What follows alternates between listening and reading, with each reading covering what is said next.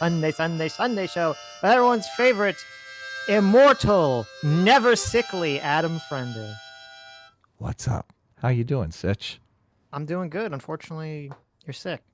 Well, let's not dwell on that. Okay. What are we talking about today? Today, we're talking about how your favorite politician in the world, Vivek Ramaswamy, ruins everything. Oh, look, I can't stand that guy.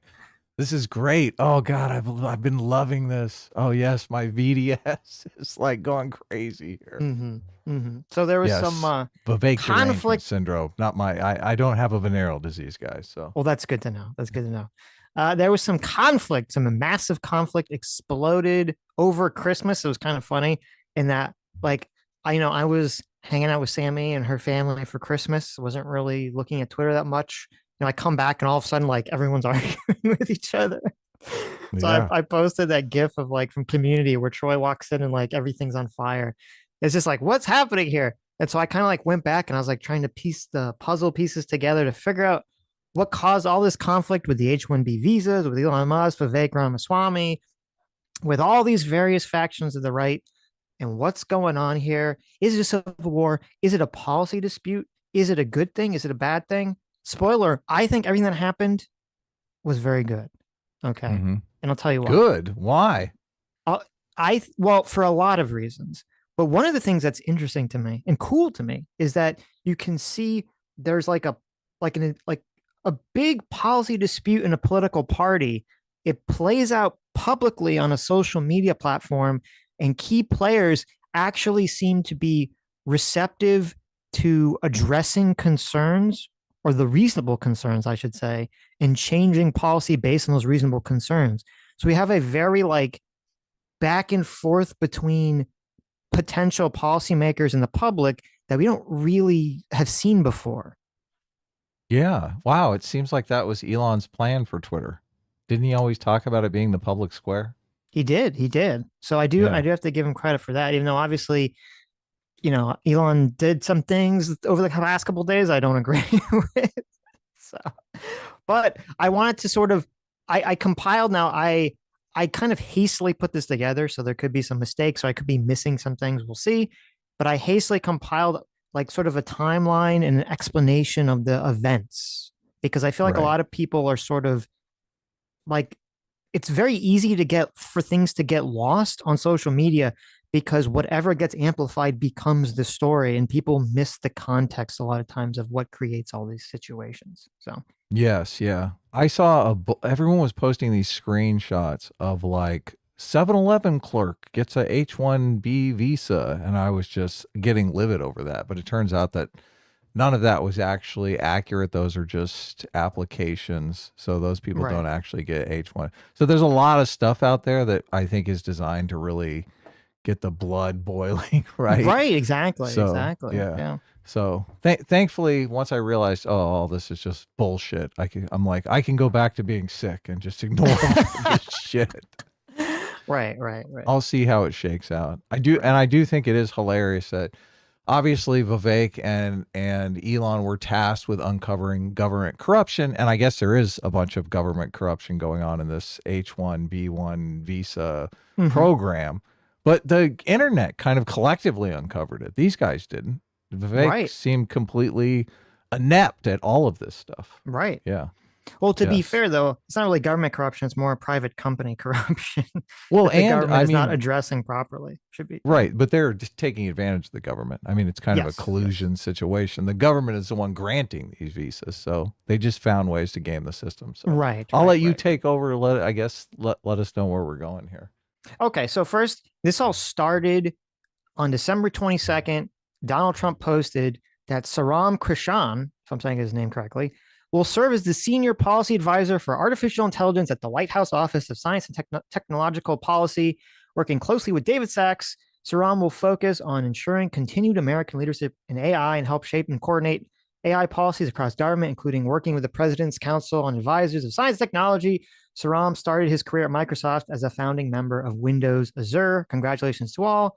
To which Sriram said on Twitter, "I'm honored to be able to serve our country and ensure continued American leadership in AI, working closely with David Sachs. Thank you, Donald Trump, for this opportunity." So obviously, shouldn't be anything controversial, right? Whatsoever. Just like Donald Trump's like, hey, this is the guy that I want to help with AI policy. If you looked at his CV, he worked at Yahoo, Microsoft, Facebook, Snap, and he worked at X with Elon after Elon bought X.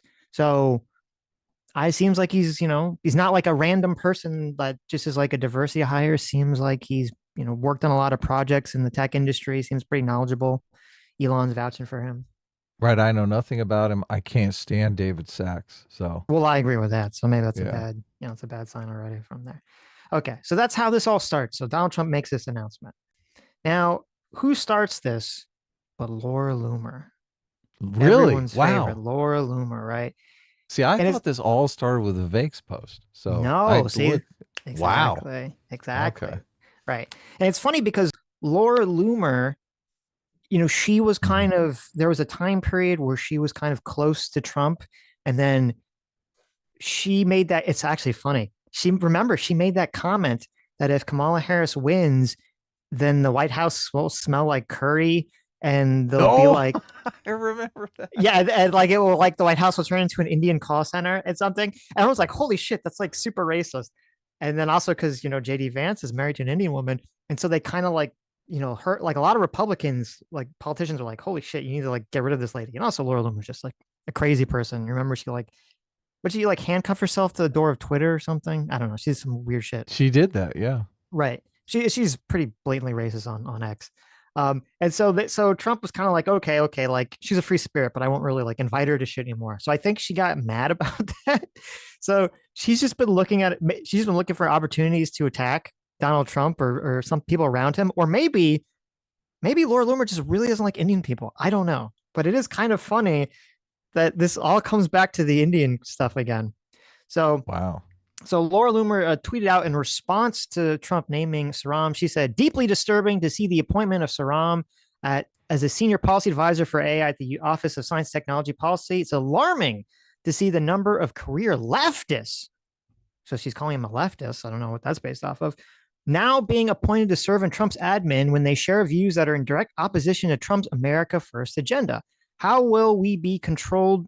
How will be control? Okay, she just mistyped. How will be control immigration in our country and promote American First innovation when Trump appointed this guy who wants us to remove all restrictions on green card caps in the United States so that foreign students, which make up 78% of the employees in Silicon Valley, can come to the United States and take jobs that should be given to America STEM students. This is very troubling. Mind you, none of the tech executives who are meeting with Trump and getting appointed to his cabinet support him in 2020 or during the 2024 primary. I feel like many of them are trying to get into Trump's admin to enrich themselves and get contracts at the DoD. This is not America First policy. And she has a screenshot of one of Sriram's tweets. This is supposed to be evidence of what she's talking about. There's a tweet where Elon is talking about the various things that he wants the Doge to do, and Sriram quote tweets it and says, "Anything to remove country caps for green cards / unlocked skilled immigration would be huge." Okay. Right. Okay. Wow. So she really goes after him. Right. So she didn't understand what he was talking about, or she misunderstood what he was talking about. So when he says remove country, now I don't know if I'm in favor of this, but when he says remove country caps for green cards, he's not saying, hey, there should be unlimited green cards for anyone to enter into the country. That's not what he's saying. There's a He's saying any limited, country can come right. in, right? Yes, Yeah. there's a legally limited number of green cards that are available every year to anyone who wants to, get one and become potentially a citizen of the United States. But the way it works, and I think I have a little slide here for it. Let's see. Yeah. So the way it works is the Immigration Act of 1990 limits the number of green cards that can be allocated to any single country to 7% of the total number of available green cards in a given year.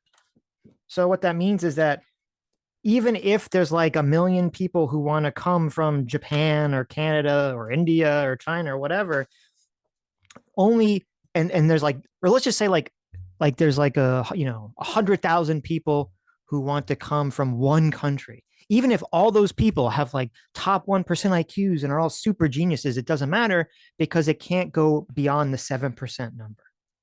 Right. Okay. That's the Now, limit. right, yeah. And then David Sachs basically, he puts out a tweet where he just kind of explains all this.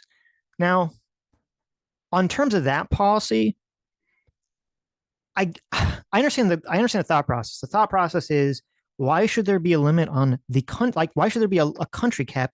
Shouldn't the immigration policy be 100% based on merit, right? You just want the best people, and that's how it should be. It shouldn't be random. It shouldn't be a lottery. It should be merit based. There shouldn't be caps. And I understand the thought process there, and I would agree with it in a different circumstance.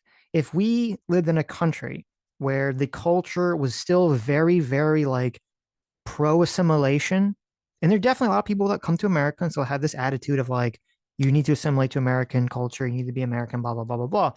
If we had but like right now, we have a culture that's kind of mixed between that and a lot of people, especially on the left, who are very, you shouldn't, America's bad. You shouldn't, assimilate to Yeah, you American do not want culture. to assimilate. Right. You don't want to assimilate. America's oppressive, multiculturalism, you should be a hyphenated American, blah, blah, blah, blah, blah, blah.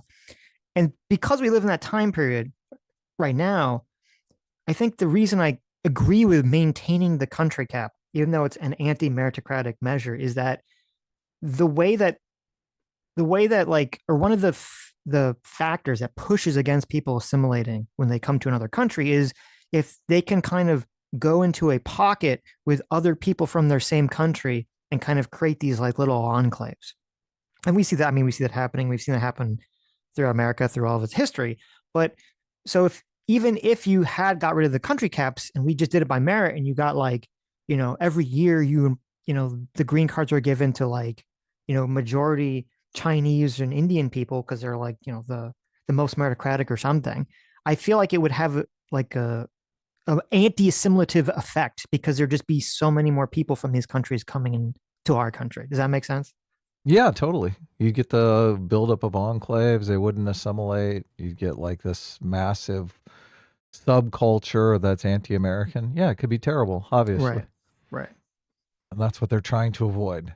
Right. So I don't necessarily agree with that, but I don't think if someone poses that means that they're a leftist. Okay, obviously. So, but this is interesting because as you see, the original conflict here has nothing to do with H-1B visas. It starts with a green card thing. Does it have anything to do with H-1B visas? Right. Okay. So Laura Loomer's response to this, to David Sachs and all this stuff, was essentially, there was this other guy that I'm not going to get into who was kind of comment she's responding to, but her general response to this is, our country was built by white Europeans, actually, not third world invaders from India. My God. Holy shit. So you can kind of see where Laura Loomer's like headspace is. It was white Europeans who created the American dream, and we didn't create it so that it could be exploited by pro open border techies like you. P.S. Why are people in India still shitting in the water they bathe and drink from? Don't talk to me as an American citizen about innovation when we actually have running water and indoor plumbing here in America. Perhaps you need to retake your American history class. The tech billionaires you work in Silicon Valley even bother teaching you their third world hires about American history anyway, or are you interested in your invader supremacist revisionist history? So you can kind of see where. Wow. Yeah. She's like swinging. Yeah. So she's just going like full on, just, xenophobia, bigotry, stereotypes, blah, blah, blah, blah, blah. Right. I mean, it sounds pretty racist. It does. Yeah. Just full on. It's probably a good thing Trump, distanced himself from just in time, right? Yeah, right. Okay. So this is how the conversation changes into the HB1 conversation. This guy here, Joe Longsdale, who I don't know anything about him, says, my friend Sriram is American first. For USA to have the highest standard of living, generous government services, and strongest military, we need to recruit the best and brightest and build the best companies. I am against more low-end H-1B immigrants, but let's win at the talent game. Okay, so now this is kind of where the HB1 enters the equation, because Elon Musk replies to that tweet with a quote tweet saying, the fixed pie fallacy is at the heart of much wrong-headed economic thinking. There is essentially infinite potential for job and company creation, thinking of all the things that didn't exist 20 or 30 years ago. So he's basically saying, the pie is, if you have more talent, or entrepreneurs come into America, they're going to expand the pie for everyone. So you shouldn't think of it as like, oh, they're coming in to take your jobs, right? That's the Right. argument Yeah. that he's sort of living out here. Yeah. Grow production, supply side Right, economics. right. I like that Now, part as long as we can get those products into the hands of Americans. But if Americans don't have any money right, to buy that shit, then right. And obviously, there's a difference between bringing in people to just do jobs that Americans would do, but just paying them less, and bringing in people who will actually innovate or be useful to the industry and thus create new jobs, right? That's kind of the economic conflict that's being discussed here or will be discussed in this conversation. yeah, totally. Okay, Undercut so the job market. right. So let me just explain really briefly what the H-1B visa is. Basically, the way, hold on, let me bring up my notes here. Okay. Basically, it's a visa that allows foreign citizens to enter the US for an extended period of time to perform a specialty occupation. And the way this works is that, and this is for a 3-year term. And then after 3 years, they can apply for a 3-year extension, but then that's it, unless they're doing like government work or something. Beyond that, it ends in 6 years. And you do not automatically get a green card or citizenship or anything like this when you have an H-1B whatsoever. And it looked like to me that you don't even necessarily get any kind of special preferential treatment when applying for a green card if you have an H-1B. Like it seems like it was almost irrelevant. So You're um just deported. you just have to leave. Yeah, after the 6 years are up, you have to leave. And so the way that this works is that there that a company has to basically sponsor you to the government. So you don't sponsor yourself. You don't go to the government and say, hey, I want to apply for an H-1B visa. A company says, hey, I got this guy, Adam Friended, Mm-hmm. yeah, he's Australian, but I think he's a really good, programmer. So can you allow him to work in America for 3 years for our company, at Amazon programming robots, right? Right. Cool. Sex robots. Sex robots specifically, yes. And there's two lottery systems. Okay. So if you have a master's degree or higher, when the company like puts your name in this lottery system, you get put into a pool of 20,000 people. And then they do like a lottery to see if you'll be successful or not. If you have a bachelor's degree, then you put into a pool of 65,000 people and you go through this lottery system. So overall, there's an 85,000 people per year cap on all this stuff. So every year, 85,000 people are granted this H-1B visa. This is where the narrative was starting to break down for me because this is the creme de la creme, right? This is the 0.0001% super big brain intelligent people, right? But yet they're in this Well, lottery. I mean, how does that quite make sense, well, right? no, right, right. Well, this part of the issue is it's not How do you know the you're not drawing the dumbasses? right. And this is something that I think even Elon and other people were saying should be changed is to get rid of this lottery system to have a merit-based system, which would be, more difficult to implement, but probably worthwhile because right now it's basically just the company says, hey, we have a job opening. They have to write an explanation or give some kind of evidence that they couldn't fill it locally. And then they say, or there wasn't enough people to fill it locally. And they say, okay, here's a person in another country that either has a master's degree or a bachelor's degree in the field that we believe can do this job. Yeah, That's how it works. this is like So such bullshit. is it really the top 0.1%? Probably not. Who knows, right? Are they going to be completely separated from their family and culture so that they'll be forced to work 80 hours a week for Yes. low wages? Well, it's not low Do they have wages. any ability to like quit or find better employment? Are they basically chained to their desk? Like Well, hold it's so on. obvious what's going on here. Right, right. Yes. Well, it's interesting because I watched a video that was I watched a couple of videos that were by people that were Indian that were talking about the H-1B program, that either they Mm-hmm. had been in it or they had helped other people through it. And one of them brought up a study that showed that all the people that were currently in the H-1B program have, when questioned or polled or whatever, have said that they have felt additional pressure to work harder, to comply with the boss, to do all these other things because they're afraid, because if they lose their job, if the H-1B person is fired, they only have 60 days to get a new job and have that job sponsor them, or they get deported back to their country. Oh my God, that's impossible. That's So, impossible. so there is, yes. So that's definitely a concern. That is definitely a concern. Um, though somewhat ironically, this is sort of a the unintended consequences here. Let me go ahead here for a second. Let's see, where is it at? Here, okay, here's an unintended consequence here, is that before Donald Trump was president, it was actually pretty easy for people to change jobs. So this, if you look at this bottom red line here, it says denial of transfers and extensions. Well, it's kind of it's compiling transfers and extensions, so I can't really figure out which one is which. But it says before Trump was president, basically there was a 3% denial rate for people applying for transfers or extensions. A transfer is if someone is working at one job and then wants to work at a different job, and that job says, "Oh yeah, we'll sponsor you." So if there's a low denial of transfer, that would actually allow, or would kind of fight against employer abuse to some extent, because it would allow people to move to a different job if they're being abused by one employer. Right. So, Yeah. but Okay. it's not. And I could see employers loving this because Right. for obvious reasons. Yes, right? employers do like it, obviously, but and to be clear, like they're not.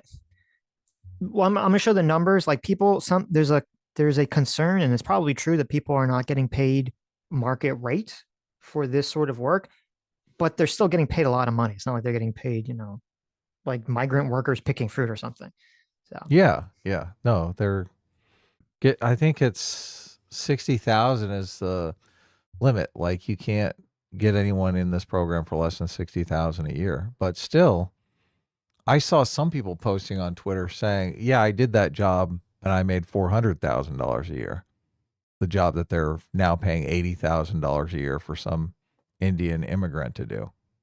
Which it's just like, okay.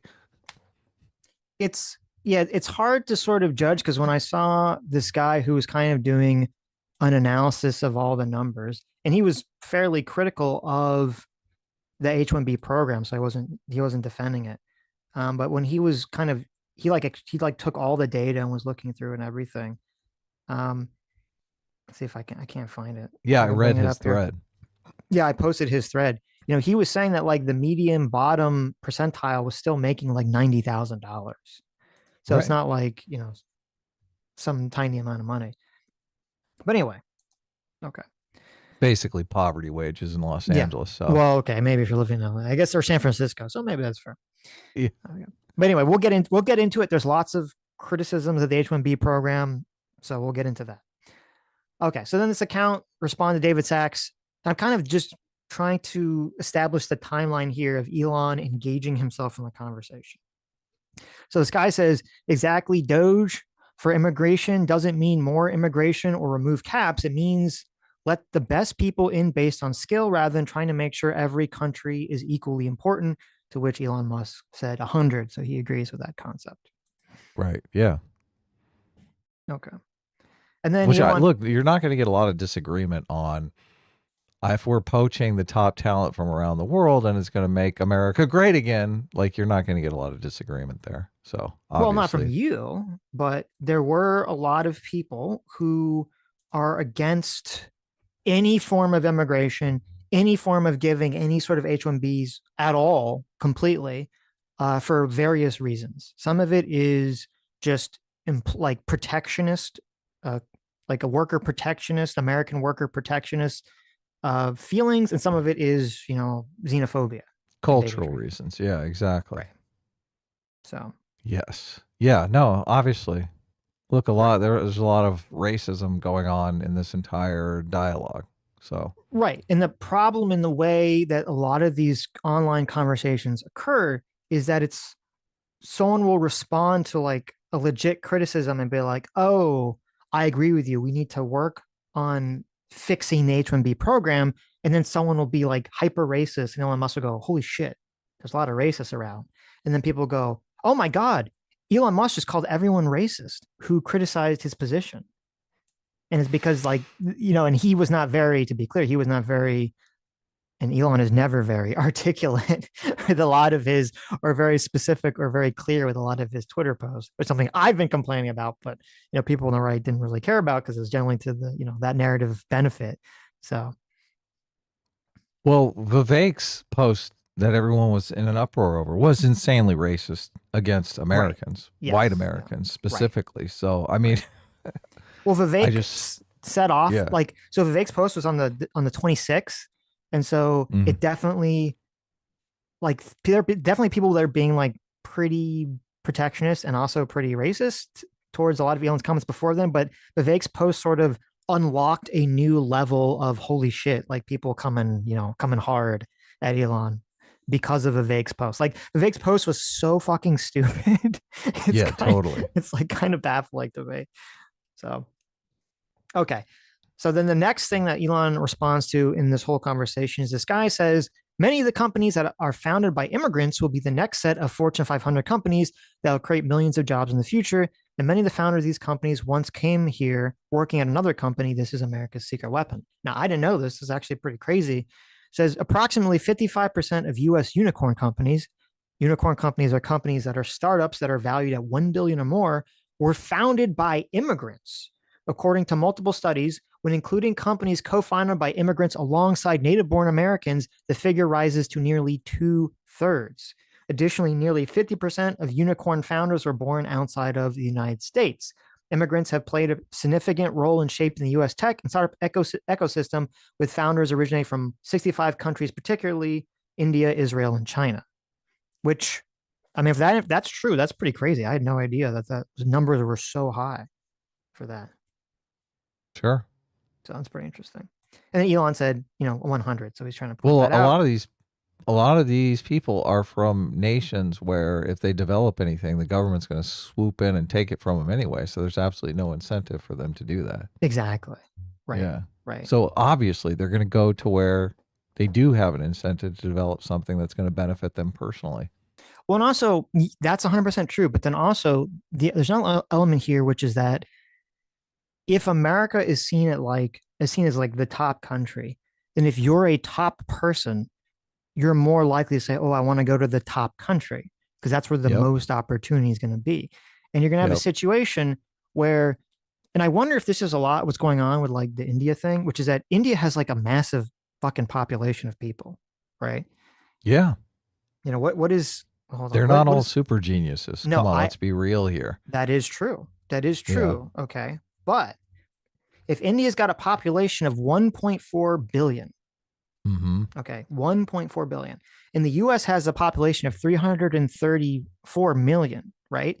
What that Yeah. means is, assuming they have the same IQ Oh my distribution, right, God. which some Oh my people God. might contest, but assuming it's similar, okay, what that means is that the top 1 percentile in India, there's just going to be way more people just because the population is so much larger, right? Yeah. Yeah. That makes So, sense. so this is just kind of this is just a chart that shows, the founder makeup for these unicorn companies. 90 of the founders were in India, 52 are in Israel, which, that means, listen, I guess we need more Israelis in America or something, because there's way more Indians in the country than Israelis. So that's pretty interesting. 42 Canadian, 31 UK, 27 China, 81, or I'm sorry, 18 German, 17 French, 14 Russian, 12 Taiwan, and 12 Ukrainian. So I just thought that was interesting. Okay, this is more. Oh, what is this? Oh, okay. So, but there is something that's kind of interesting about the whole unicorn thing, which is that the U.S. has seen its share of tech unicorns drop dramatically in recent years. According to data from CB Insights, of the 214 unicorn startups globally, 41% are based in the United States compared to 75% in 2013. So they're saying the U.S.'s market share of unicorn companies has Oh dropped my goodness. Yeah. dramatically. Okay. Because China's swooping in. Right. That's their like Meanwhile, Belt and Road initiative. right. And see, this is what Elon and other people are concerned about, is they're Yep. like, okay, the US needs to maintain its like high market share value, or the high ratio of unicorn startups that it's, creating every year, right? Yeah. Yeah. It says, meanwhile, the proliferation of tech unicorns from outside has been increasing, especially from China. China is now home to 36% of tech unicorns. So that's kind of the fear. But to sort of counter this, there is an element of this that is sort of not really being accounted for, which is that in 2013, the number of unicorns worldwide was only 91. And in 2022, the number is 1,300. Okay. Oh, okay. So even though America's like percentage has dropped dramatically, that's because the number has increased so dramatically. So obviously in the raw number, America's still like the dominant force in the world in terms of having unicorn companies and the value. So these numbers that this person's talking about are not like the full picture. And also, Cool. kind of interestingly, because of the CHIPS Act and Biden and the war in Ukraine and like some of the stuff that's reacted to China, China's actually in the last couple of years their number of unicorn companies has dramatically dropped. In 2022, it was 80. It was about like 83 that year, and then the next year it was 44. Wow. So it's been kind of dropped in half because of all the the trade war and chip stuff that's been going on. Okay. Where do the companies disappear, move, go out of business? No. They just mean like a new one hasn't been found that year. Oh, okay. I get the it. company So still these are exists. new companies that are coming to Right. existence. Like, Gotcha. yes, exactly. Okay. Right. New startup. New startups. Yes. Okay. So this is very important. So this is December 24th. Okay. So on December 24th, we have this account post this. It says for 2024, the majority, 54% of H-1B lottery applicants were known fraudulent multiple entries. The current system selects for liars and cheaters, increasing caps rewards that we can't salvage many of the existing immigration mechanisms. Some can only be fixed through abolition. To which Elon Musk responds, it's broken and will be fixed. Okay. Right. Look at this. Doge coming in, right? Right. So this shows that like the day that all this conversation happened, Elon Musk was acknowledging that the system was broken. Okay. He wasn't just 100% saying, oh yeah, full steam ahead H-1Bs. There is an acknowledgement that there's a problem with the system. So what this person is talking about with this, with the multiple entries, which I'll talk about a little bit more later, is that essentially, I talked about with the H-1B visas, like the companies, they put your name, they give your name to the government, and then you get put into a lottery system and then they kind of pick you out. But people have started to game the system where now they can have multiple companies, and you have a lot of these like consulting firms or a lot of these staffing firms, which I personally think should be completely banned from any of this. Income should be completely illegal, but we'll see. There can be like a bunch of like companies working in conjunction, or like one company that has a bunch of like shadow companies essentially, and they can put the same person's name into the H-1B visa lottery like multiple times. Right. So they're basically applying for 5 different companies. So since it's a lottery, if they select them for any of those companies, then the person gets the job. Right. And since it's a lottery, if you have 5 entries, and you're increasing obviously your statistical chances to win. Yes. Right. Yeah. Yes. Yeah. So yeah, this is definitely an abuse of the system. Now, do these companies take part of their wages? Yes. Yeah. Which is another part of the fucked up system. Yes. That's why I'm saying, yeah. And I have like there's an interesting article about this that I have excerpts from, but that's why, I mean, to me, these staffing companies, these outsourcing consultancy companies, any of these, I should not outsourcing, but the headhunter companies for H-1Bs, it should all be illegal. I have no clue why it's legal. I would, Donald Trump seems like the kind of person who would be on board with making it illegal. So we'll see what happens. Yeah. Disband them. Right. Okay. So then also the next day on December 25th, Ashley St. Clair said, since she's responding to someone who tweeted Doge wouldn't exist without the H-1B visa, and she says, since we've had good people come in on H-1B visas, let's ignore the rampant abuse of the system, the NGOs co-opting the abuse, and value technical skill above American values. If you have valid criticisms of flooding our country with immigration, you are just a low IQ redneck who hates brown people, clearly. So obviously she's saying this all sarcastically, right? Right. And so Elon again responds to that saying, we need to fix legal immigration processes. So again, another acknowledgement from Elon that there needs to be fixes here. Okay.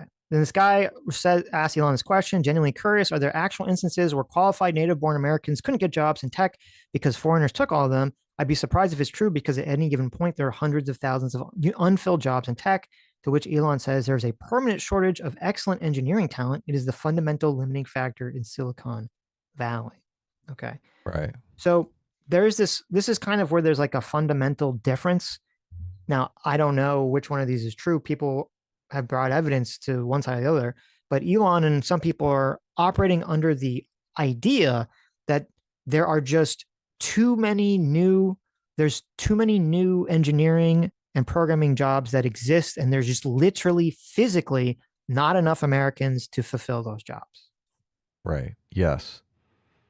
Every good STEM person would get a job in Elon's world. And there would still be way more unfulfilled jobs. Is Yeah. what he's saying. Well, they just create jobs on the fly. He's like, I'll take all of the engineers. Right. However many there are, I want them all, and I'll find something for them to do. That's his reality. Right. Yeah. Now I have seen people tell stories of like, I couldn't find a job in tech, period. But I don't know if it even exists. I don't even know how it would be measured. But I think part of the problem is there's like a lack of data to show like how many people that are American graduate with degrees in computer science and are looking for computer jobs and are just completely unable to find one. Like, because that's relevant information here that we need to know to answer this question. Sure, of course. Yeah. They could devise some kind of test that people could take. If you can pass the test, you should be able to get a job. I mean, and if you can't, then obviously something's fishy. Right. But just so we can understand, like, is this actually a problem? Because if there's like some, 10,000, 20,000, 50,000, 100,000, if there's all these Americans out there who are trying to get jobs in programming and just and are completely qualified and just can't, obviously you say, oh, okay, well, Elon's wrong. Yeah. Elon is incorrect, right? We need to, do away with a lot of the H-1B stuff, or we need to have dramatic incentives for, to hire American first and foremost, right? There were so many stories from people who were like, I did work in tech and they made me train my replacement, my Indian replacement. So it's like, what the fuck are you talking about? Which obviously which intuitively I imagine is 100% true, because that is how businesses operate. Of course. Businesses want to have the lowest cost available to them, which means lowering the cost of how much it costs for employees. So, right. Yeah. Okay. So Mario Nafal said, he kind of echoed what Elon's saying, which Elon agreed. I cut it off in the screenshot because it was too big. But Elon, he says the U.S. semiconductor industry alone needs over 160,000 engineers by 2032, driven by 250 billion in new investment. Demand for AI experts has skyrocketed, with Elon calling the talent war the craziest ever. Meanwhile, STEM programs struggle to produce enough graduates. This shortage threatens innovation from AI to semiconductors, slowing progress and global competitiveness. Okay. So he's kind of on the same side, to which Elon responds to this by saying that he actually says, no, we need double that number yesterday. So he thinks they need even more engineers than what Mario Nafal is saying. The number of people who are super talented engineers and super motivated in the US is far too low. So that last part might annoy some people.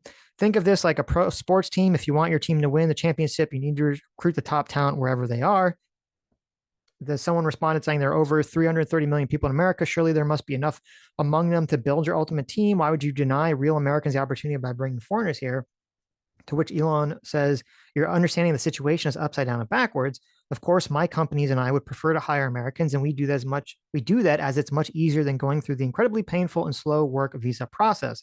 However, there's a dire shortage of extremely talented and motivated engineers in America. This is not about handing out opportunities from some magical hat. You don't get it. This is blindingly obvious when looking at NBA teams, as the physical differences are so obvious to see. However, the mental differences between humans are far bigger than the physical differences. So now we start to get in a little bit of the annoying people territory, right? The danger territory, because Elon is essentially saying that there's like not enough motivated or smart Americans to fulfill these jobs. He keeps hedging too by using the word motivated, which Elon is famous for, this hardcore work culture. Like when he came into Twitter, he was like, fire everyone except the people who want to work 100-hour weeks and sleep in the office and stuff like Right. that, which is fine. I mean, when you're in your 20s in your first job, right? But Right. sooner or later, people are going to want to buy a house and have a family and have some sort of work-life balance, right?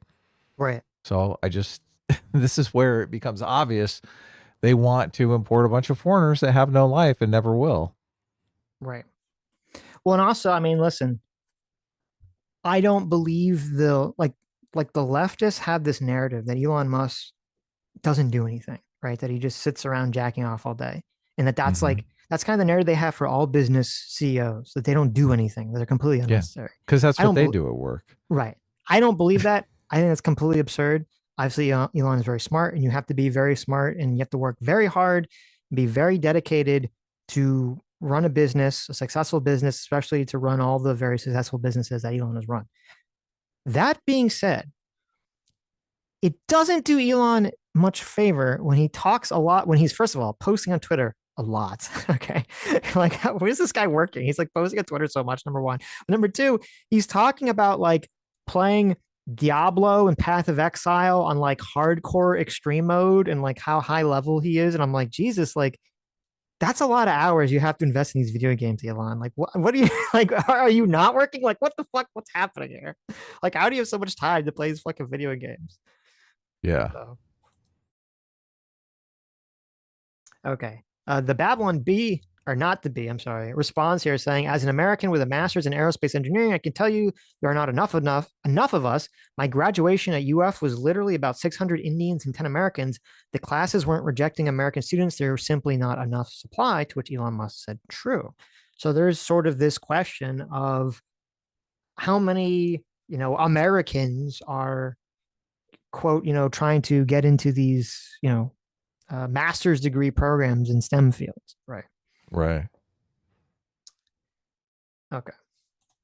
Um, Well, look, if you're going to be undercut by foreign labor, that's going to really demotivate Americans. So it's not necessarily the Americans' fault. sure. I don't know if that, I think, like, assuming that's even happening, I think that knowledge is more recent, right? Like, I don't Mm-hmm. think people 4 years ago are like, oh, I'm not going to get into a STEM job because I'm just going to get undercut by like an Indian programmer on an H-1B. Right. So, okay. So here's someone that Elon agrees with. This person says the official stats show that H-1B is neither cheap nor replacing Americans. The H-1B has an 80K annual cap. They're talking about the number of people, not the amount that they get paid. 70% of it is which is in computer science and IT. So that's about 60,000 jobs. U.S. graduates, 160K students in computer science a year. And it says 40% are white, 25% are non-American. I don't know why they break it up by white, but I guess the way you should look at it is there's 160 students in America that graduate a year with either a bachelor's or master's in computer science. And it says that 40,000 of them are not residents or not American citizens. So that means that there's only 120 students every year graduating with a computer science degrees. And they also say that the US has 360,000 supposedly new job openings a year in software that pay a median wage of $105,000. So they're making this argument saying, well, look, there's like double the number of job offerings as there are people graduating from colleges with these degrees. That's like crazy low numbers. Right. Right. Assuming that's all correct, which Yeah. I don't know, but Who knows? right. And then Mario Nafal kind of weighs in. He basically says the same thing. By 2030, nearly 1 in 3 engineering roles could go unfulfilled. So he's basically saying the same thing. We just need more and more and more people. Then Elon responds to all this saying, it comes down to this. Do you want America to win or do you want America to lose? If you force the world's best talent to play for the other side, America will lose. End of story.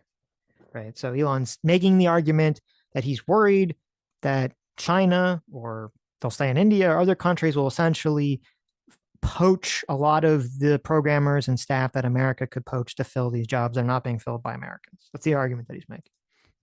Posted at 2 p.m. on Christmas Day. Right. Which is like, come on.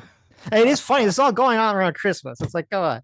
Like, Christmas fucking day. I know. Well, that's how you know, like, there's all this like drama going on. It's kind of funny.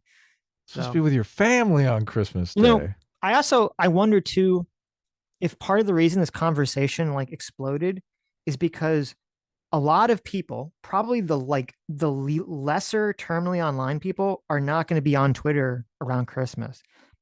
So it's kind of like, okay, so the more terminally online people are going to be like more likely to be active on Twitter at this time period. Right. So anyway, okay. So then this person says H-1B reform is needed because IT consultants abuse the visa. Tech people do get this. One thing the discourse below purely ignores is how society is about to change because of AGI. Given that reality, America must truly select for the superlative. Imagine ARC AGI for humans, to which Elon says exactly.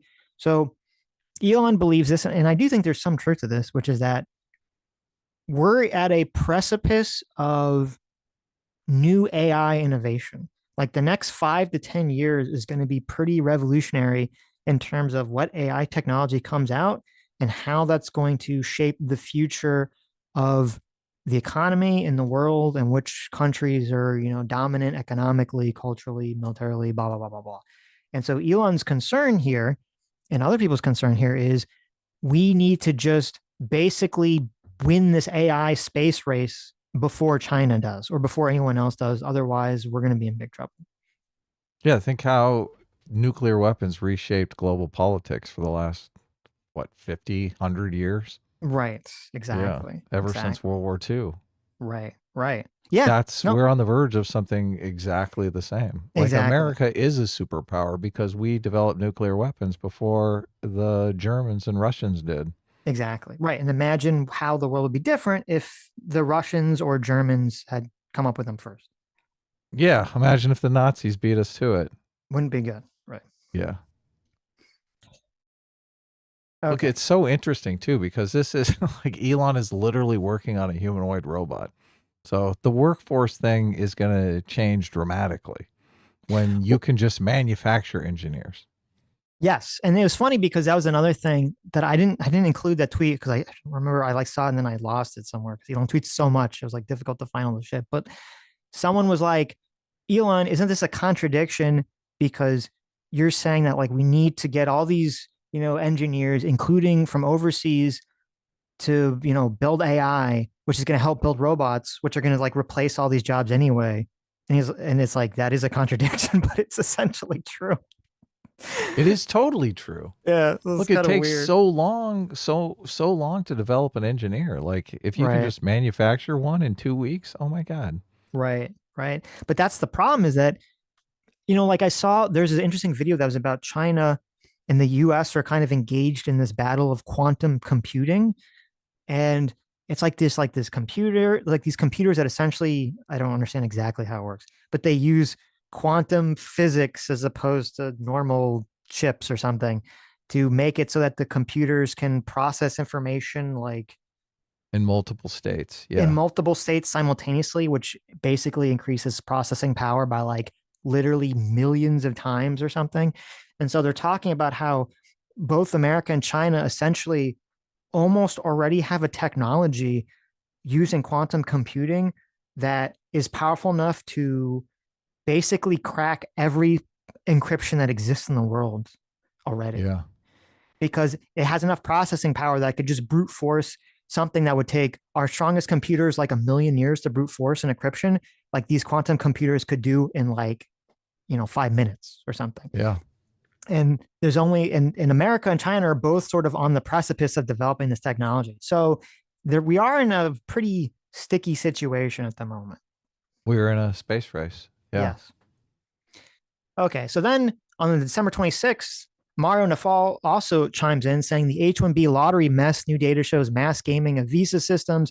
USCIS just exposed the scale of H-1 abuse. Companies file multiple applications for the same workers, inflating the pool from 470,000 to 759,000 registrations.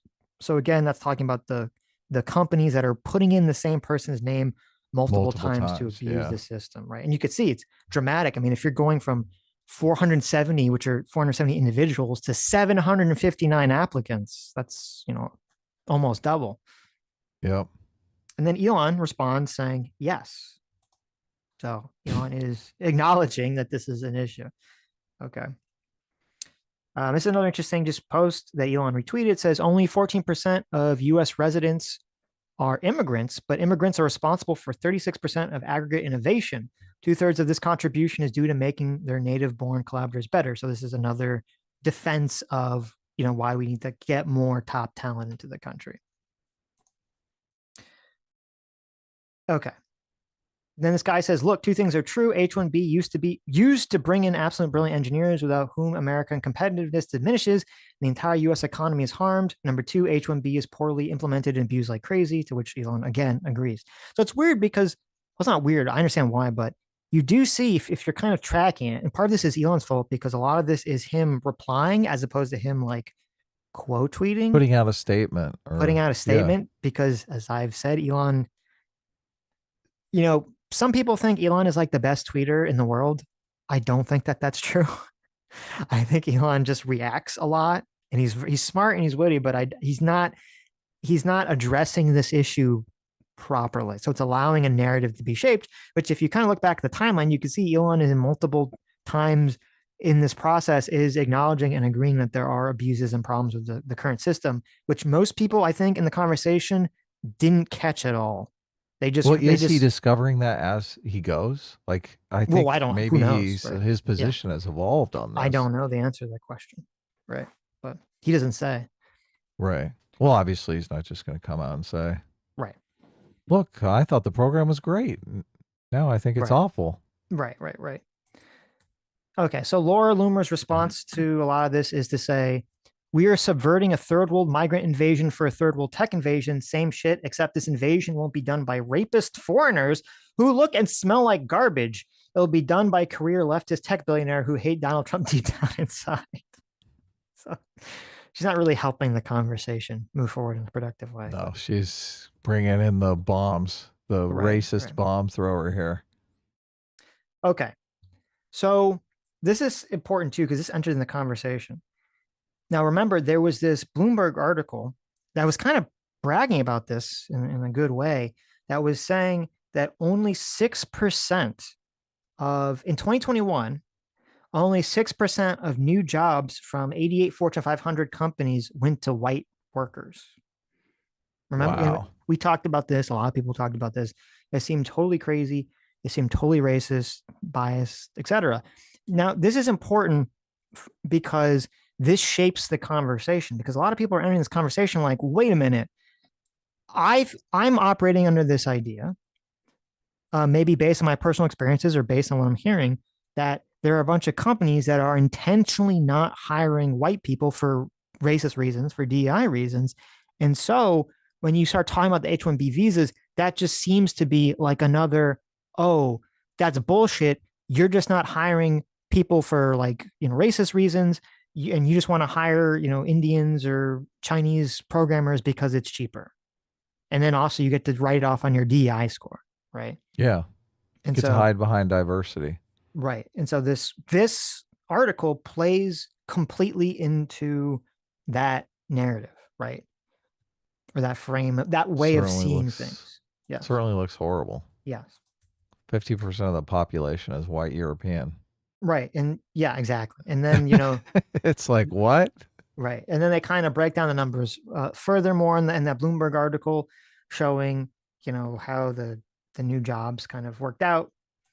Though they do say that if you look at the current existing workforce, you can see the numbers are still, for professionals and managers, still, favorable to white people. And you can see that the Asians are sort of disproportionate to their own numbers, which is kind of interesting too. Now, here's something I didn't know until literally a few hours before the stream, so I had to change this presentation. That whole Bloomberg article was bullshit. Which one? The one that I just showed you. The one that said only 6% of new hires were white. That was all a lie. That was all complete bullshit. And I can't fucking believe this. I can't believe I never saw this, because the Daily fucking Wire debunked this last year, shortly after that article came out, and I never saw it. and people keep sharing that Bloomberg article. And I never knew till fucking today that article was totally bullshit, which is crazy. I can't believe that Bloomberg has still not retracted it, put up a correction, taken it down, anything. It's totally, totally crazy. So I mean, they could just change their website, right? they could, but they don't. Yeah. So this Daily Wire article explains what they did. It's kind of complicated. So this is the hypothetical they give. They say, imagine there are two companies, each staffed by 100 white people. One of them replaces 20 retiring white employees with 20 black employees. The other is very profitable, so it's actually creating 10 new positions, and it gives all 10 new positions to white people. Using Bloomberg's methodology, it would conclude that the companies as a group hired 20 black people into 10 new jobs, and that minorities received 200% of the jobs, which would be obviously impossible when all the new jobs went to white people. So to explain this, because you're probably like, what the fuck does that mean? Okay. So basically, Daily Wire kind of lays it all out here to try to simplify it.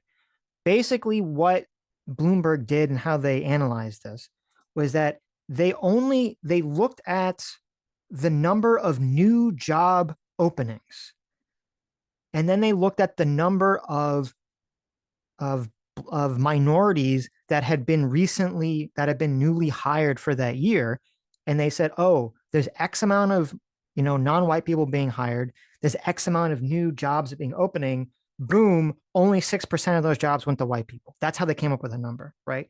But they completely fucked up because they forgot that most of the jobs are not new jobs. Most of the jobs are people quit or are fired or retire, and then those jobs have to be replaced. Restaffed, yeah. Right. And so what they did was they took the total number of non-white people that were entering into the workforce for all jobs, and they tried to apply it to just newly created jobs. So the Daily Wire says that there was, is it on this page or the next page? That's where they get the 6%. That's where they get the 6%. Right. That makes sense. Hold on. That's kind of a big mess up. It's a huge mess for up. Bloomberg News. Aren't they supposed to be like financial numbers people? They are, which is why this is insane. Okay. It says that the Daily Wire estimates that there were 1.6 million people left and had to be replaced in 2021. Okay. 1.6 million. So then you add the 320,000 jobs. So there's 1.9 million new jobs or million jobs offerings for these 88 companies in 2021. So instead of dividing the number of incoming non-white people by 1.9 million, they divided it only by the new jobs, 320,000. And so that's how they come up with this fucked up number of 6%. And Daily Wire says if you do the numbers properly, actually what you see is that 884,000 white people were hired. That's about 45% of those jobs were filled by white people. So. Okay, cool. Seems much more reasonable. So. Considering the demographics. Right. And they kind of continually go through some more of the numbers, which, they talk about how, the demographics are different depending on the age groups, blah, blah, blah, blah, blah. So. A lot of racists are probably passing that article around going, oh my God, look, it's open season on white people. Well, it sucks because I was passing around that article saying it's open season on white people. I was like, holy shit, this is crazy. I never thought to I got to 100% double check Bloomberg's numbers because they could just be fucking wildly wrong about this. Yeah. So, and then here's another interesting thing that I found. So this is something that shows it compares 2014 to 2022 in terms of the total US workforce and the total tech workforce, and it breaks it down by ethnicity. And so you can see, if you look at the high tech workforce and even the workforce overall, but if you look at the high tech workforce, yes, in 2014, 67% of people that worked in the high tech industry were white. And then now in 2022, it's down to 59.9%. But if you look at the total population of ethnicity in America, which is 57.9% white, that means that It's actually slightly in favor of white people. There's still slightly more white people in the tech industry than their one-to-one portion of the population. So this would imply that there's not a, at least statistically significant, huge amount of white people not being allowed into the tech industry. Though, to be fair, as you can see, there was a decline. So there could be a lot of people that are just not getting jobs, currently, right? Like this number is going to take a while to catch up if there's like a bunch of DEI shit that's been going on in the last 4 to 8 years that are people saying, no, you got to get, staff more and more diversity, right? But it should show you that there's not like a massive exodus of white people, at least overall in the tech industry. I don't know how this breaks down for each individual company, which, that could be a different situation. The other interesting thing about this data is if you look at it, you can see that the Asian number here is very high, 18%. And if you actually look up at the top here, it says total US workforce. Asians only make up 16.5% of the total US workforce. Okay. But in the tech industry, they make up 18%. So that means Asians stereotypes. Well, I mean, listen, Asians are overrepresented in the tech workforce by 3 times, by 300%. It's just, it's stereotypes. It's very Everyone interesting. thinks they're super smart. It's very interesting. And then you could see, if you look and you compare it for Black and Hispanic and others is exactly the same. But you can see Blacks and Hispanics are disproportionately not in tech industry. Hispanics actually take the biggest hit for some reason by half, right? So if these numbers are true, kind of funnily, what this means, now I know this isn't actually how like numbers statistically work, but just kind of funny intuitively, it's like, oh, the Asians aren't taking white people's tech jobs. They're taking Blacks and Hispanic people's jobs in the tech industry, according to these numbers. So, okay. That's kind of, I just thought it was so that's funny. acceptable then? I don't know if it's acceptable. I just think it's funny because so much of the conversation on Twitter is, oh my God, you got to give white people these jobs. You got to give white people these jobs. And it's like, well, if these numbers are correct, the white They're people getting those jobs. are getting those jobs. Because you can see, it says the total workforce in 2022 is 58.4% white. And if you look at just the high-tech workforce, it's 59.9% white. So it means there's a slightly more, higher percentage of white tech workers than there are overall in the entire system. But the Asians are just like way ahead. So that's kind of interesting. All of this work talk is kind of depressing. It's making me think I'm at work or something. Oh, sorry. Well, okay. So let's go to Scott Adams here, who actually No. Scott Adams has had some good takes on this. Okay. He's had some good takes on this. I have to give credit. We canceled him. I have to give credit to where credit is due. Okay. So Scott Adams on Twitter said, on the question of hiring foreign engineers, don't conflate these 3 topics. Number 1, we need to aggressively recruit the top 1% of productive engineers, or else America will lose the AI and robot race, which would be catastrophic. Number 2, our current system actively discriminates against white male engineers for any job in America, so a bottom 50% foreign engineer who works cheap can shut out an American worker. And number 3, Google and Apple have the resources to identify and recruit the top 1% of engineers from all over. Smaller companies are scammed into thinking they are hiring top engineers from overseas, but they are not. And this is through the headhunting services. Yeah. Most of what looks like disagreement on this topic is just conflating things that are different issues or believing we can train unemployed Americans to be top 1% engineers. So I think I agree with everything he said.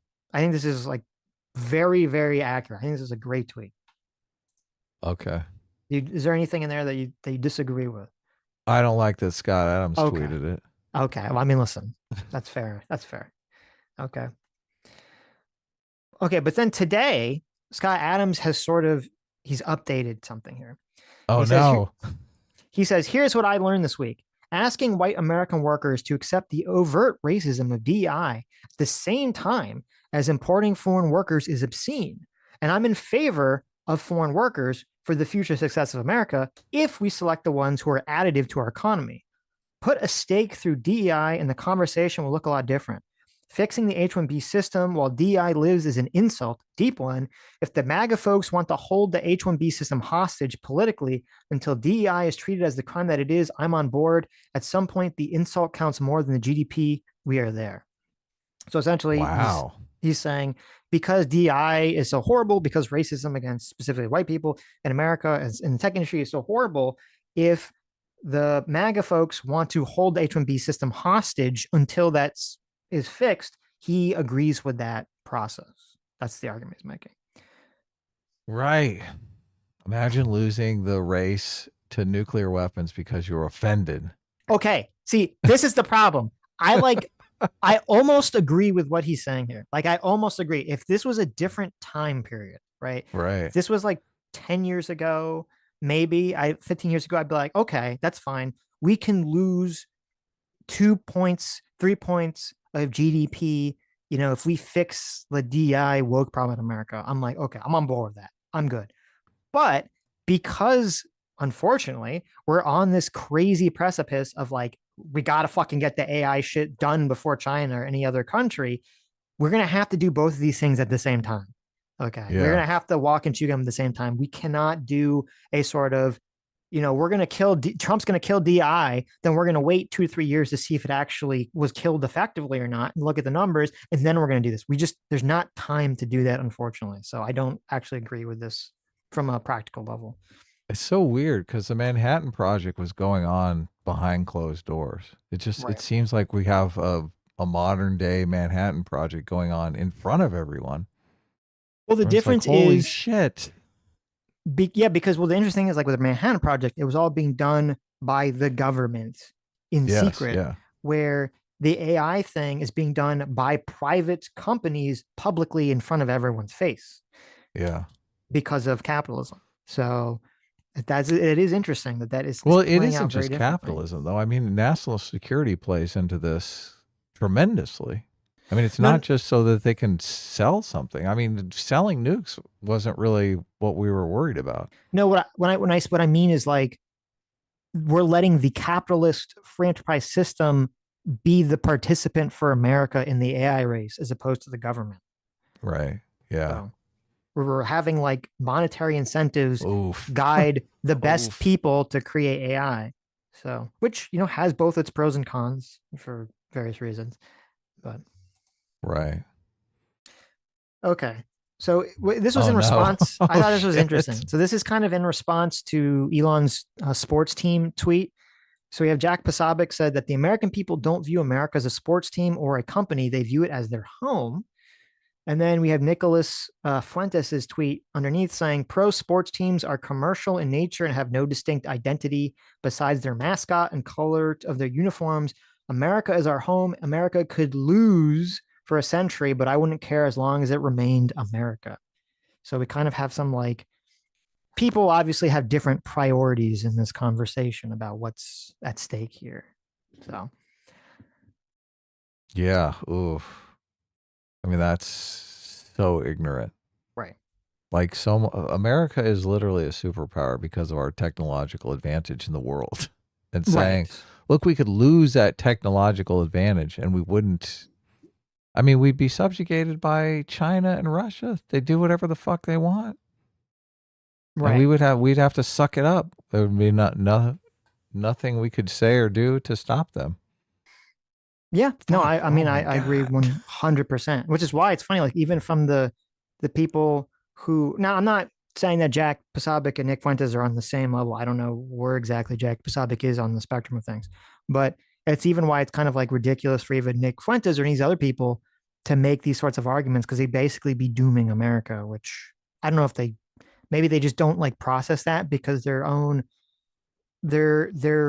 desire for the ethno state like biases everything, colors everything after that. So they just won't believe, that's possible. They'll say, well, white people are better anyway, so white people will just create the AI faster than any other country. Maybe that's like kind of the excuse they would give. So, though You he does say hope. America could lose, so he doesn't really care. I don't know. Uh, Okay, this is another now. I just have a bunch of tweets here to show sort of like before we get into like Vivek and Elon's like really dumb fuck tweets that made things worse.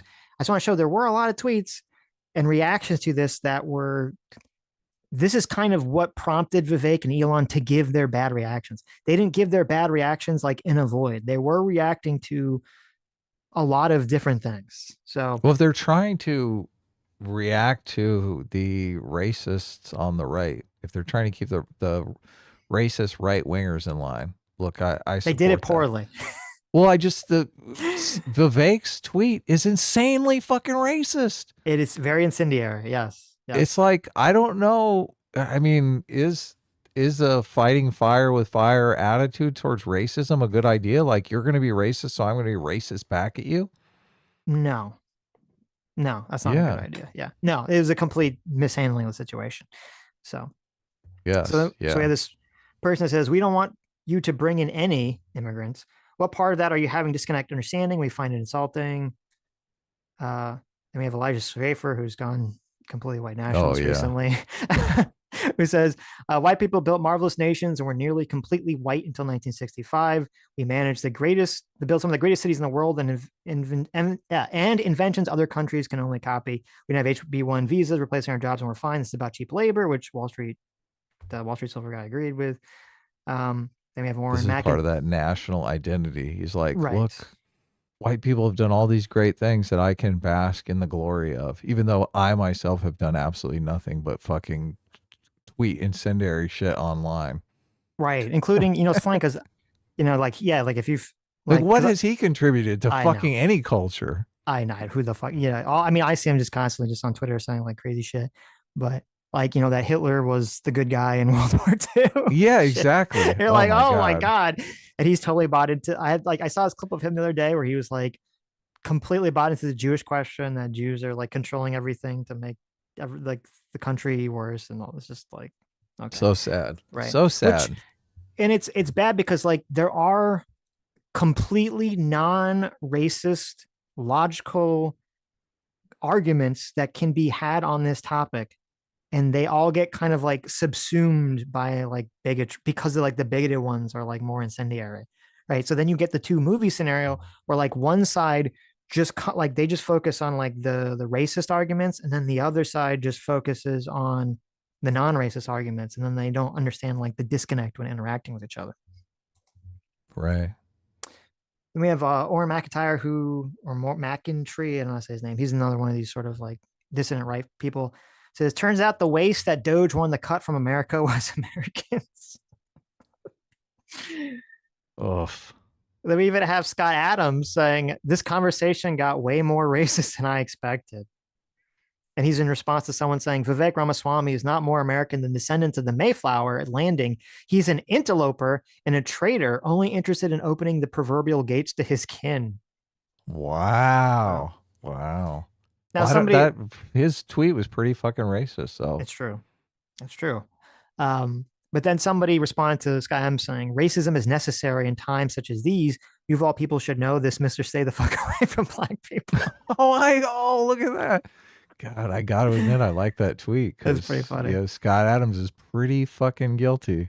Yeah, that's pretty funny. And I said, listen, Scott Adams, maybe he's a little bit racist, but he wasn't an ethno-nationalist. Okay.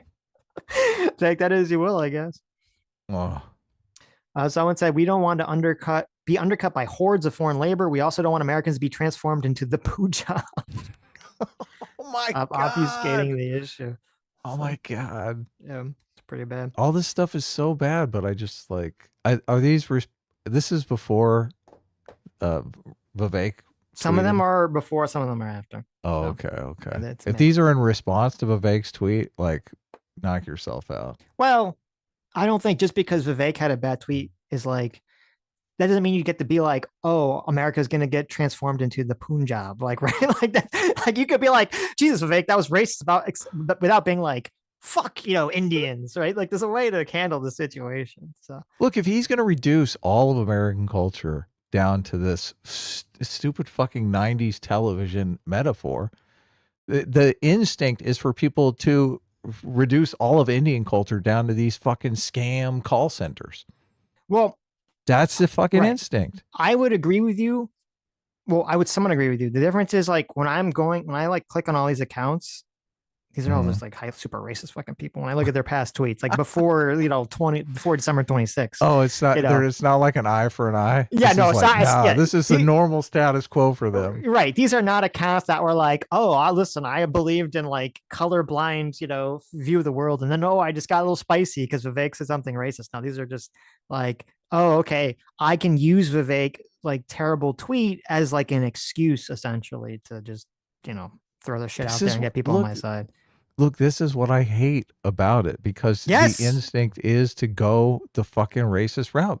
Stereotypes are just easy for people. Stereotypes work. Stereotypes work for everyone from the fucking 80 IQ to the 140 IQ. It's easy. Turn your brain off and let the stereotypes do the work. It's so easy to fall into that.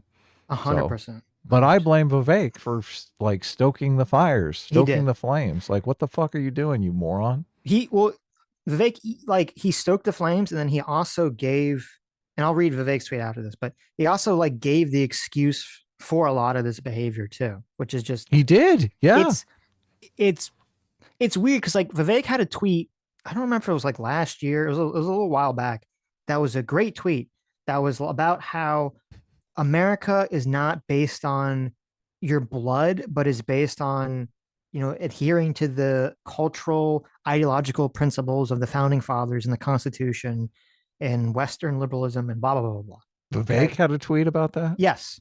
Fantastic tweet, right? Not only was it a great tweet because I agree with everything he said, but it also exposed so many fucking like super racist people because there were a lot of people who like were some big accounts that were upset about the fact that he was disassociating America from a bloodline lineage. And and was kind of saying it was just an ideology and a cultural attitude that anyone could adopt. And a lot of people, Western European bloodline, they want to attach everything to. Right. A lot of people very unhappy about that. And so that was a great tweet because it kind of exposed where like a lot of people's thinking was. Right. But then he does like the exact opposite. With this undid all of that. He like undid all that because this tweet was like, it's like, holy shit. Right. So, okay. So then we have Andrew Torba. This is the guy who runs Gab. He says, you have two choices, be racist or be replaced. That is like, that is like the rock in the hard place, right? Right. Very bad. The two unthinkable options. Right. 20,000 likes, by the way, on that one. So, yeah. Look, people don't want to be replaced. Andrew Torba also says that he blanket IP bans all of India. So, oh my God. So it's probably good. A lot of scams come out. Well, yeah, there you go. So someone said, I thought Gab supported free speech. Is there not anyone in a country of 1+ billion people worth listening to? Seems like a rather cringe move, to be honest.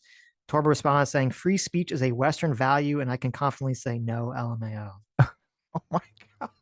So, there you go. By the way, I didn't dig this up. He literally like quote tweeted himself saying this to like brag about it. So, this is where Torba's mind space is. He also believes in all the JQ stuff now, unfortunately. Oof. Oh, okay. So evil. This other account says politics is a team sports. Whites are currently playing as a team. Every other race, whites aren't currently playing as a team. Every other race is. That's why we're losing. If we did start playing as a team, we'd win and win big.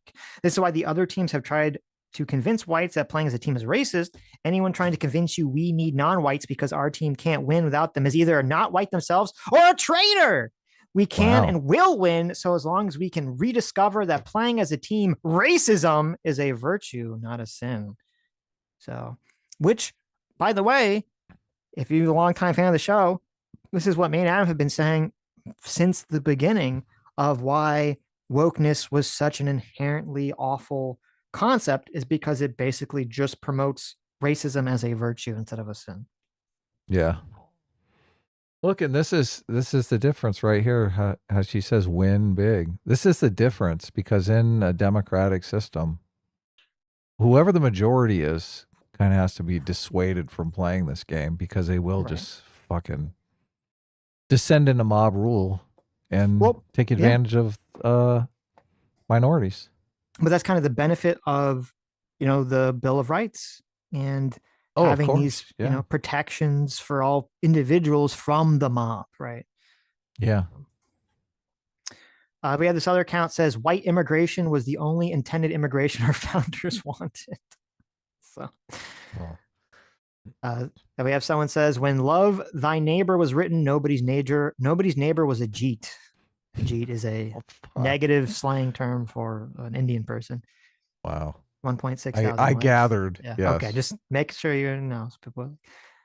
Someone says, even unite the right Elon united the right better than Richard Spencer or Jason Kessler ever could have hoped by simply saying, let's have more Jeet programmers. Everyone from Cat Turd to Keith Wood agrees on this. No more pet Jeets. Fuck. Oh my God. Yes, Look, we talked about this in DMs a little bit. Yeah. I saw none of this shit. No, I understand. So, but this is yeah. the problem. That's what I'm saying. It's like people, they see like only little bits and pieces of the argument. They don't see what people are reacting to. So when they say things, they don't understand the context of the reaction, essentially. Yeah. Yes. I mean, I believe in American jobs for Americans. I believe in the America first sort of ethos, but not the racist right, of course. Yeah. Right. Yeah. Obviously, which is the problem with this kind of situation because, and the left is a master at capitalizing on this, right? Like if you say anything derogatory about the H-1B1 visa program, oh, obviously you're a racist. Well, that's part of the problem is like there's like multiple positions in this argument. And like my position, which I guess it sounds like is your position too, is like obviously companies should hire American citizens first that can fulfill the job and do all the job requirements. And obviously, as a country and as a culture, we should be trying to promote and train more and more people to do the highest paying, most, societally necessary jobs, around. Like that's you got to incentivize that though, and yes. the system is not set up to incentivize that. 100%. No matter how much they say, oh, it's all about the super IQ brainiacs. Right. They're getting like some IQ brainiac for a third of the price. Of course, that's going to figure into the incentive. Yeah. Right. And then only after like the top, companies have gotten like the top talent in America, only then should they turn to India or China or any other country to get an H-1B for other people to fulfill like the remaining job slots. Okay. Right. Yeah. But the difference is that a lot of the other people who are on the more ethno-nationalist side of the argument, they don't want anyone to do any H-1Bs for any reason. Even if, as you saw from the Nick Fuentes tweet, he was saying, even if America suffers and can't build AI and can't do anything, that's all fine. Just no fucking immigrants, period. Right. Yeah. And so part of the problem is that all these like different levels of nuance or different like views of how to solve the problem kind of all get rolled together into various, teams of, are you racist? Are you not racist? Are you bigot? Are you not bigot? Blah, blah, blah, blah, blah. Okay. So then here's Elon posting a clip where he's talking about basically, the immigration issues. And some response saying, run a poll to see if Americans really want your stinky Jeep friends here. Do it, you clown. Gets 972 likes. About this. I feel bad laughing about this, but it is fucking hilarious. It is funny. Yeah. How racist these fucking people are. But as you can see, so this is sort of like, what's creating a lot of the framing for these people. So you have this guy says, not Jeet. He has a picture of Vivek Ramaswamy. He says, no Jeet. America is not an idea. A white Christian ethno-state, multi-generational whites need jobs, not Jeets. 1.7 thousand likes. Someone responded saying, someone says, I had no idea Jeet was such a popular slur. I didn't either. Well, I saw it in response to this. I didn't really know it was big before this incident, but someone said, Vivek Ramaswamy is a great American who absolutely loves this country. Any insinuation otherwise is wrong, to which someone replied, he's a fucking Jeet who wants to bring more of his Jeet kin to America, so it will be more Jeety. 1.3 thousand likes. So fucking bad. Yeah, not great. Okay, this one, oh, hold on. I can't read this one on this screen because it's too small and the quality is too shitty. So hold on, let me bring it up on my computer here. So this one, I'm not gonna read this whole thing because it's like pretty fucking long. But this is a pretty crazy post. It has 17,000 likes. Okay, 17,000 likes. I don't know who this account is. I've never heard of this account. But he's saying, Americans as a whole are now realizing what it's like to be treated as the South has been treated for a century and a half. Your heritage, your culture, and sovereignty mean nothing. You were stupid and backwards and lazy, never mind any history which suggests otherwise. It's actively being erased and forgotten. If you say otherwise, you're proving the point. You have to be lorded over by foreigners. It's for your own good because you're stupid, you're inept and lazy. We need to industrialize your economy to the point where nothing good about family and country and land matters. You are an economic zone, lab rats for drug hustlers, and international embarrassment deserving nothing the most through exploitation. If nothing is done, America will be reconstructed and re-educated beyond recognition, relegated to second-class citizens in their own land, and taught to hate the forefathers who stood to fight for them. As we predicted, quote, the cause of the South has become the cause of us all. In this picture, if you know what this is the picture of that Robert E. Lee statue that was melted down. Right. And that's like the face of the statue being melted down. And so part this of is why the lost cause of them. Yeah, this is the lost cause. And part of like the insidiousness of the narrative is that not everything that they're saying is incorrect, but then to like, there are a lot of critiques there. I'm saying, okay, like I agree with some aspects of this, you know, about like, yes, you are being taught to hate your forefathers and, you know, a lot of this other stuff, and that you shouldn't be calling white people, you shouldn't even be calling Southerners like lazy, inept, and all this other shit. You know, people have these kind of negative stereotypes about Southerners and all this other stuff. But the answer to the question is not to just be like, well, the South, which was fighting to defend slavery, was the correct side of the war, right? That's not the answer to that question. So the South did lose a technological battle, hence the reason why they lost the Civil War. So are you sure you really want to lose that technological battle? That's a good point. That is a good point. Yeah. Then this other account for 3,000 likes said, why is Israel not competing with us for H-1B tech workers? Why is China not competing us for H-1B tech workers? Maybe it's because H-1B is about straight up killing America's white founding stock so they can turn America into a third world favela full of shit-skinned slaves. So very interesting. Wow. Then someone else said, Pajeets will single-handedly bring back white nationalism. Their inferiority complex and low IQ do not allow them to keep their subversion hidden. And it's a picture of the guy that Trump nominated for the AI position, which, by the way, that guy, he's like not, at least I don't know if he commented today, but you know, as of yesterday, he hasn't really commented on any of this stuff. He's just been pretty smart and just stayed out of the entire. Yeah, what really do you say? Yeah, he's just been silent. He's like, I'm not gonna even wade into any of this at all. So, then we have Lauren Witzke. Remember Lauren Witzke? Oh yes, I do. Yeah, Lauren Witzke. This airhead. Yeah, she was the one that was screaming at Blair White to grow a mustache. Yeah. And remove her tits and, you know, be a man. She says, I'm cool with H-1B visas, but only if they're white. So very, very open about it. 12,000 likes on that tweet. So very, very clear on the distinction here. Someone said, to those people who don't want high performing Indians to immigrate to the US, what exactly is it that you do want? To which someone replied, total removal of all Browns, the desecration of all monuments of tolerance, MLK's body dug up and his head placed on a pike in the Washington Mall, and all who tried to remove it shot. For 1,000 likes. So not a great response. Okay. So I kind of drew this little comic here. This is kind of I think what happened. You're improving. I know, right? You like my drawing, sir? So it's like a little baby person. I know. So we have one. So we have this one stick figure supposed to be kind of like Elon says H-1B work visas are good. Then this other person says there's a lot of fraud and abuse in the system, to which they respond saying, good point. Let's fix the bad parts of the system and make the good parts work properly. Then we have the green crowd here saying, Jeet, race trader, America for whites only, Indian smell replacement, cock white culture.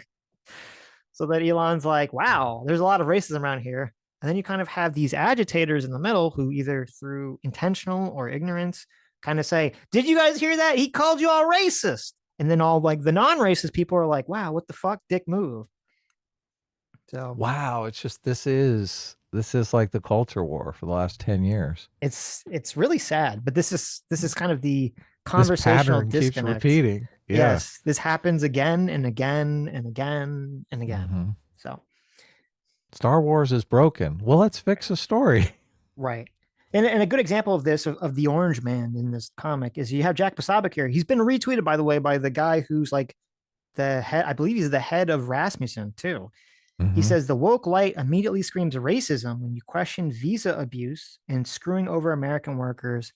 Fascinating. Okay. And so this is like this conflation of like, does Jack know that he's kind of being dishonest, or is he ignorant? I don't know. But this is how this all kind of, these conversations shape up. So it's interesting Is because the woke light, is that Elon? Who's he he's talking about like Elon, he's talking about right Vivek, he's talking about James Lindsay, he's talking about Konstantin Kisin. Wow. He's kind of trying to, so he's doing woke light as in response to the woke right maneuver, which so I am like 1000% against, but right. anyway.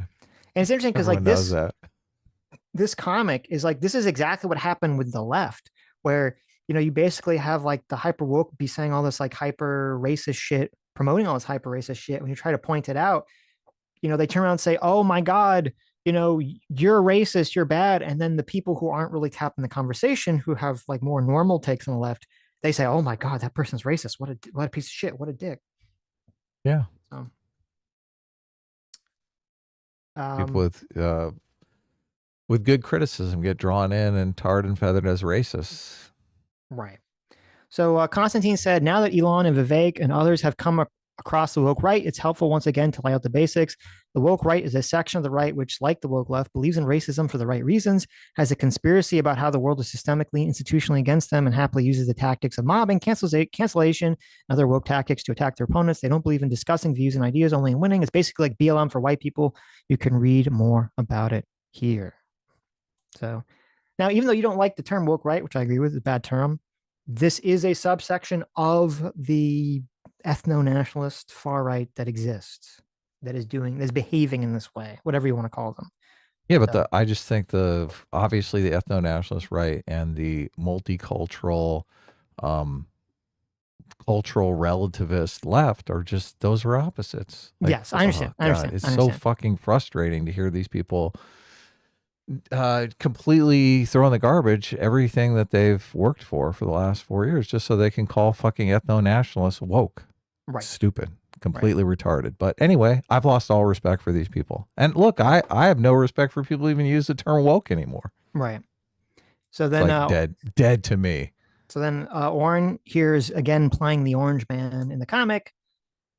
I probably shouldn't have chosen orange. I just realized now, because people think it's like a Trump thing. That wasn't the intention. It was just a random color. Cares? But anyway, I'll change the colors maybe. It says, for those wondering what the woke right means, Kisin makes it plain. It's leftist calling you racist. It always was. So now, did you have a slide for that, or it's not? You don't see that? Move it a little bit more. There you go. Do you see it now? No, not now. You had it a second ago, though. Is it forward or back? Okay, it should be right there where you are right now. No, it's not showing up. What's your time code at? 9:56. Yeah. What do you see on your screen? Konstantin Kisin. Yeah, look above it.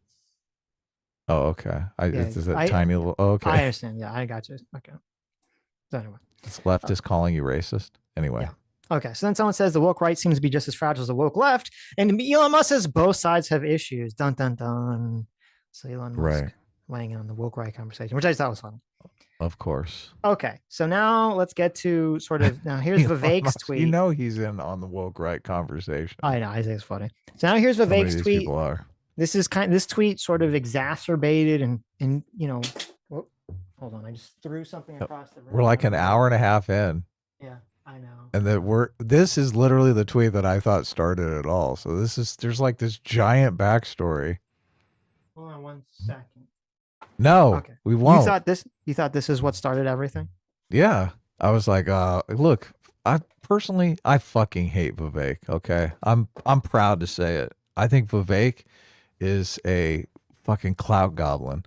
I think the only reason he is where he is, look, and it's a strategy, right? It is a strategy. Like, he decided, I'm going to suck up to Donald Trump in the primary as much as humanly possible and see if I can get a job out of it. And guess what? It worked. You're a giant fucking suck up. Is that like is this some elite super brain strategy here to be a giant fucking suck up I mean, to being a suck the up, guy running for president? being a suck up is a good strategy sometimes. This tweet, Yeah, but it's not genius. no, it's not genius. Obviously, it's just a very basic bitch strategy, right? Yes, of Um, course. He's like, look, I'm just gonna fucking. He's gonna gobble on Trump's nuts through the whole fucking primary until he ends up getting a job, and it right, worked. right, Good for you, you right. fucking whore. This tweet, not a good tweet, very bad tweet. It's funny because supposedly from the internet, Adam, I thought you love Vivek, so it's interesting that you hate his guts. No, the first I can't remember because I came back and saw this and I was like, oh my god, it's fucking Christmas. The guy that I have hated all through the primaries, everyone hates now, and I was like, yes, yes. So Do you remember the only what was it that started your hatred towards Vivek? I just always thought he was a suck up. I just always thought he was a suck up. Everything he does just seems like he's just telling people what they want, what he believes they want to hear. He seems completely inauthentic. Interesting. Yeah. Interesting. Look, and I do remember him having that debate with David Sachs, oddly enough, where he was saying that all the Silicon Valley Bank people needed to like lose their life savings. Right. Like, right. what the fuck? Which there's absolutely no reason for. So I thought he had some like economic take that you were like, holy shit. Like, yeah, it was that's just retarded. You're like, look, they all have the same economic take. So right. they think of the deficit as the important aspect of America when obviously the wealth of nations is our companies, our productivity, stock portfolios, yes, right. our assets, our land, our buildings, Right. our automotive fleet. Like that's the wealth. But people want to focus on the deficit as if it fucking matters. Right. That deficit Inflation represents matters, not the deficit. Yeah. Yeah, inflation matters, not the deficit. And that deficit represents how much wealth we've created in America. Right. How much actual assets that we possess. I do have a problem with the fact that a lot of those assets are in the hands of foreign billionaires and not in the hands of Americans, right. which hopefully we can deal with. A lot of those assets are in the hands of shitheads like Vivek. My parents, like, they call him the fake. I call him Vivek all the time. Oh, really? Okay, that's interesting. Maybe Yeah. it's like a. That's what I did. Oh, okay. I just obviously look, and I've kind of softened my stance on this because I do understand from a business perspective, you have to be very conscious of you're building a product, right? There's certain inputs that are costs. You obviously want to build a product that has a price point that people can buy. There's all these different constraints for business owners that just they have a completely different perspective on the world than like a banker who runs an economy. So right.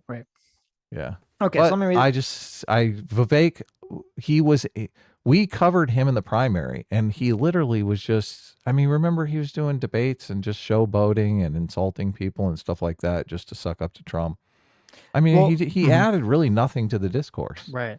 Well, I made the mistake in the first debate thinking, I don't like this guy, but I think the base is going to like him, that he was saying all the right things.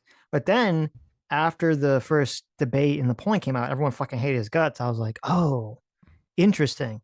There's something about him, regardless of what he's saying, that people don't like. And maybe it's what you were saying, where there's just this kind of vibe of untrustworthiness that he kind of gets off from what he's saying or the way he's speaking.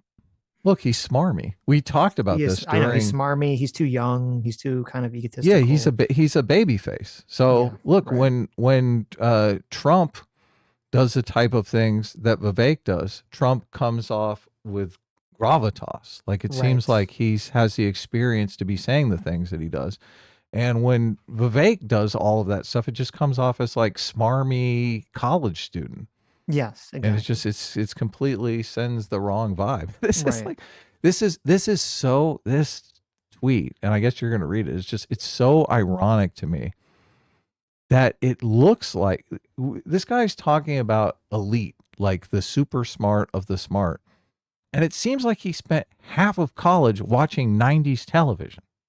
Mm-hmm. It's like you don't come off as a smart dude. You come Right. off as someone who's been bathed in American TV. Right. Right. Anyway.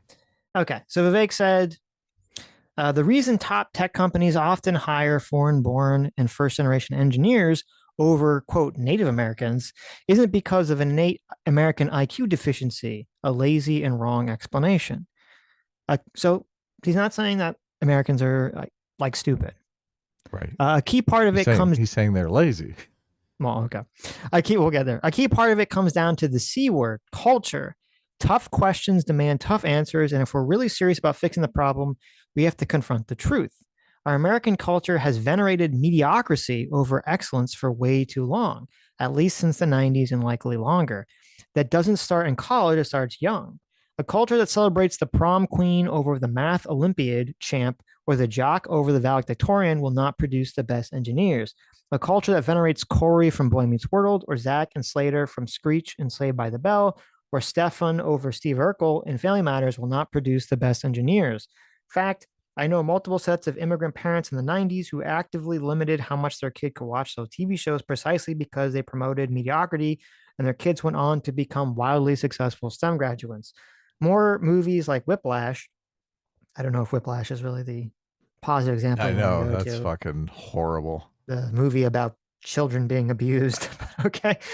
Fewer reruns of Friends, more math tutoring, fewer sleepovers, more weekend science competitions, fewer Saturday morning cartoons, more books, less TV, more creating, less chilling, more extracurriculars, less hanging out at the mall. Most normal American parents look skeptically at, quote, those kinds of parents. Most normal American kids view such of, quote, those kinds of kids with scorn. If you grow up aspiring to normalcy, normalcy is what you will achieve. Hold on, let me go to the next slide here because it's so fucking long. Now close your close. eyes. Now close your eyes and visualize which families you knew in the 90s or even now who raised their kids according to one model versus the other. Be brutally honest. Normalcy doesn't cut it in a hyper competitive. Okay, so wait, let me go back for a second. Close your eyes and visualize which families you knew in the 90s or even now who raised their kids according to one model versus the other. Be brutally honest. So I'm guessing the implication here is that if you close your eyes, you're going to see Asian people, right? Is that the implication he's trying to say? Because it's like the tiger mom stereotype. Yeah, sure, but there's plenty of white people that have been tiger moms as well. That is my problem with this whole exercise. It's basically saying American culture is the fucking lazy slob culture, and then this other culture, this culture that worships Star Trek and nerd things and STEM and academics, that culture is the foreign culture. It's like, where the fuck have you been, dude? Right, right. How are they both not American culture? I remember we wrote Revenge of the Nerds. We were the nerds. Well, to be fair to Vivek, he doesn't say that directly. I mean, I guess that's the implication, right? It is the implication. Yeah, Well, close your eyes. Yeah. Be brutally honest. Think about which culture are the lazy fucking shiftless people, okay? Right. Those are the white Americans. Right. This guy is he's just a total piece of shit. Look, and it completely goes against what he was saying in the other tweet about American culture is like massively diverse. That is our strength. Right. We embody all of these cultures. Yeah. That's true. Dude, fuck off already. Right. Fuck you. Right. He says normalcy doesn't cut it in hyper competitive global market for technical talent. And if we pretend like it does, we'll have our asses handed to us by China. This can be our Sputnik moment. We've awakened from slumber before and we can do it again. Trump's election hopefully marks the beginning of a new golden era in America, but only for a culture fully wakes up. A culture that once again, it's like he's saying once again, prioritizes achievement over normalcy, excellence over mediocrity, nerdiness over conformity, hard work over laziness. That's the work we have cut out for us rather than wallowing in victimhood and just wishing or legislating alternative hiring practices into existence. I'm confident we can do it. When did America stop valorizing excellence? Did I miss it? When did America become this place that he lays out here? Well, it's weird Fuck you, Vivek. because you could say like obviously that's a part of wokeness and of like the two extreme left is that Oh my right? God. But is directly opposed to this. no, wokeness is yeah, like don't be excellent, right? Like be a victim.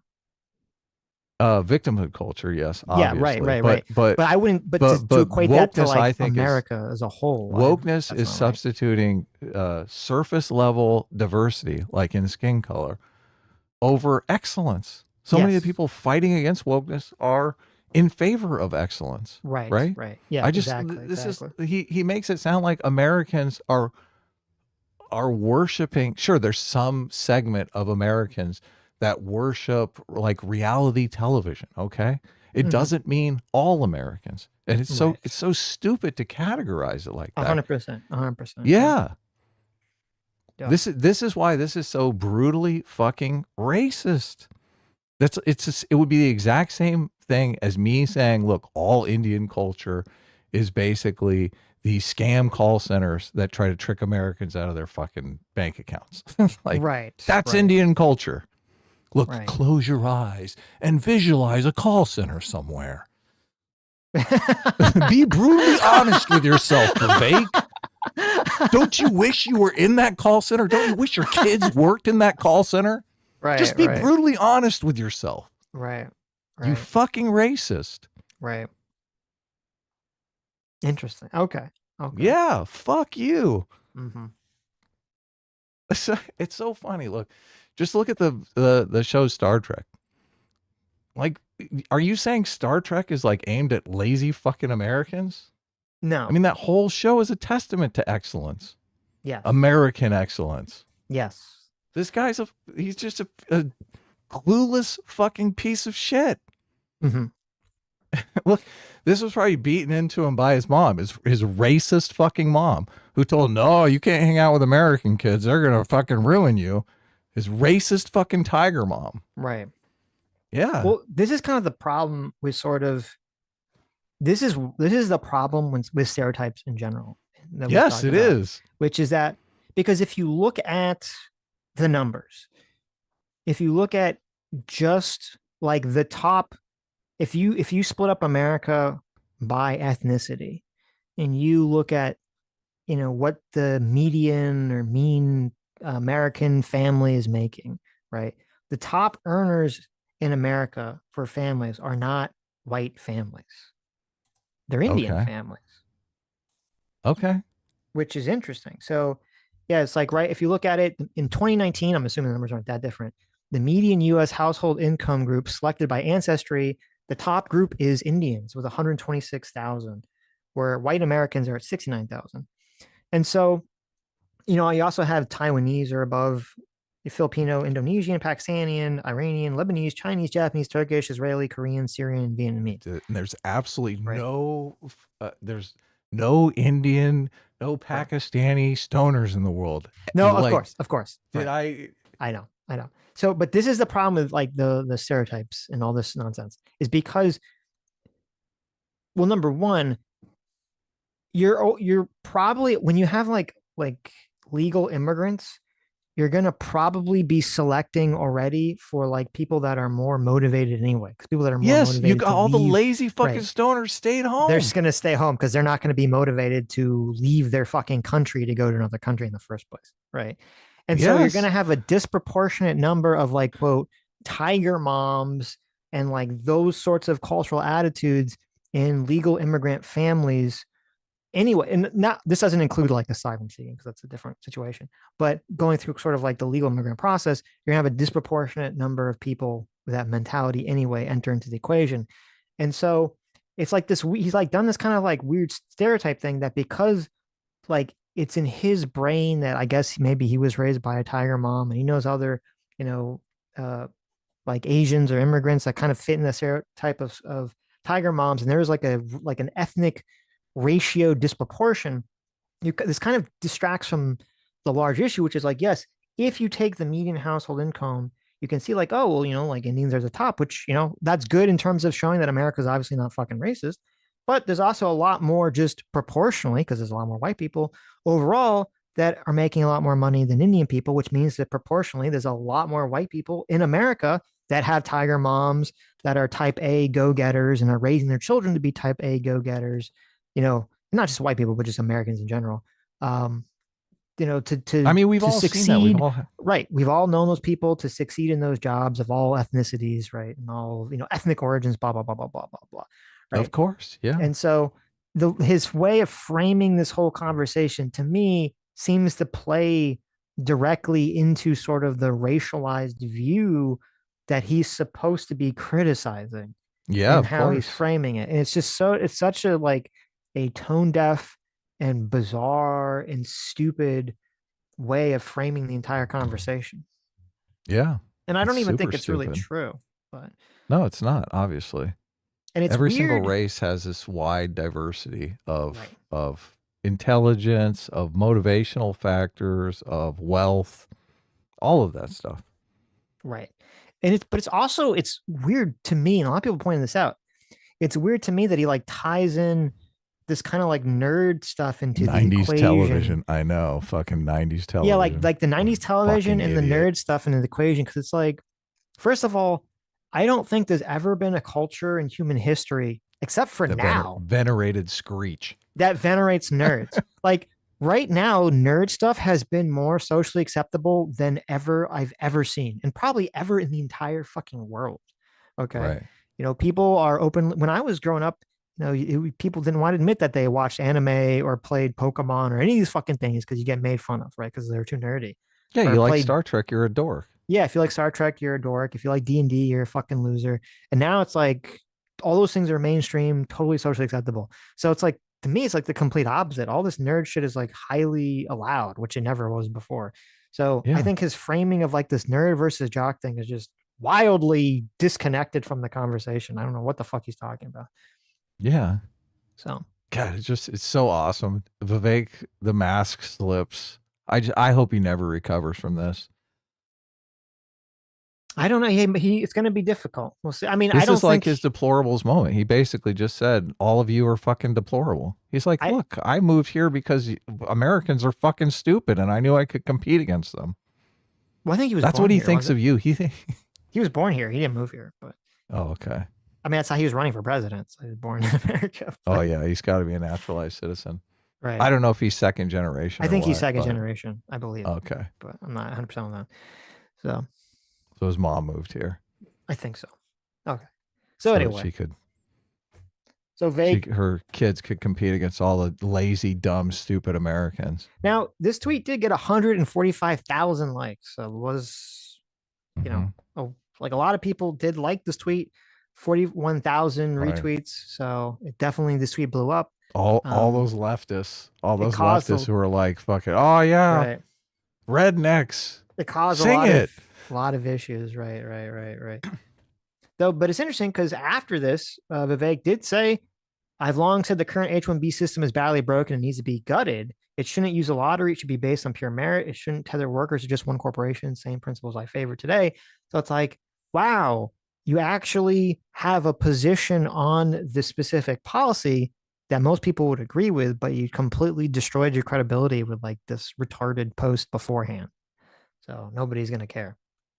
Right. Now, here's a interesting question. Okay. I'm curious how you feel about this. So this is the next tweet.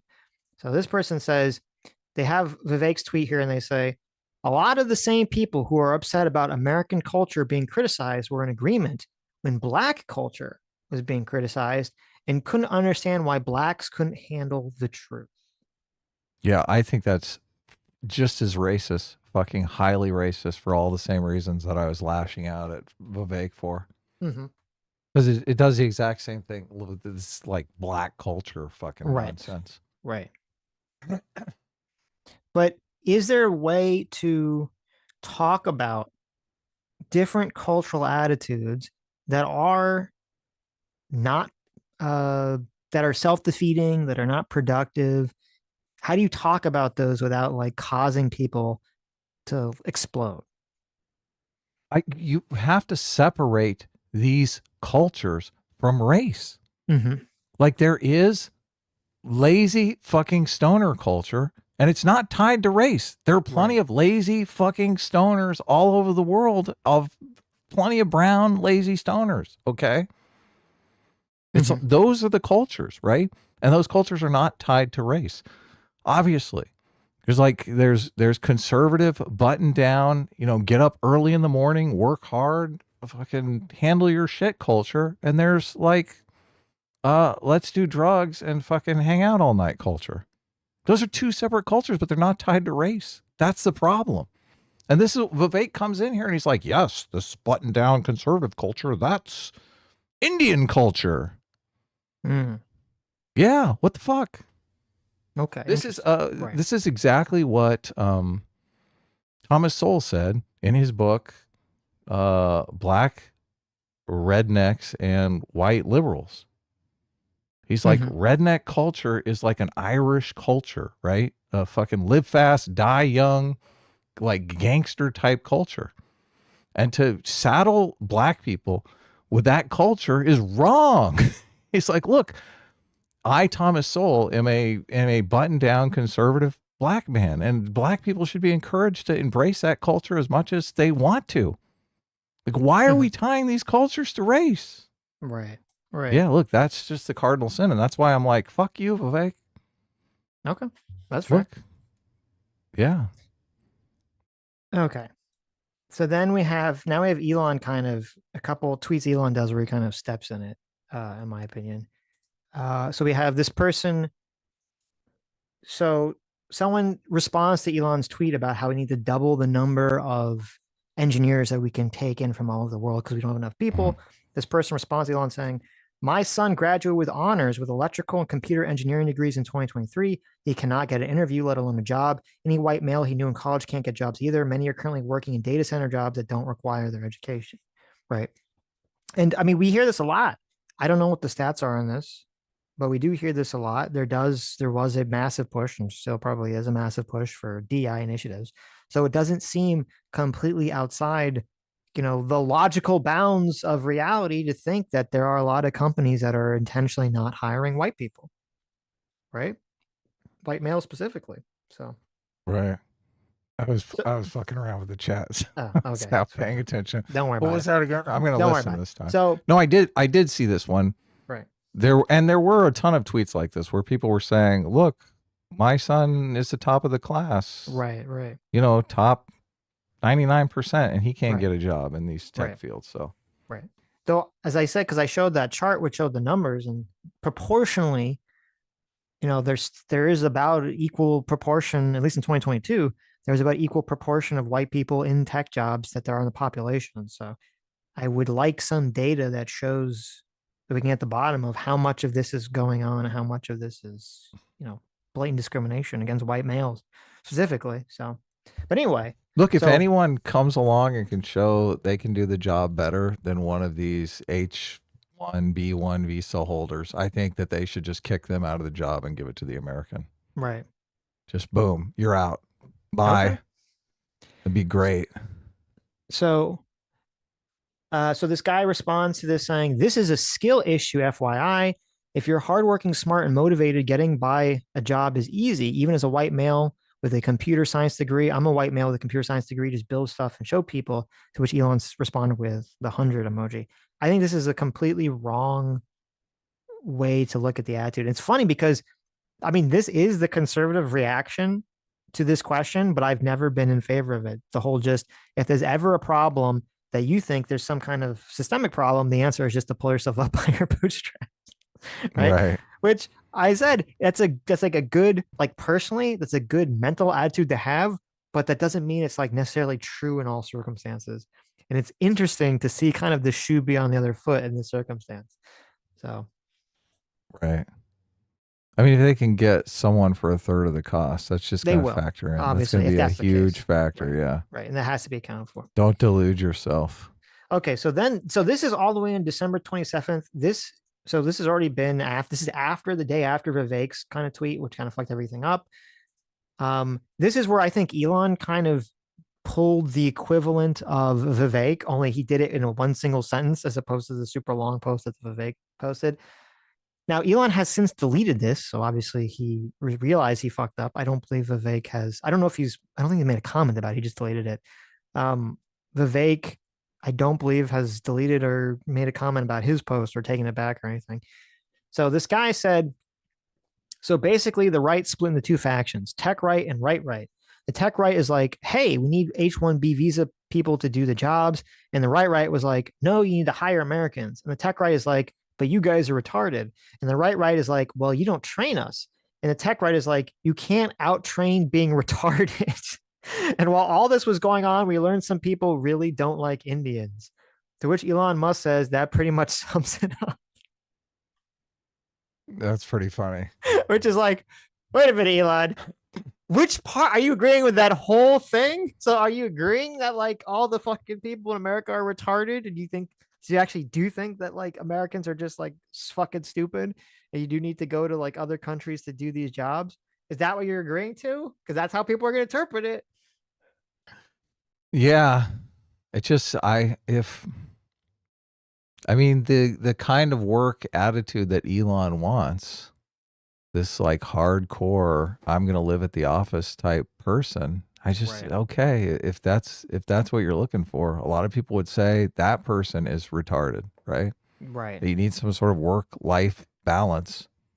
And that's just, I mean, you get somebody on a H-1B1 They're going to be more visa. likely to sacrifice everything because they're afraid of Yeah, getting because they deported got again. no fucking life here and they're going to be gone Right. in 6 years. So it's just, Right. it's like to ignore that as being a giant part of the equation. You're basically bringing in someone that has absolutely no fucking leverage in the workplace, right? Right. Yeah. And to say, oh my God, look, these people work so much harder than Americans because they don't have any fucking leverage. Of course. Mm-hmm. Of course. Of course they work that hard because they're basically slaves. Right. Exactly.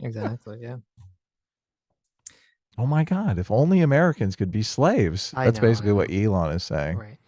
And then so we get like kind of the two movies developing here. So someone says, I'm an Indian American who was born here. It's crystal clear that the Democratic Party sees me as an American, and a large part of the base of the Republican Party does not. I hope Indian Americans remember this moment the next election. They don't see you as one of them. And they kind of continue. And so this is sort of the problem of like when I talk about where one side will only see like the racism and the only side will only see the non-racist, like economic or protectionist concern of the equation. And Dude, it and look, creates the two movies.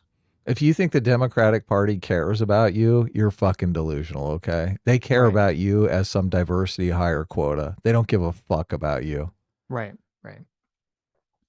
And so Scott Adams retweeted this saying MAGA is taking a page from Democrats on how to lose elections while feeling good about themselves. Right. Which I mean, I think there's some usefulness to this whole thing blowing up is that, I mean, this is all before Trump is not even fucking in office yet. I don't know if people are going to remember about this really. You know, the online people will never forget this, but this, the average voter are going to remember this, 4 years from now. I mean, I think all this is going to be forgotten. So, but anyway, so Elon responded to this saying, yes, and those contemptible fools must be removed from the Republican Party, root and stem. The contemptible fools I'm referring to are those in the Republican Party who are hateful, unrepentant, racist. They will absolutely be the downfall of the Republican Party if they're not removed. And so this Well, I agree with creates, that. right. So I do agree with that, but this creates the problem I pointed to in that comic where like, people go, well, who are the racists, right? Is me just saying I want Americans to have American jobs? Does that make me a racist? And it's like, no, but there's a lot of people that are saying that who are white nationalists. And so it's like difficult in all these conversations to kind of separate, the wheat from the chaff and all this other stuff. Well, I mean, you can go back and look through our tweets. So, of course. But I'm just we're saying, not like, tweeting people, racist fucking I shit understand that. But like people don't do that. They just see a tweet and they just react to it and they don't really know who the people are and what the context of anything they're saying is, right? And so this is the problem because I agree with what Elon's saying here. And that's part of why I think this conversation is useful because I do think there is a lot of unrepentant racism on X that because he's basically unbanned everyone and just allowed it to go on, kind of changed all the kind of Well, the isn't that rules on. changing? I thought he nuked a bunch of Well, these he like white did. nationalist He accounts. he did, So yes. Which we'll talk about.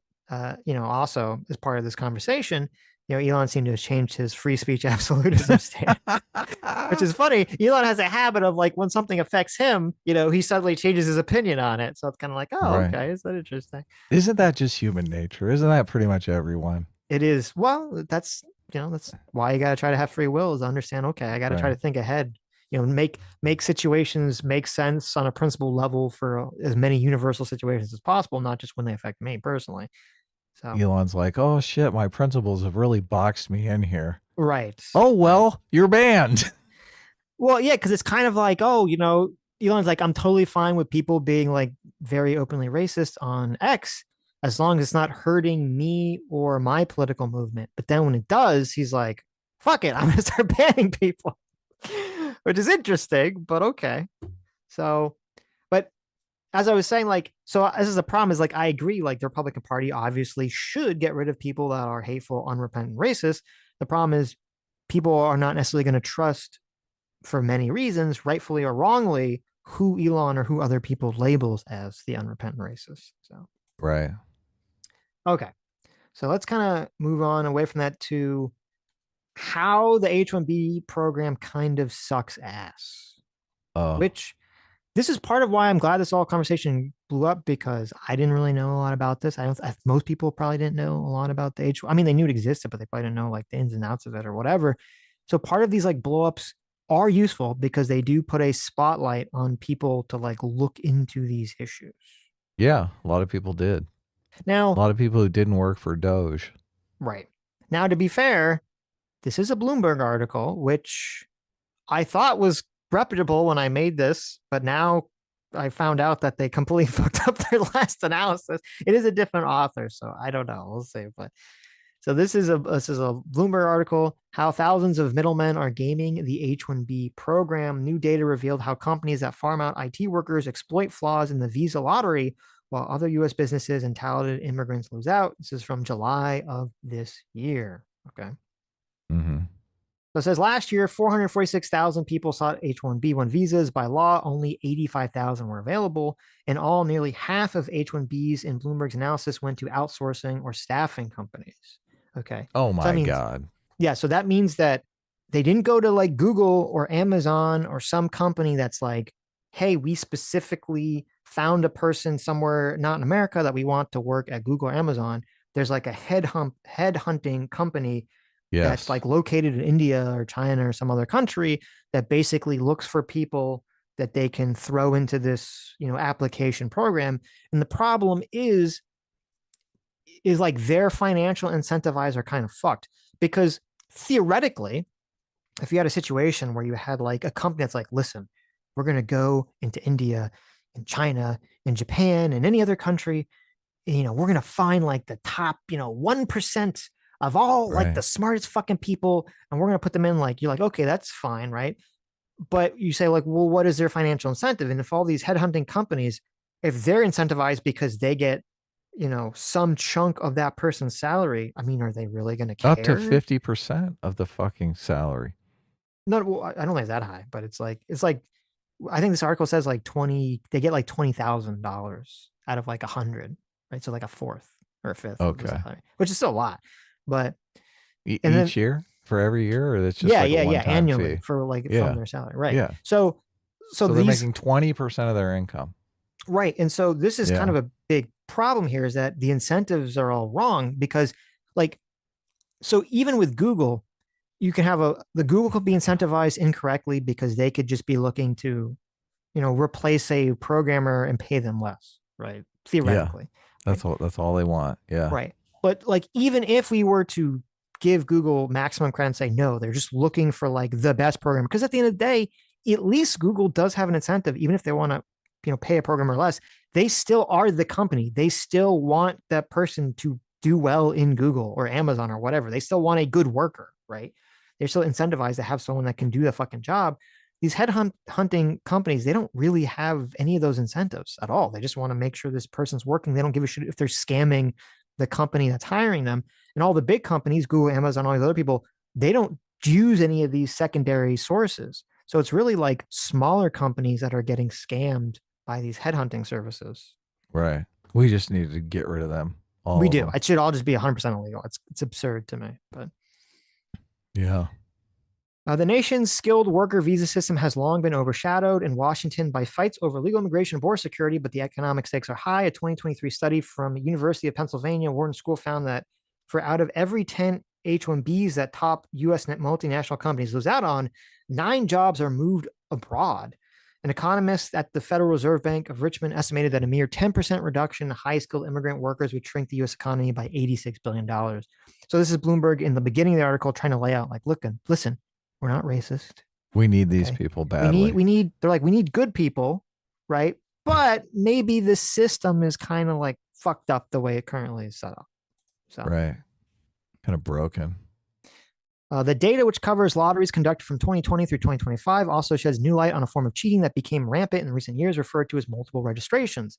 The tactic involved submitting more than one lottery entry for the same person to boost their chances, a maneuver federal officials describe as fraud. Thank you. Really? So that's what I was talking about. Other people on Twitter were talking about where they just put your name into the lottery pot multiple times to increase your chances. Bloomberg estimates that roughly 15,500 visas, about 1 out of every 6 awarded last year, were obtained by gaming the lottery in this way. Over a 4-year period, one staffing firm operated uses a dozen companies to enter the same applicants as many as 15 times, securing hundreds of H-1Bs while others lost out. Yeah, because they're going to make 20 grand a year for doing absolutely nothing. Yes, essentially. Yeah. Essentially, right? Yeah. Yeah. The arm of the DHS responsible for H-1B approvals, United States Citizen Immigration Services, changed the rules for this year's lottery to eliminate multiple registration schemes. Yet there have been few consequences so far for the companies the government has linked to cheating. Some went on to win new visas this year. That's because although it can revoke individual visas, USCIS says it isn't allowed to bar companies from the lottery. In a written statement, they said it has strengthened the integrity of the H-1B registration system, including by issuing a final ruling amending the process. Okay, so they talk later in the article about like the change they made. It has helped. It has helped, I believe, because I believe the H-1B, after they changed the rule, I forget exactly what it was, but I have it in the slides here. The number did drop in half, I believe. So instead of like 800,000 applicants, there was only 400,000. But what I don't understand is why don't they just put a blanket rule that says you cannot? And they purposely didn't do this. They decided against doing this, which makes no sense to me. Hopefully Trump will change this.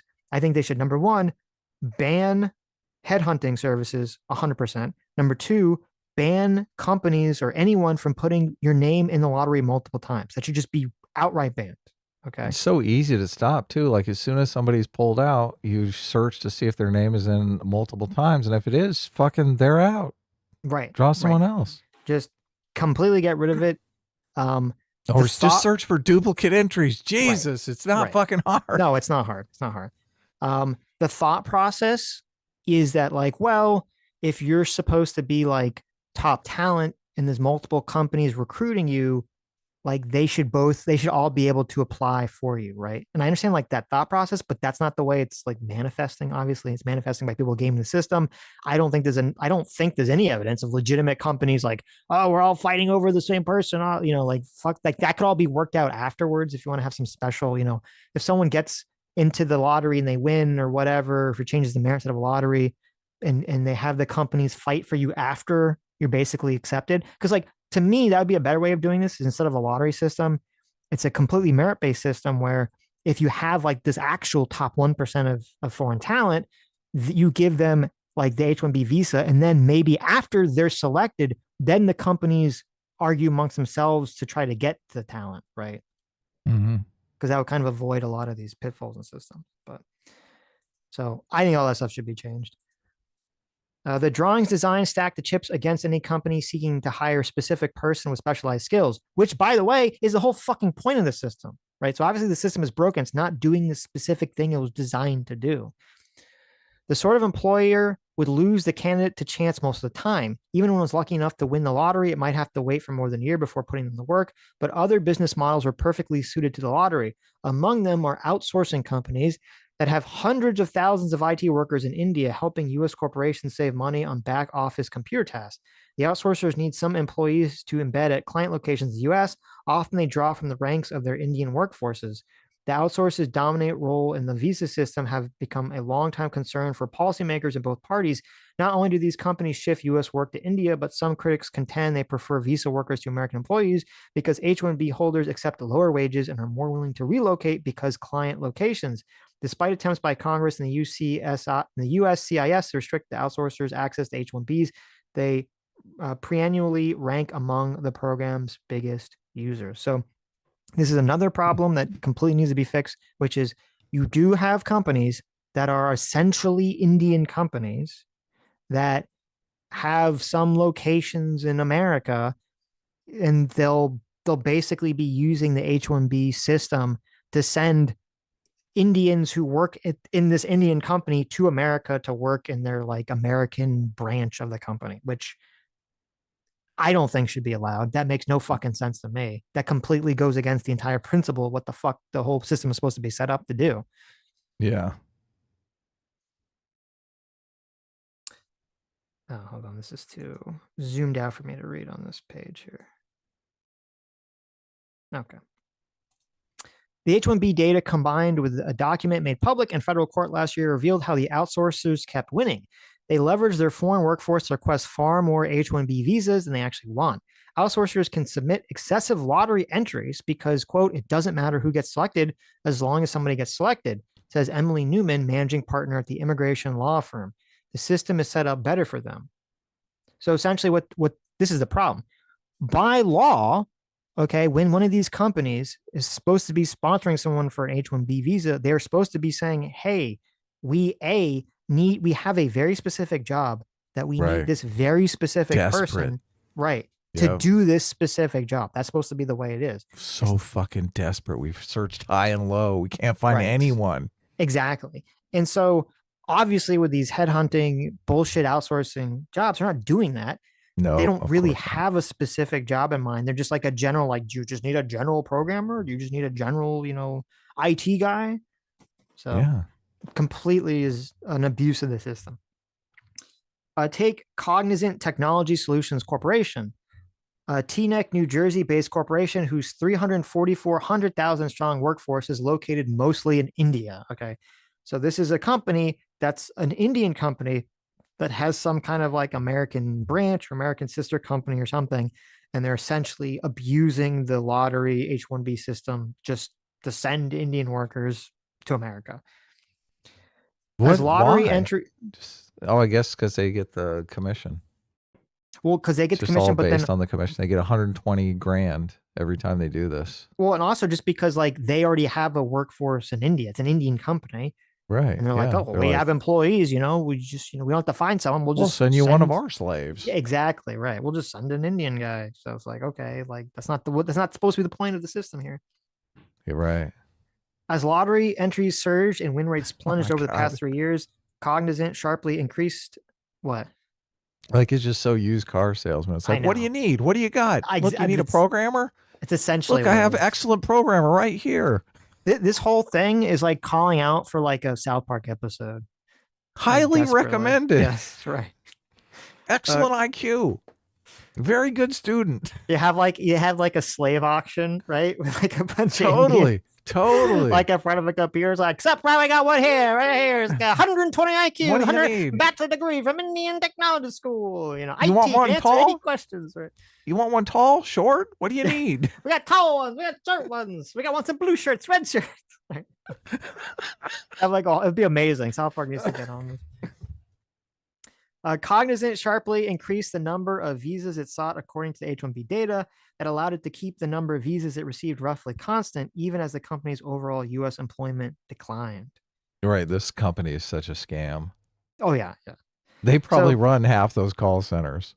Who knows? I don't even know what the fuck Cognizant does. But so it says It says as their chances of winning the lottery fell, they entered more lottery entries so that they had the same number of like they were winning the same bids essentially. So as logistically, what their uses for the H-1B system should go down, they just kept entering in more applicants to game the system. Right. Yeah. Of course. Cognizant's outsourcing peers followed a similar pattern. The data show compared with the size of their existing U.S. workforces, many of them sought disproportionately high number of visas. Companies such as Amazon and Google submitted at far lower rates. And so this chart says outsourcers play the lottery at outsized rates, lottery entries and approved visas as a share of the U.S. workforce. So it shows how these companies, Wipro, Infosystem, Cognizant, HCL, Tata, which I believe are all Indian companies, they have a much higher disproportion ratio of entering lotteries or entering into the H-1B lottery and getting approved versus the proportion, even if they end up getting more, it's just proportionally. You can see the major tech companies, Meta, Google, Microsoft, Apple, Amazon, have much smaller proportionate to their entire workforce.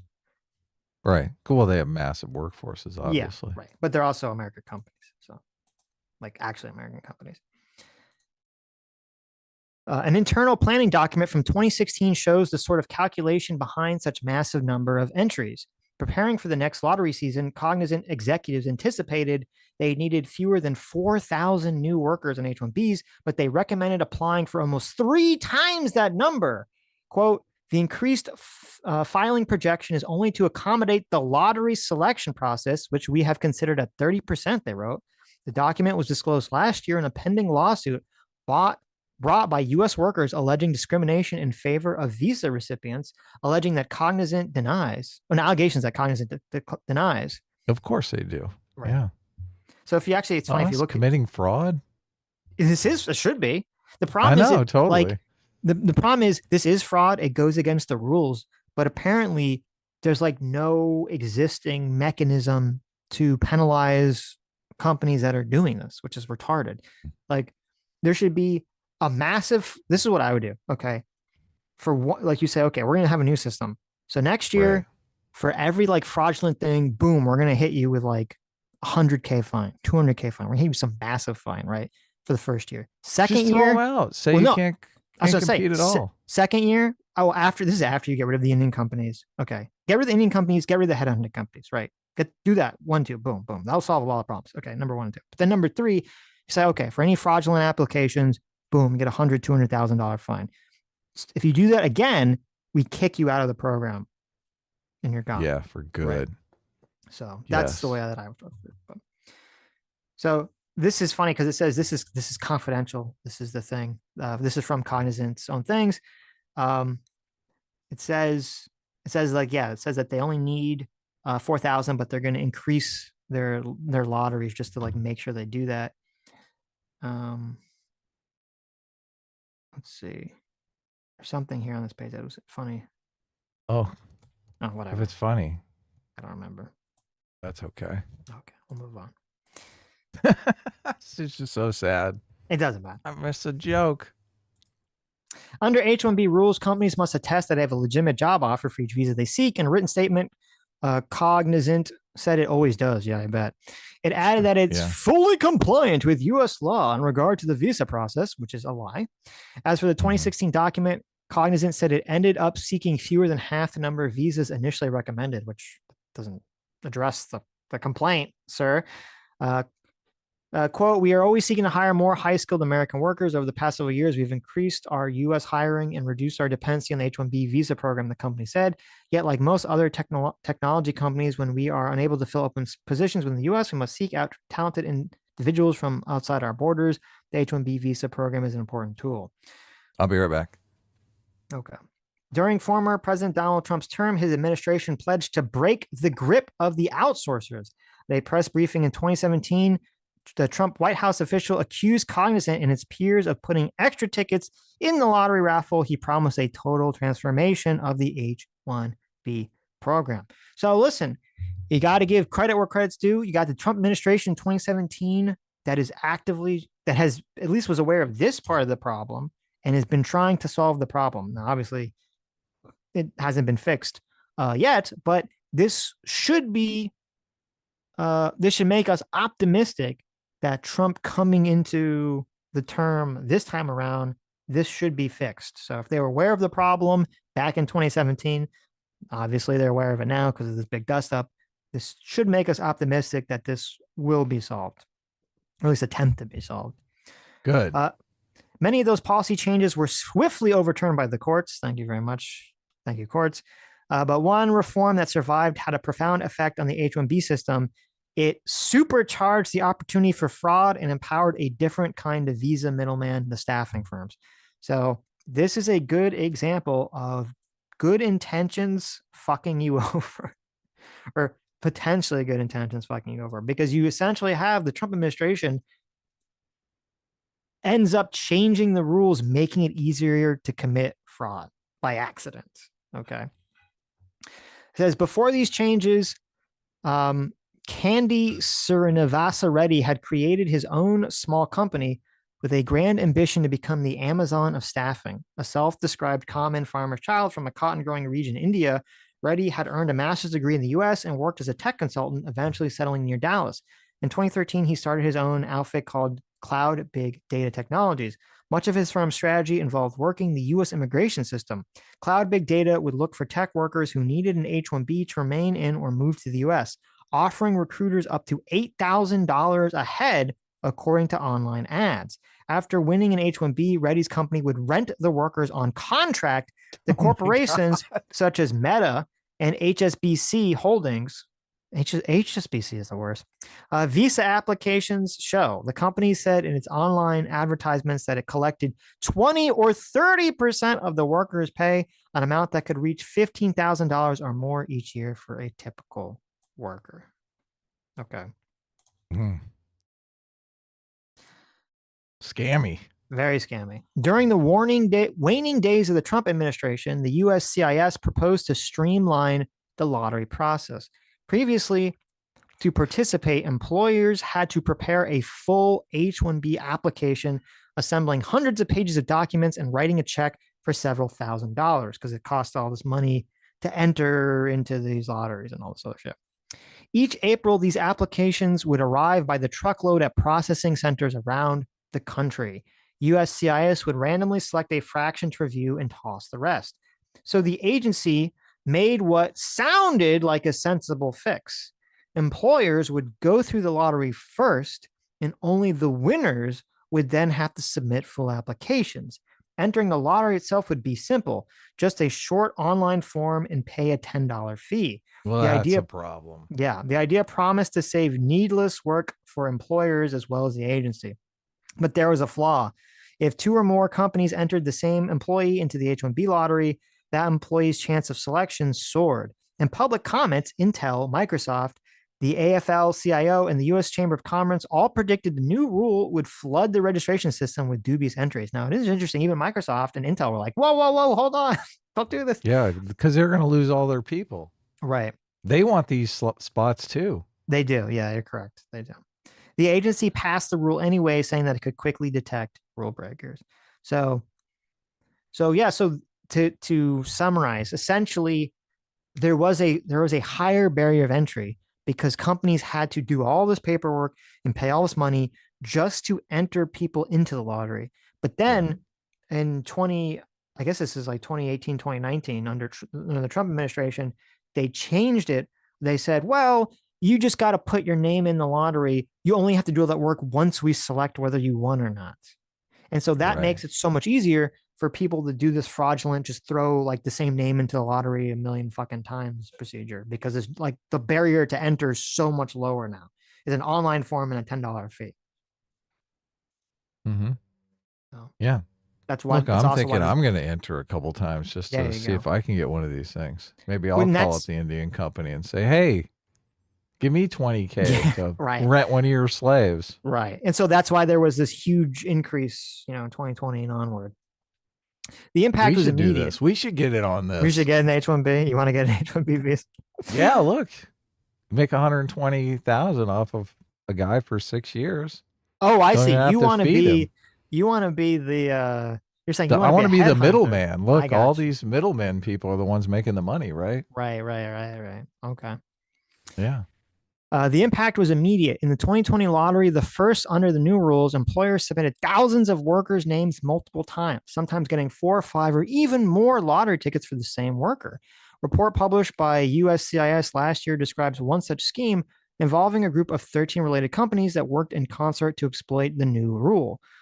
The report doesn't name the company, but by matching the report's details to the Visa data, Bloomberg News was able to link them all to Ready. Cloud Big Data, for instance, is identifying the report as company B. Oh, okay. So I thought it was going to be basically, Cognizant because that one seems pretty shady too. I'm sure. But so yeah, so essentially this guy had a bunch of like shadow companies so that he could put in like the same person's name, a bunch of times. Right. Yeah. In 2020, Gaming the system. right. And they even his company even advertised like, hey, if you need an H-1B visa, like join us. We have 100% rate of getting them. So in the 2020 lottery, Ready's Cloud Big Data submitted the names of some 280 employees at the same time. A dozen other companies Ready controlled, companies with similar sounding names, similar looking websites, and overlapping mailing addresses submitted many of the same workers' names. USCIS officials determined in all his companies entered the lottery more than 3,000 times. Okay, so 288 people were entered more than 3,000 times. Right. Right. Yeah. That's a lot. 10 times a piece. Right. That's a lot. That's how Yeah. they always get picked. Right. The federal The data poor shows that guy who enters once is like yeah, totally exactly. fucked. Exactly. Federal data shows that companies that played by the rules in 2020 got fewer than half the H-1Bs they sought, while Ready's candidates were virtually assured lottery wins. When it came time to submit a visa application, however, most of them didn't follow through. Even so, his company got a total of 54 visas, far more than any previous year. They scored more than 300 since 2020. So this is another They're like turning away visas. They're like, ah, fuck it. right, but see, this is another way that the whole thing is fraudulent. So he puts in, he's got 288 people. He puts in 10x the number, and the whole thing is you're supposed to be. I'm a company. I have a specific job lined up, and I have a specific person in mind. He wins, and it's like, oh, well, it turns out I couldn't actually find jobs for like 150 of the fucking people, right? So we just ended up not even fucking using the visas. So it's a scam. It's like a bullshit. It's all This just is yes. so horrendous. It's all like we got to get as many people because that's the scam. I have to get as many people as possible, and then I'll look for jobs afterwards, right? Yeah. Yeah. Yeah. Completely Then fucked, we'll find them. right? By Meanwhile, last all year, these companies are like, we didn't get all our HB1 visas this year. We'll right, get them next year. right. By last year, thousands of other staffing firms had caught on to the trick and flooded the system. By then, more than half of all lottery entries were for workers whose names had been submitted more than once. Half of all the entries were duplicate entries. Okay. Yeah. Cheating worked. Companies that used the multiple registration tactic pulled in about 40,000 H-1Bs over 4 years. So then this chart says duplicate entries boomed as more firms cheated. So you can see the top, the little dotted line, that is total lottery entries over the years. And you can see the red bars are the multiple entries, and you can see how they become an increasing higher number of the proportion. So Yeah. So we're just a 3-year period there. right. Now they do claim it says multiple, and that says in the last year, it says 2024. It's really for the 2025 period, but I guess it was in 2024. But it says multiple registrations dropped after the USCIS removed the incentive for gaming. So they're going to explain that process. I don't know. I guess we'll see, because again, they had the opportunity to just bar multiple names. They didn't. I don't know why. It doesn't make sense to me. But you can still see there was still a shit ton of applicants, even with the massive drop in duplicate supposedly applicants. There were still over 400,000 applicants. So the lottery maneuvers changed not only the kind of companies winning H-1B visas, but also the kind of workers being admitted to the U.S. The median salary at a staffing firm last year was about $90,000, the data showed, compared with the $125,000 for regular employers. Ready's recruits made about 87,000. Okay. Wow. So then they even get the low ball salary. Right. And so what they're saying is that essentially, if it was a specific company like Google or Amazon, and they were specifically going out and doing it themselves, the median salary would be about $125,000. And if it was one of these head hunting consultant companies, it was 890,000 or less. So that definitely plays. Now, on one hand, you could say, well, maybe it's because obviously they're going to be working for smaller companies because presumably Amazon and Google are doing it themselves. Maybe they're not going to use these outsourcing companies. And maybe that's true. Or maybe it's also true that it's because they're just getting shittier quality people because they don't give a fuck. And they're basically just outsourcing them to companies that want to pay programmers fucking less money and could actually staff Americans to do those jobs. That's what's happening. That's probably what's happening. Yeah. In February, the USCIS issued new regulations that remove the incentive to cheat with multiple registrations. Rather than picking randomly among employer entries, instead it selects from among unique individuals, giving every worker an equal chance. The change resulted in a sharp decline in duplicate applications this year, but given how easy it remains for staffing firms to submit anyone's name in the lottery, then they can game the system without using multiple registrations. So it seemed at least it helped some of that problem. I still understand why they don't put fees and kicking people and even criminal charges for people that are committing fraud and just completely bar any of these outsourcing companies from being engaged in any of this shit. That should be first and foremost. Yep. One clue: the system is still prone to abuse. After one of these workers gets selected in the lottery, staffing firms end up completing a full application only about half the time. That's still shows you it's get me bodies and I'll find a job, which is the exact opposite of what the system is supposed to be, right? These are the elite of the elite, the top 0.001%, the super geniuses in the world. We cannot live without these employees. Oh my God, they are so good for America. Right. Not quite. Bloomberg's analysis shows the norms for other companies about 90%. So it shows that one of the real big problems here is, again, these headhunting outsourcing companies. Yeah. According to Visa experts, could it be a culture? Oh my God. A culture of fraud and deceit. Well, it's time that close your eyes. Imagine a world. You're doing the Vivek. Right. Yeah. Okay. Oh yeah. Yes. Or it's just financial incentives, or the system is fucked up in a way that it's created a loophole incentive for people to game the system. And you always have to be vigilant because people are always looking to game the system. Of course, look. And there's scammers in every single racial demographic. I would never pin it to like one racial demographic, which is just fucking insane. According to Visa experts, that suggests staffing firms often do not have real jobs lined up before the lottery. Do you think? And instead, they try to find work. I know. They got him. Got him. Oh, okay. Got him. Instead, they try to find work for those candidates who get picked. And if they can't, they simply don't apply. Exactly. Right. They're like, hey, got me an H1B1 right here. Psst. Right. They open their jacket up. They got pictures of all of them. Right. So that was the Bloomberg article about this. I mean, assuming the information is correct, very, very good article. Definitely, this is from July of this year, so it's not like this is just, article was not written in response to anything that happened over Christmas. Okay. So there's this account, Robert Sterling. He did a very, very good analysis of all the data, came up with very similar conclusions as the Bloomberg article. And so let me read some parts of his thread here. H-1B data mega thread. I downloaded 5 years of H-1B data from the US DOL website, 4 million records, and spent the day crunching the data. I went into this with an open mind, but to be honest, I'm now extremely skeptical of how this program works. And here's what I found. Oh, and before I start, one note, all charts in this thread are for applications that were certified. In other words, approved for entry into the H-1B lottery.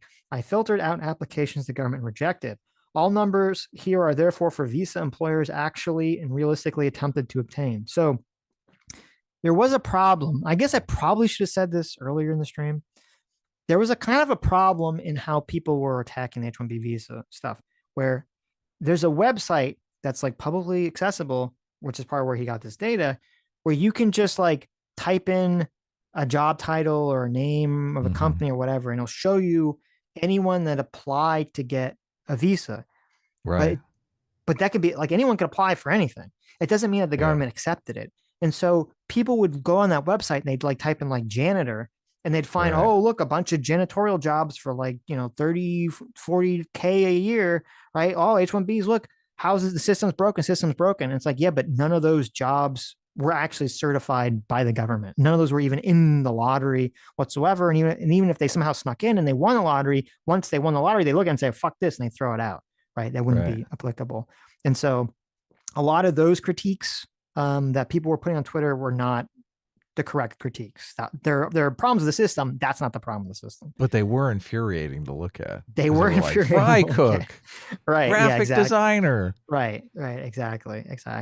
So, and so this guy's looking at numbers now. He was looking at jobs that the government actually, not that they necessarily won, because there's a lot more than 85,000, but that they at least put in the lottery in the first place, that passed the first stage to enter into the lottery. So that's the number that he's looking at. Okay. Sweet. So let me, I read this whole thread. Yes. Says to start with, this program is massively popular with employers. The program has a statutory limit of 85,000 visas per year, but employers routinely receive approval for more than 800,000 applications per year. Well, I don't know if I'd say routine, but that's what they received last year, was 800,000. So, which is 10 times the limit.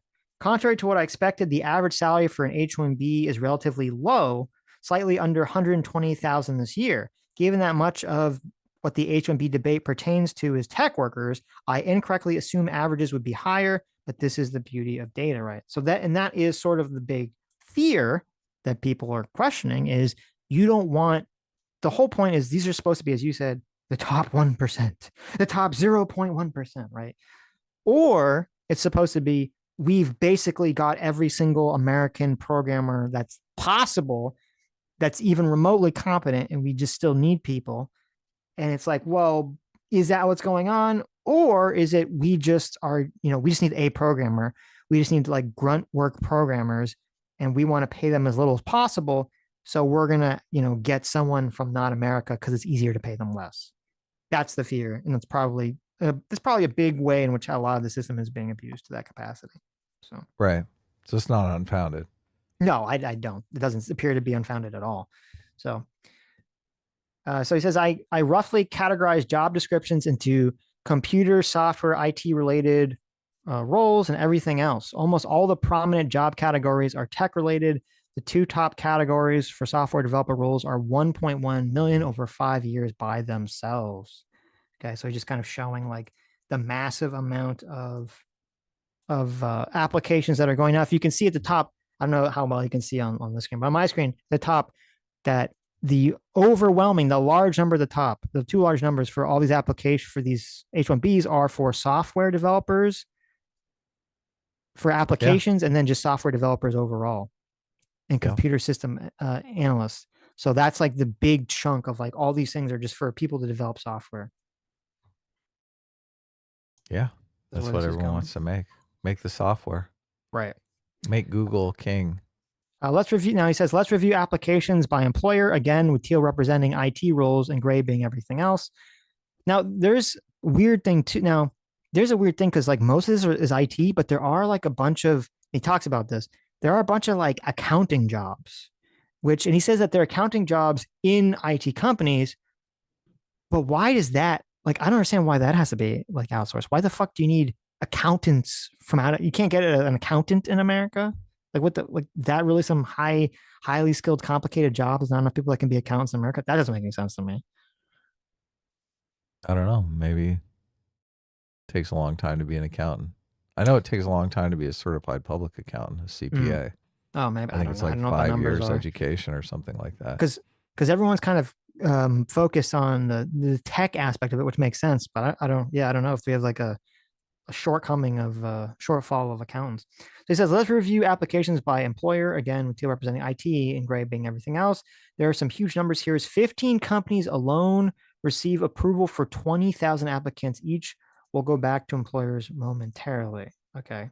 So he's kind of going over like which companies are getting these applications or trying to get these applications.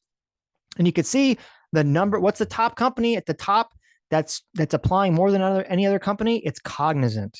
Yeah. Cognizant is the One. top company, Yeah. right?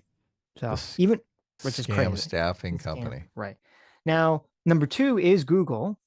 Number 3 is Ernst and Young, which I think is an account firm. Number 4 is Amazon. Number 5 is Microsoft. And then number 5 and 6 is InfoService and Tata. So those are another one of those kind of Indian companies. And then after that is Apple. So, and then the list goes on. Looking at applications by employer, NAISC code 5415, computer system design, absolutely dwarfs everything else. 1.2 million applications over 5 years. The next 2 largest are 6113 universities and 5416 consulting. As consultants like to say, let's double click into this. So the overwhelming majority of these applications are for computer systems designs. What he's talking about. Mm-hmm. Yeah. Okay. AI, right? Well, maybe, I don't know, or just anything. It's a bunch of apps and everything. These are all those, all those shitty phone apps, all those shitty phone games. That's what I bet Cognizant does. They do all the fucking terrible phone games that try to scam you out of money. But anyway, right. I'm just kidding. I don't know what they do. So he says, as it turns out, these are all Indian companies that import H-1B tech workers in mass. Cognizant, 93,000, Infosys, 61,000, Tata Consultant Services, 60,000, Wipro, blah, blah, blah, blah, blah. These aren't American companies that need international talent to fill critical roles. They're foreign companies that appear to have been founded to place overseas tech workers into U.S. companies as contractors. Okay. Right. That they make money off of. Right. So obviously that 100% should not be allowed at all. Right. Yeah. Then he says, what jobs are these companies seeking visas for? A metric fuck ton of IT and software roles over the past 5 years, 80,000 computer systems analysis. Cognizant is the big player here. That red in that bar graph is Cognizant. So you can see how gigantic their applications are. 50K system engineers and architects, programmers, and IT project managers. And then he kind of goes over and just shows charts that shows all what Amazon and Google are, all the applications that they're making and what they're doing it for. And it is so it is like overwhelmingly for programming too. You can see where I'm going with this. A casual perusal of the data shows that this isn't a program for the top 0.1% of talent as it's being described. This is simply a way to recruit hundreds of thousands of relatively low wage IT and financial service professionals, which that seems to be true to me. That also completely lines up with the Bloomberg article. So definitely seems to be the case here. The system is rife with fraud and abuse.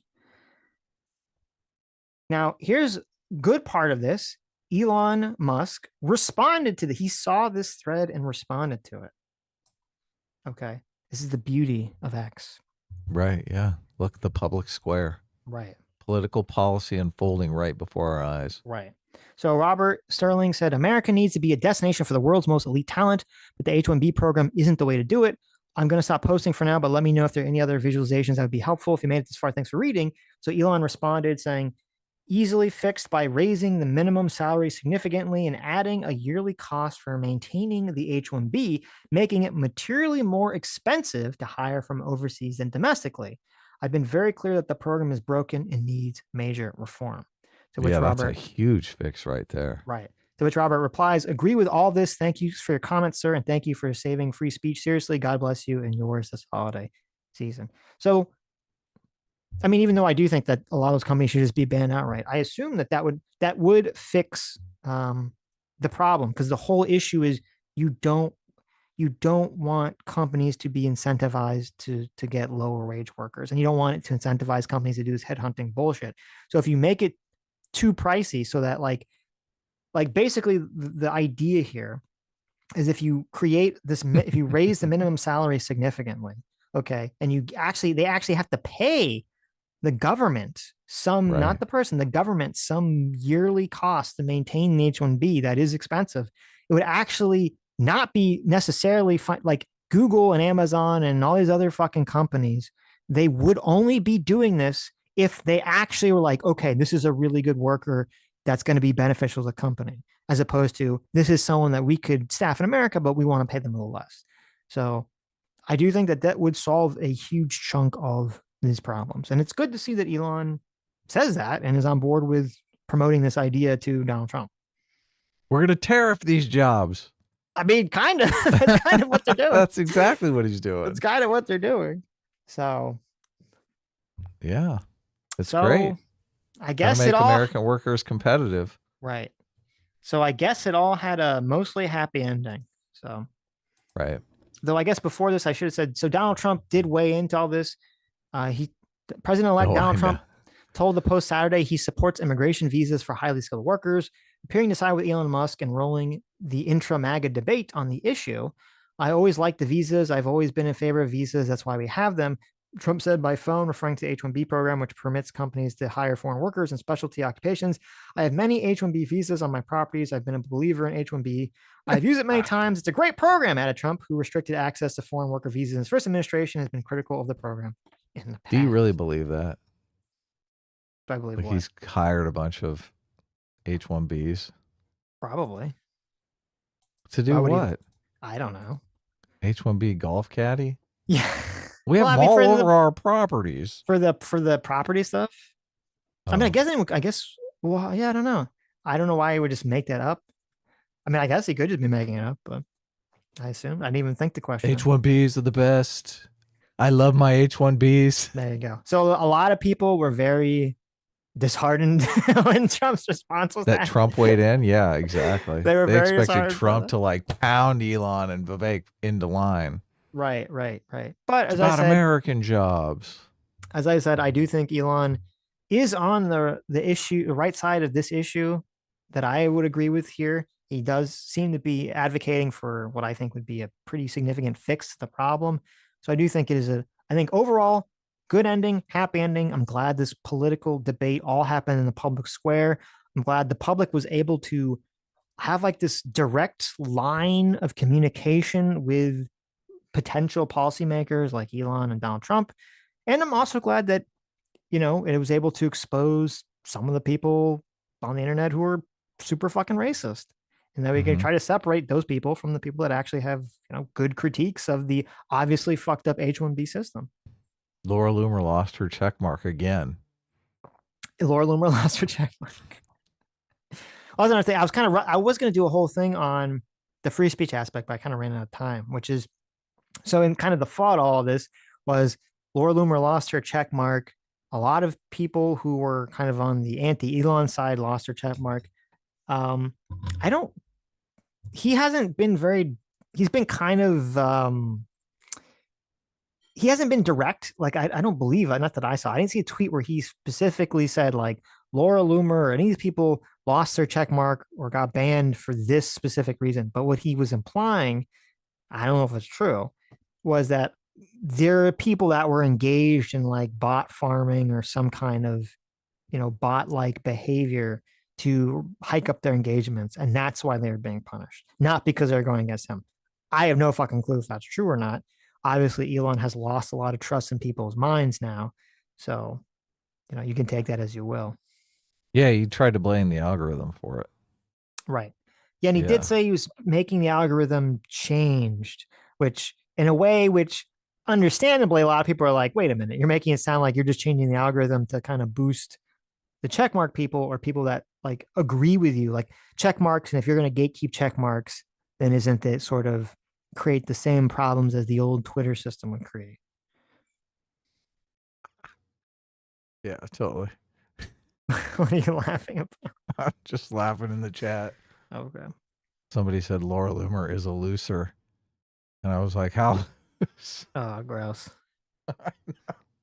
Like, that's a common misspelling, but it's always funny. So anyway. So there it is. That's sort of the whole, or that's not the whole, there's obviously even more elements, but that's kind of the overview of all the conflict that happened over Christmas. Right. Look, and a lot of people are categorizing, a lot of people on the left who really just want to see the right fighting are categorizing this as like some sort of civil war between Right, the tech bros and the racists. Mhm. So, a lot of people on the left are not able to really even discern someone who's legitimately concerned about meritocracy from a dyed in the wool racist. So, but that's their I mean, to be own fair, there's a lot of people on the cross to right that bear. I saw were saying it was a civil war on Twitter too. So. Well, I saw a lot of people on the right trying to say, "Oh, let's not look the left is laughing at us. What Yes, are you yeah. doing? We can't There, have this conversation. What are you doing? Shut up and fall in line." there was the full Fuck gambit. those people, though. There was the full gambit of reactions. Yes, yeah. But Yeah. that and that happens on both the left and the right, where they say we can't have this conversation because the other side will take advantage of it. That's how you let the socialists take over. Like that's how Yeah. that's how the left let the socialists take over. That's how you let the extreme factions of your side take over, is if you can't have these conversations about policy openly, so they can kind of figure out like, okay, what's the policy? Who's engaged in this in a good faith way? Who's engaged in the bad faith way? Who's in favor of policy for, you know, a good reason? Who's in favor of it for a bad reason? Like you have to have these conversations publicly and openly. And this is kind of, and I think it's kind of great and very interesting that it all happened on fucking X of all places. Yeah. So, Which it could be the public square, obviously. So right, they're right, pitching a whole different way to conceptualize government, which is interesting. Yeah, since open debate is part of our system, our right. governmental system. Yeah. And it's hard for me to imagine, like, if Harris had won the election and Oh, there was some, none of this would be right, happening. and there was some policy, H-1B, like if this H-1B issue came up, that anything anyone said on social media would have any fucking influence on the Of course policy not. decisions of the Harris administration. Of course not. Now, No. unless I don't know, maybe we'll see some wacky scenario. And this would be kind of hilarious. I don't think this is the case, but it would be hilarious if like Blue Sky becomes like the left wing version of X and kind of Mhm. functions the same way. They have all these like weird policy disputes, and very contentious arguments that actually do change the Democratic Party. I don't know. I'm kind of What are they skeptical, going to but be it'd be funny. arguing about? Like I just see them arguing over pronouns. Well, no, they What are they going argue. to argue? Well, there is a big argument brewing on the left, which we've been covering, is sort of this, populism versus not populism, and sort of wokeness versus not wokeness. Like, is the Democrats as a party going to try to move away from like the woke nonsense that has been, consuming swaths of the movement for the last 10 years? Mm-hmm. So, and now it's hard for Yeah. me to imagine on the internet, on Blue Sky, that there's going to be some big divide there, but who knows? So, Yeah. Yeah. Not much of a policy debate, though. This is like nitty gritty. right, right. All right. That was great. Okay. Lots of detail. Lots of fascinating stuff. Okay. Let me read some supers here. I guess we're going to read some super chats. Right. The Rooster for $5 says, "Bad news, guys. Unfortunately, Americans are too fat, lazy, entitled, expensive, and retarded. We have no choice but to deport 1 billion Chindians." That is true. Mhm. That is what I heard. That's what I heard. Yes. Wow. That is That's true. a lot. That is a lot. That is a lot. Yeah. 1 billion? 1 billion. I think it's true. I think we are going to Mhm. need that much to compete. So, Well, that's good. As long as it's a top 1.0001%. The super geniuses. as long as the 1 billion people out of the entire global population are the top 1%, which is mathematically impossible, I then know. yes, I'm on board with that, right? So, okay. Alex Wright for $10 says, "More support HSI coming to this country and opposing importing labor to lowball labor markets. The DOL should determine the local prevailing wages, which should be the wage floor for H-1B employees." Yeah, that would be interesting. Well, actually, I think I think they should take a step further. I think I agree with Elon here. I think that the wage floor for H-1Bs should actually be above whatever the market would be. Yeah, because then they have to be Slightly, yeah. super smart. Yeah. Right. To make sure that to make sure it's not, that they really can't find American to do it, that should definitely be the case. Yeah. So, it's like the LeBron James. You're like, we're paying millions of dollars for this person because they're Right. so fucking good. Right. The Wooster for $5 says the one rule of the spirit world is you do not speak about the spirit world. Is that a Rudyard reference? I think it's a Rudyard reference. Yeah. Did you watch his video? I didn't No, watch his I'm so video, mad. I saw his tweet and I was like, holy shit, what is this? Like the first tweet. And then I went on his YouTube and I saw he had these like 3 videos and each one of them was like 3 fucking hours or something. I was like, holy shit. They're like super long. And it was like, Are they gone now? yes. And it was like Rudyard talking about like the spirit world and like being a shaman. All this like fucking like out there shit. I was excited to watch this, but I'm like, okay, I don't have time to watch this now. Let me bookmark this and come back to it. And then when I get back to it, it's like, oh, it's all gone. It's all been taken down. Rudyard basically did mushrooms or something and live streamed the whole time. Is that what happened? I don't know exactly what happened. I don't know. So. Okay, I have no clue what happened, but so that seems plausible and probably not a good idea. And probably if the videos are gone, that probably happened. Right. Anyway, so I'm gonna go. Somebody if anyone sent me a message that said we should have him on. I'm very interested in watching those videos. I'm very interested. Listen, I love all that spiritual shit, so I want to watch it completely open-minded. I'm super interested. If anyone has a link to that shit, if it's still up there, send to me. I'm very curious to see it because I would like to talk to Rudyard about it because I love all that stuff. So, Soldoge for 2 years. Look at that, 2 years. I know, 2 years. Thank you so much. Chiding us and right, I know, trolling us. Right. Says MAGA, we want a meritocracy, no more DI quotas. Also MAGA, there's too much meritocracy. Bring back the DI quotas. Why are you calling us woke? Yeah, that was definitely some aspect of the conversation, was just this whole, fuck merit, just things should be for America. It was weird because it kind of split into the things should just be for Americans, which, I think there's a logical argument there, even if it doesn't, even if you don't agree with it, there's like a logical argument there. But then there was even a subsection of the jobs just for Americans, which split into jobs just for white people, obviously. So right. Yeah. That would be the DI element of it. But American jobs for Americans, I don't think is DEI. No, that's not. Yeah, that is not a DEI thing. Albert for 23 months. Thanks so much. Says Laura Loomer looks like a walking ghost face mask. I mean, that's not untrue. The one horrible picture, though, that everyone spreads around, I think is fake. I think doctored up or something. Yeah. Where she looks like, I don't know, who's the guy from that movie? The puzzle movie? Jigsaw, yeah. There's a picture of her floating around where Laura Loomer looks like Jigsaw. I know you've seen it. Sorry, what'd you say? What did I say? Yeah, I didn't hear what you just said. I said Jigsaw is very attractive. Oh. In a weird sort of way. Are you talking about the guy from Saw? That's Jigsaw.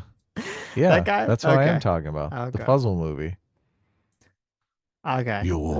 A key has been implanted in your spleen. You must cut it out of your Right. body before. I don't think so.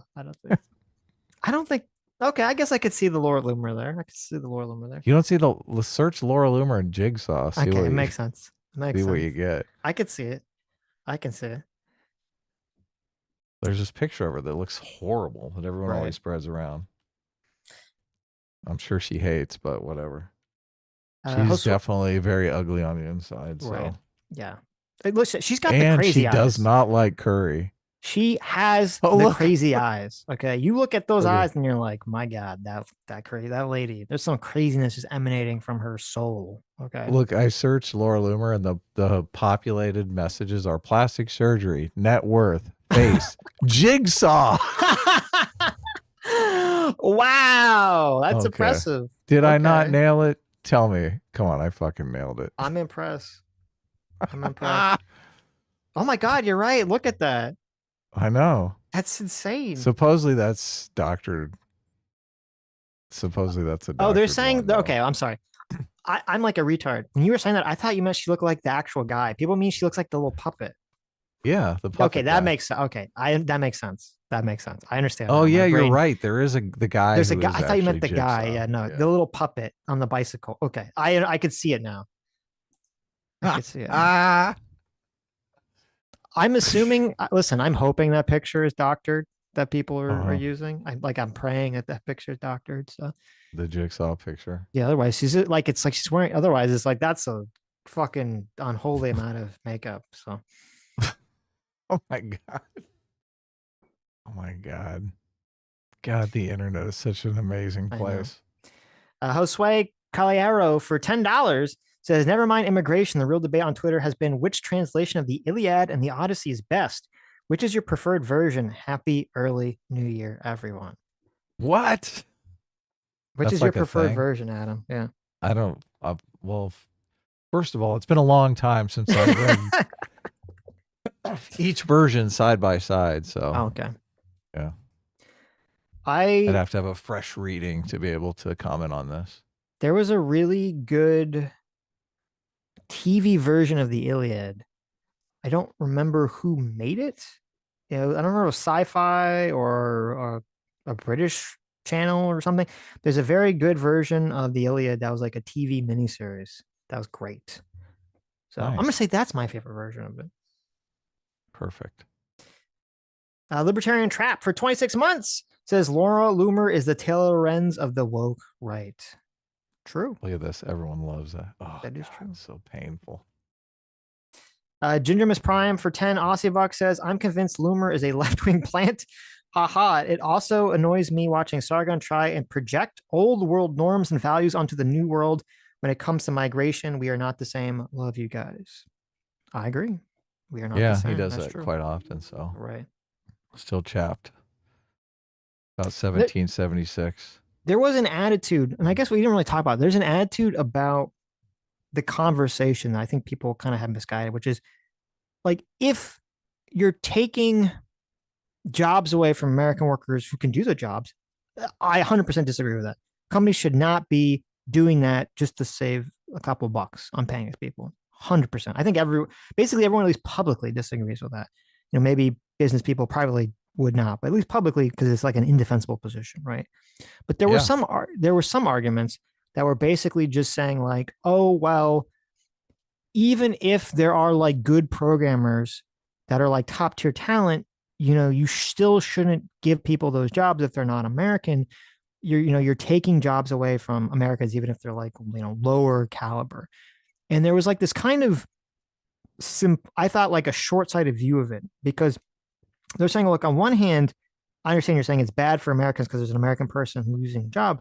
But on the other hand, if you do get top tier talent from other countries to come to America to work, they are creating technologies and companies and jobs that is going to help everyone overall.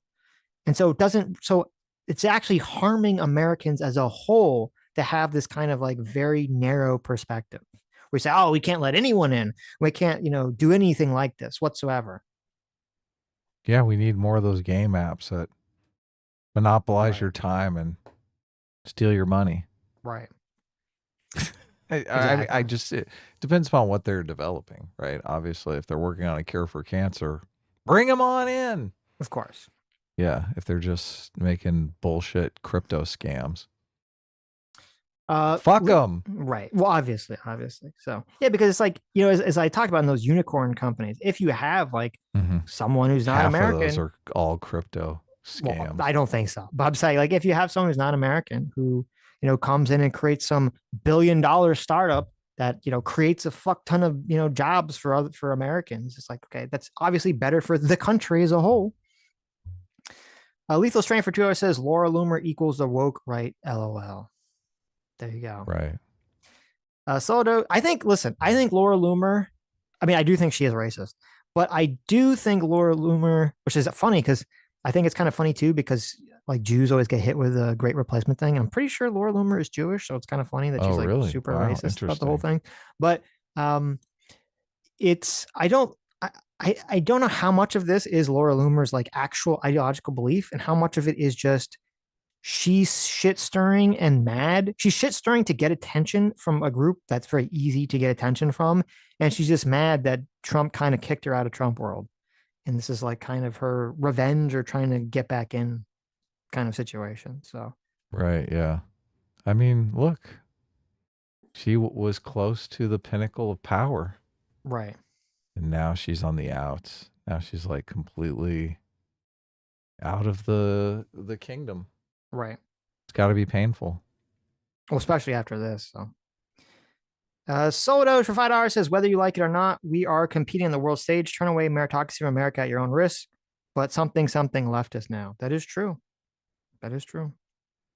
We do need to compete on the world stage, and it is within our own benefit to suck up top tier talent from other countries. Yeah, all these people that were the 15th like duplicate applicant that they never bothered to submit an application for because they were just scamming the system. We can't live without those people. Those are going to be essential in the AI space race. Okay, I understand that, right? But I get it. Look, I understand. I get it. We can't straw man the arguments, right? You have to separate the valid arguments from the invalid arguments. Okay, right? Right. Yeah.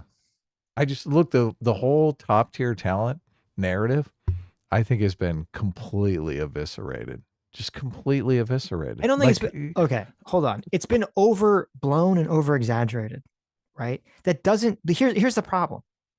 You can say the H-1B visa program sucks because it does, and it needs a complete overhaul because it does.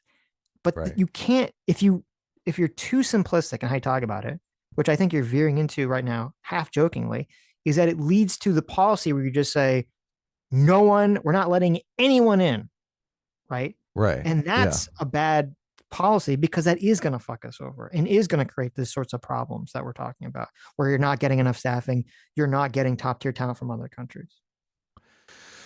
Yeah, I just the real goal of the program is to get high-tech workers on the cheap.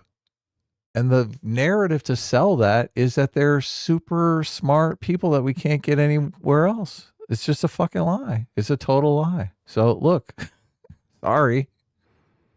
That's bullshit. Daniel Sank for 16 months says, another reason why I'm A-team, Sitch's anti-hyphen stance is idiotic and limits the scope on how people see the word American from a Ukrainian American. Well, I'm pretty sure Adam agrees with me on the hyphen position. So for what? Hyphenated Americans, obviously. Yeah. Right. So it's a bad reason to be A-team. But look, if the program was actually doing the thing that the cover story narrative claimed it was going to do, I'd be 1000% for it. Obviously, I think we need to win the AI tech race, like very much. Obviously, most important thing. And I made examples to show that. Okay. I think really this is not that. Look, and Elon wants to think that it is, but maybe it's not. Well, there's another layer, which is even if it's not, because I agree again that the system is totally fucked. Is the question of is the complaint true that there are just literally not enough programmers in America? Right. Because we don't know the answer to that question.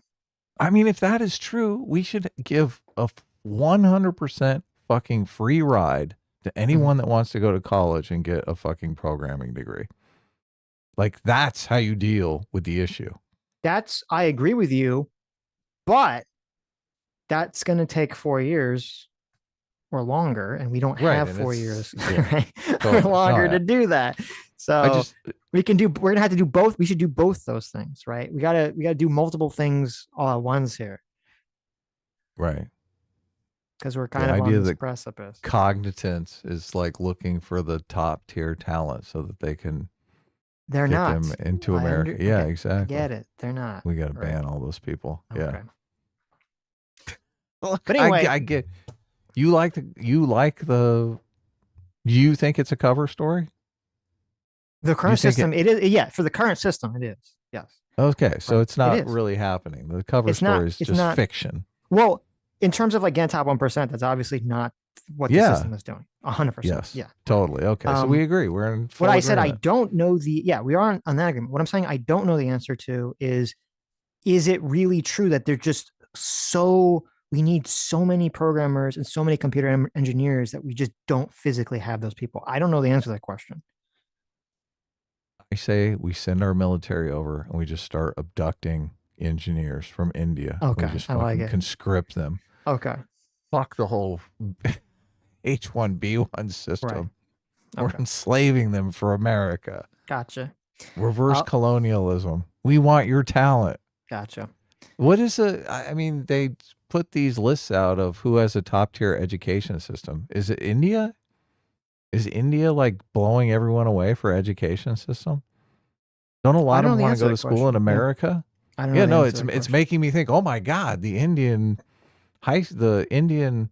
education system has to be baller. Well, I believe India as a country is still like really segmented. So you could have like the general population could be getting shit education, but like, up like rich people and like middle upper class people could be getting like really good education. I have no clue what's going on in India. So yeah, they have a caste system.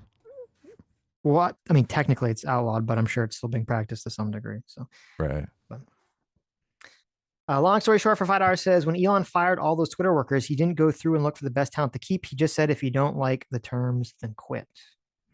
Yeah, he did. That is true. Because and look, this is why he kept hedging when he said, well, no, I guess that was Vivek that was talking about motivation. So motivation is just a key component. I think motivation is what drives people to be excellent.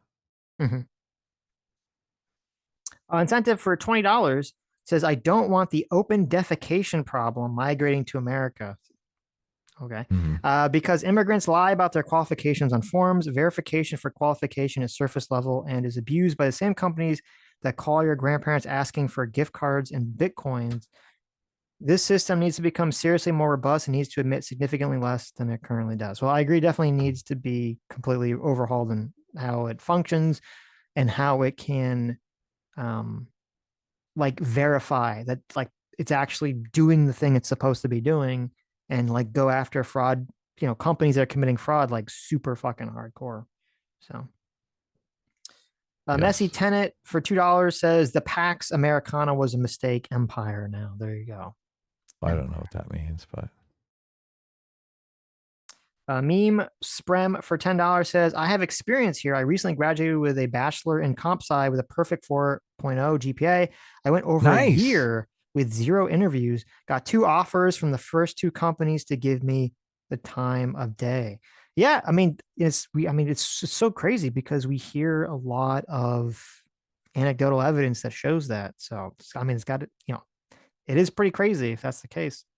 Well, that does go against the narrative that we are so desperate for these people. Yeah. Yes, 100%, 100%. So, I mean, you should be getting job offers 4 or 5 at a time, right? As you're graduating.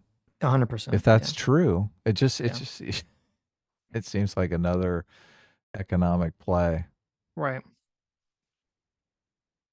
Anonymous Cow for $20. Thank you. Says since early 2023, getting a job at computer science has become so difficult since the mass tech layoffs. Corps are running leaner and jobs have thousands of applications. Some are ghost jobs. It took me 8 months to find one job. Wow. Yeah. See, there's a lot of that I saw on Twitter. It makes me think, oh yeah, this is all fucking bullshit. Well, that's what's kind of, and I mean, that's definitely like the question is what the, and we didn't really bring it up on it. We should, in terms of, is Elon's view of this completely wrong or completely ass backwards? Is if there is like, why was there all these tech layoffs if there was this massive need for all these programmers and engineers? Or is it just that the need is supposed to come from some other companies or something? Like, because you think there wouldn't be all this massive layoffs as there were over the last 2 years or last 3 years, really. Yeah. So downsizing. Naxless for $2 says breaking news: Jimmy Carter just passed away. Oh wow! Did he really? Wow! Oh, look at that. He did at age 100. So did he make it to? Wow! He made it to 100. Yeah. Almost made it to. No, he was born October 1st. So yeah, he squeaked by 100. Good for him. That's all right. Joe Biden has taken his place as the worst president in history. Terrible. So Adam Unfriended for $10 says America. Americans created a culture of mediocrity. Immigrants Right. like my parents and second generations who value hard work and traditions Americans abandoned decades ago. It's not the immigrants' fault, it's theirs. And then for $100, thank you so much. Adam Unfriended continues saying the solution and the hard truth is to remove red tape, federal and state income taxes, and other barriers to business. Many Americans, like poor, whites, and minorities, avoid STEM or tech fields. If you're in the field and struggling, maybe work harder or improve your skills. Okay. Yeah. Well, look, I'm all for getting rid of all income tax. Definitely. Wow. Okay. That'd be great. I don't know if I hear that one. You don't? You like income tax? How about if we just tax the income Democrats? tax, Adam. Nobody likes income tax. How about only Democrats pay income tax? There you go. I like it. I think only people who I don't agree with should have to pay income tax. Okay. Perfect. I love it. That's what I want. Only Vivek pays income tax. There you go. I like it. And all of his wealth is taxed 95%. Right. And if he doesn't like it, he can shut the fuck up. Right. No, thank you so much. That's so generous. $100 super chat of you. So thank you. I know you were giving me a hard time in some of these super chats, but it's all good and it's all fun. D528 for $5 says, as someone who has worked at multiple enterprise companies, the majority of those who benefit from DEI are awful, affluent white female liberals. Oh, awful. That's funny. Affluent white female liberals. It's funny. That is good. I like that. Robert for $10 says software engineer, 10 plus years. Quality is way more important than quantity in software. That's true for like everything, but yes, I assume. Elon is fearful of being in a bidding war, and Asian countries have way more emphasis on STEM education than the US. That is true. Or at least that's like the narrative that I've heard. I haven't gone to these countries, but yes. Val Van Gogh for 29 months. Thanks so much. Says America can't produce enough homegrown top tier talent, but China can. Not a great day for liberalism. I mean, there are issues with sort of how, if you have the government basically forcing everyone to do something versus the free market, incentivizing people to do things, and you have certain incentives, you are going to produce things in certain ways. But, as we talked about, or as I talked about from that article, America is still handily beating China in the unicorn unicorn startup business. America, I believe, is still beating China in the AI business, but China is not, they're not, so far behind that we can be patting ourselves on the back about it. If people are engaging in any project of their own free will, of their own volition, they're going to do much better. They're going to be much more motivated. They're going to excel far more. So that's the problem of China. That is the problem. Yeah.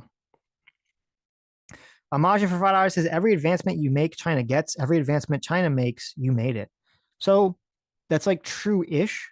I mean, part of the issue, like the very, very top tier AI technology and stuff, is that it's just physically, part of the benefit for America is like, I think like China physically, even if they could conceptually, technologically come up with a way to build it, they physically can't build it. There are certain physical limitations on the technology that America is able to overcome that China isn't able to overcome. But yes, obviously China is going to try to steal anything we do, but it's better that we still the top game here so that we can keep, being one step ahead.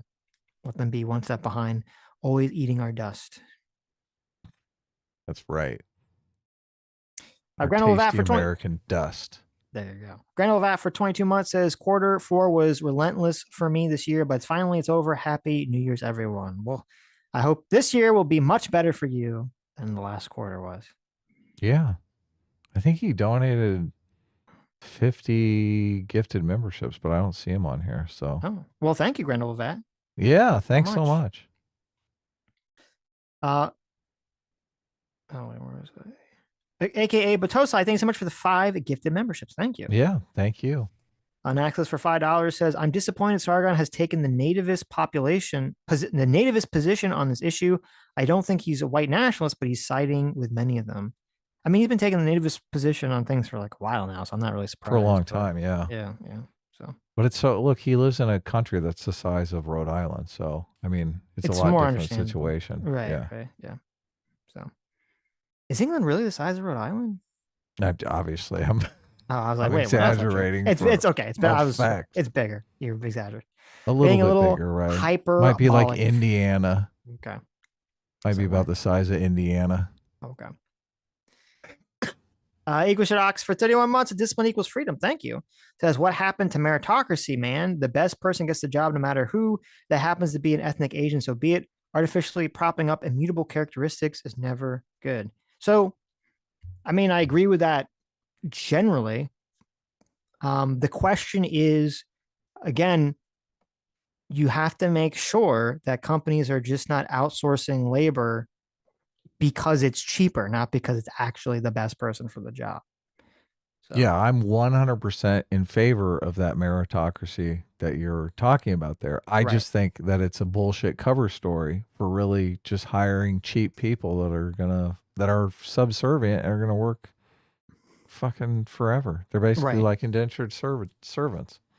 Right. There are some people who don't agree with that conceptually at all. I'm not one of those people. I agree conceptually, yes, let's get the best person for the job.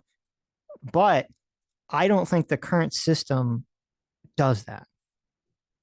Look, and I'm in favor of putting together a system that does do that. Yes. Like if we can put together a system that's the goal and it's functioning and it works and we are getting the top tier talent, hell yeah, let's take the top tier talent from all over the place.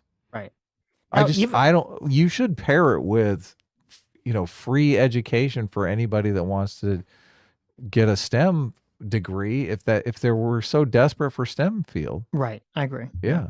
Now, one of the things here, one of the benefits here, and I could say this, even as someone who you all know, I don't like Donald Trump. I feel much more confident that the Trump administration can create or fix or create a much stricter, better H-1B visa program than I would have zero faith in the Harris administration to do that. Oh, of course not. They'd just be like fucking, whoa. Right. Bunch of retards. Right. Godlight Snake for $10 says, look up, don't be a sucker on YouTube. America has always embraced immigration to some degree. 1965 is a number Elijah pulled out of his ass. That's why I've said Nat socks are leftists. Dun, dun, dun. Well, I mean, I don't agree with Nat socks being leftist, but I know Elijah's pulled out of his ass. Elijah's been like massively on the, I don't know if it was because when he got fired from the Blaze or if it's always been, but he's just been, massively on the whole white Nat shit recently. Right. Yeah. We're not like that. We're fucking. But no, obviously America's always embraced immigration. So. And I don't like all the racist, bigoted shit, no matter who's saying it. So that's why I didn't like the Vivek shit. Right. Because he's fucking stupid and racist. Zach Anderson for 6 months says, thank you, Sitch Adam, for keeping me from being radicalized. I'd probably be on the way to the JQ without your streams. Oh, glad to hear it. Look. Glad to hear it. We saved one. That's great. Caraman 502 for $10 says, most jocks I ever knew in the 90s and 2000s went on to become well-rounded professionals. Maybe the discipline to excel in sports is transferable to other parts of life, like schooling, discipline. I mean, no, I agree with that. I think there's definitely an element of truth to that. Yeah, I think discipline is a huge part of success. I mean, that's why Jordan Peterson always says, the two big identifiers or two big markers that predict success, or it's not just IQ, but it's conscientiousness, right?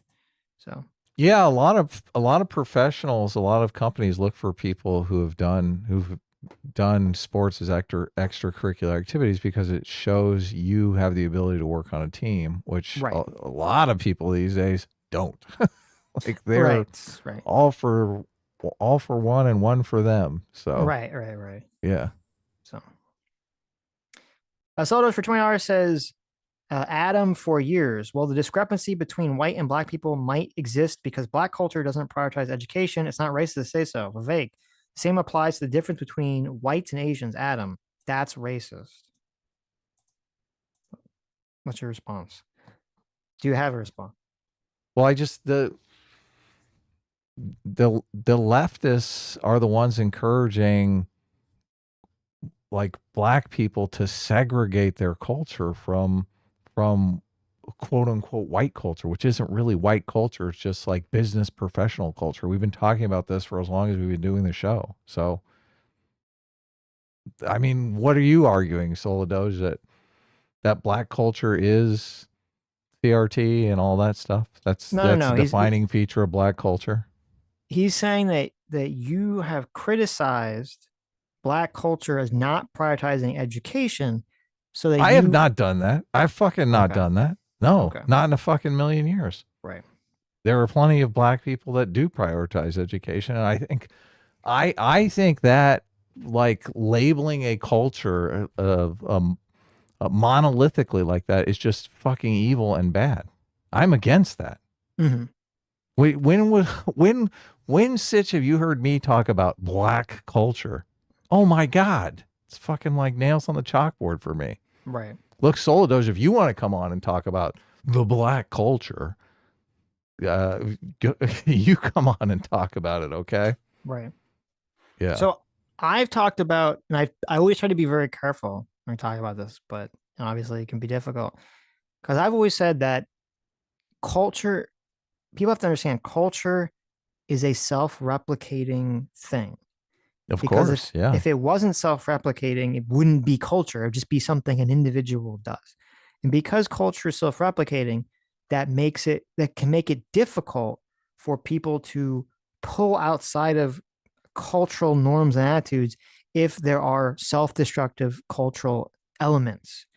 And I've said this, I've said, if you look across, this is probably true of any country, okay, there's going to be various cultural attitudes among the various economic classes. And because culture itself is self-replicating, that kind of means just inherently that any culture that grows around lower income people is going to have a lot of self-destructive tendencies built into it. Because if it didn't, the people would escape from being in those lower income situations, right? Sure. And they would no longer be part of the culture, and the culture would cease to replicate.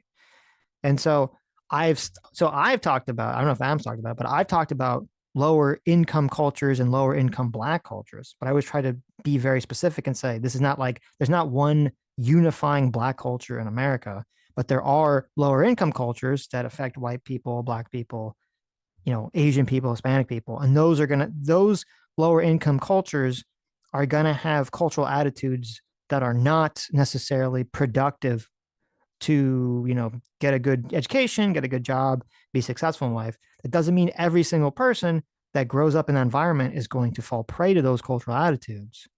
However, and we have to work to separate that.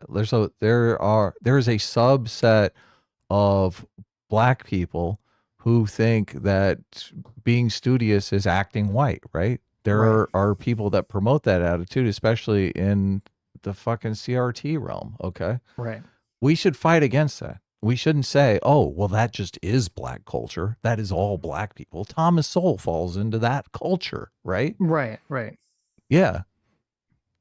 Do you think Morgan Freeman falls into that culture? Obviously not. I mean, if certain black people want to say too many people in the black community are falling into this culture, this anti-excellence culture, right? This anti-studiousness culture, that's fine. Let them go ahead and do that. But I too many racists want to come out and say, oh, no, that's just all blacks. That is what black culture is, right? And I find it fucking repulsive. Like, how do you escape that? You're basically dooming. You're like dooming them. Yeah. It's fucking bullshit. It's annoying because it's such a difficult issue to talk about. You have to separate it from the race. I understand. That's why I love that book, Black Rednecks and White Liberals. Because basically Thomas Sowell makes the argument that the white liberal do-gooder is the one that has doomed too much of black culture into this fucking downward spiral. Yeah. Val Van Gogh for $20. Thanks so much. As a common trait of society's decline is reliance on foreign mercenaries. Their loyalties are always in question when land payments make little difference. A change in patronage and their skills are used against former clients. Well, I understand what you're kind of making the whole Rome thing. I don't know if that's a one-to-one comparison, but I understand the point that you're making. So Hmm. I think it's a little different when, like, you know, whatever. I think that situation is a little different for. Well, I say it's a lot different, but I understand the point. Ego should Ox for $5 says maybe I'm missing context joining late here, but it's a known issue that the American public education is just not good. It's a cultural issue and it's a serious one. Yeah, I think everyone agrees with that. Well, I don't know if they agree it's a cultural issue. I think people agree that there's a lot, like there's a public education issue in the country. Well, it's, a lot of it can be economics, obviously. Like if you're in a 2-parent household where you got like a stay-at-home mom, you're like majorly advantaged over someone who's got like working parents and they barely have time to look at your report card. I think part of the issue is like, I mean, they're definitely, we talk about like American culture broadly a lot, and it's kind of like a placeholder for like very, very generalized attitudes. Because obviously, there's very, like, you go to different states, you go to different cities, you go to different economic, classes of people, you go to different regions in cities, you go to different fucking, sometimes different neighborhoods in the same cities. You're going to get different cultures that are all within America, right? So, Mhm. so when we talk about America, you're kind of like trying to take the broadest, like lowest resolution view of like, okay, like what's the most general, basic cultural attitudes about society that we think permeates the most number of Americans. Like that's how I try to think when I talk about American culture, right? And Yeah, from that personal perspective, freedom, independence, that kind of thing. right? Yeah. Yeah, very But you individualist wouldn't say that that's attitude. pinned to a race. No, no, no, no.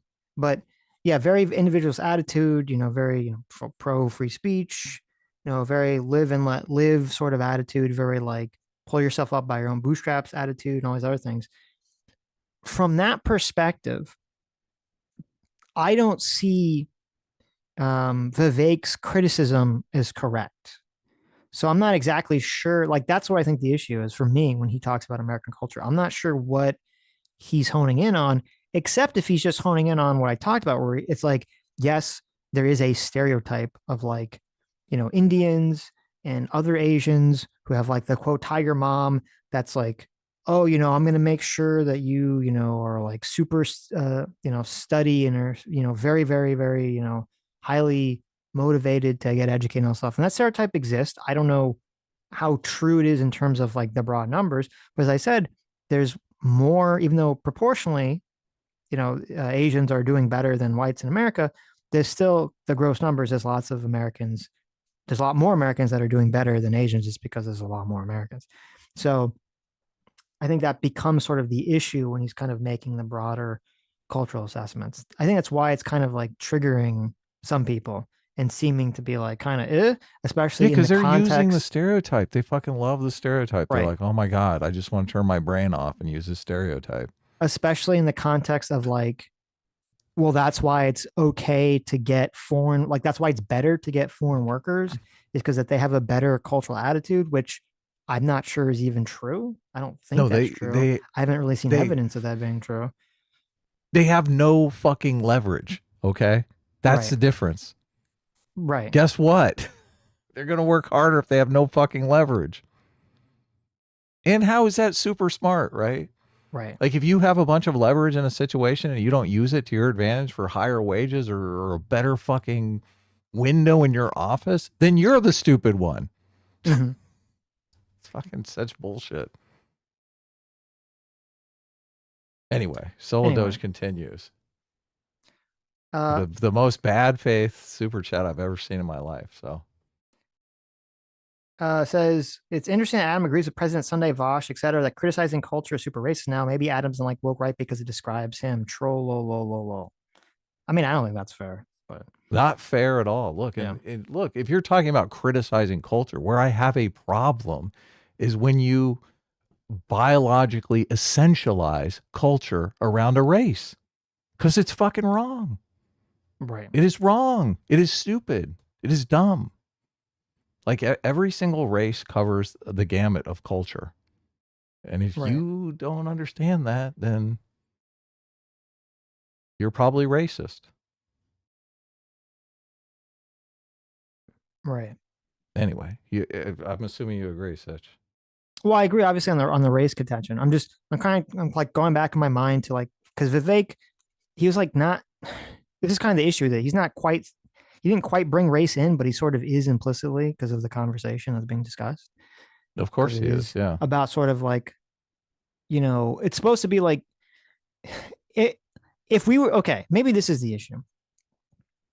If this was just a conversation of like people saying, hey, when we look at the numbers, okay, of what proportion, median ethnic families are doing the best in America, it's not white people, it's Indian people.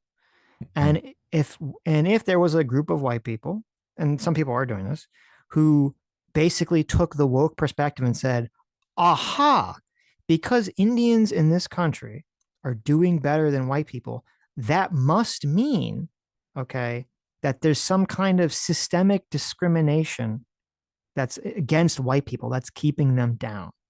Right. That's hilarious. Right? If that was the argument being made, I'd say, okay, I don't think that's like true at all. Like, right. Like I know there's definitely been, some bigotry against hiring white people and some other stuff, but like nowhere near enough to, create these massive, the difference in numbers, that we're seeing here. That's not the issue. There obviously is a cultural issue in terms of people that are living in America. And as I said, I think that makes sense because that tends to be the case. If you have people that are legally immigrating to the country, they're generally going to be better off financially. Not asylum seekers, but people seeking legal immigration, on average, are generally better off, especially coming from certain countries, are going to be better off, and they're going to be far more motivated to work, and they're going to pass on those attitudes to their children. I think it's wrong to assume that that means that everyone who shares that person's skin color or ethnicity in the country that they're from is going to have the same cultural attitudes as the person who's an immigrant in your country. Yeah, because they left all the lazy stoners back home. Right. And I think that because there was this conversation about outsourcing jobs to another country, that's sort of where we get into this, like, well, it sounds like Vivek is doing it unintentionally. It sounds like that's sort of the mistake he's making in the conversation. Yeah, it is. He knows it. He's been back home. He knows there's plenty of lazy stoners. Right. And Antonio Cunningham for $5 says, this is, a lot of people disagree with you. This is Adam's worst take. Vivek tweet was correct. Apparently he has no clue what black nerds and honest people went through because of American culture. I feel like, I don't know if we've already addressed. I don't really know what you mean by that, but. Right.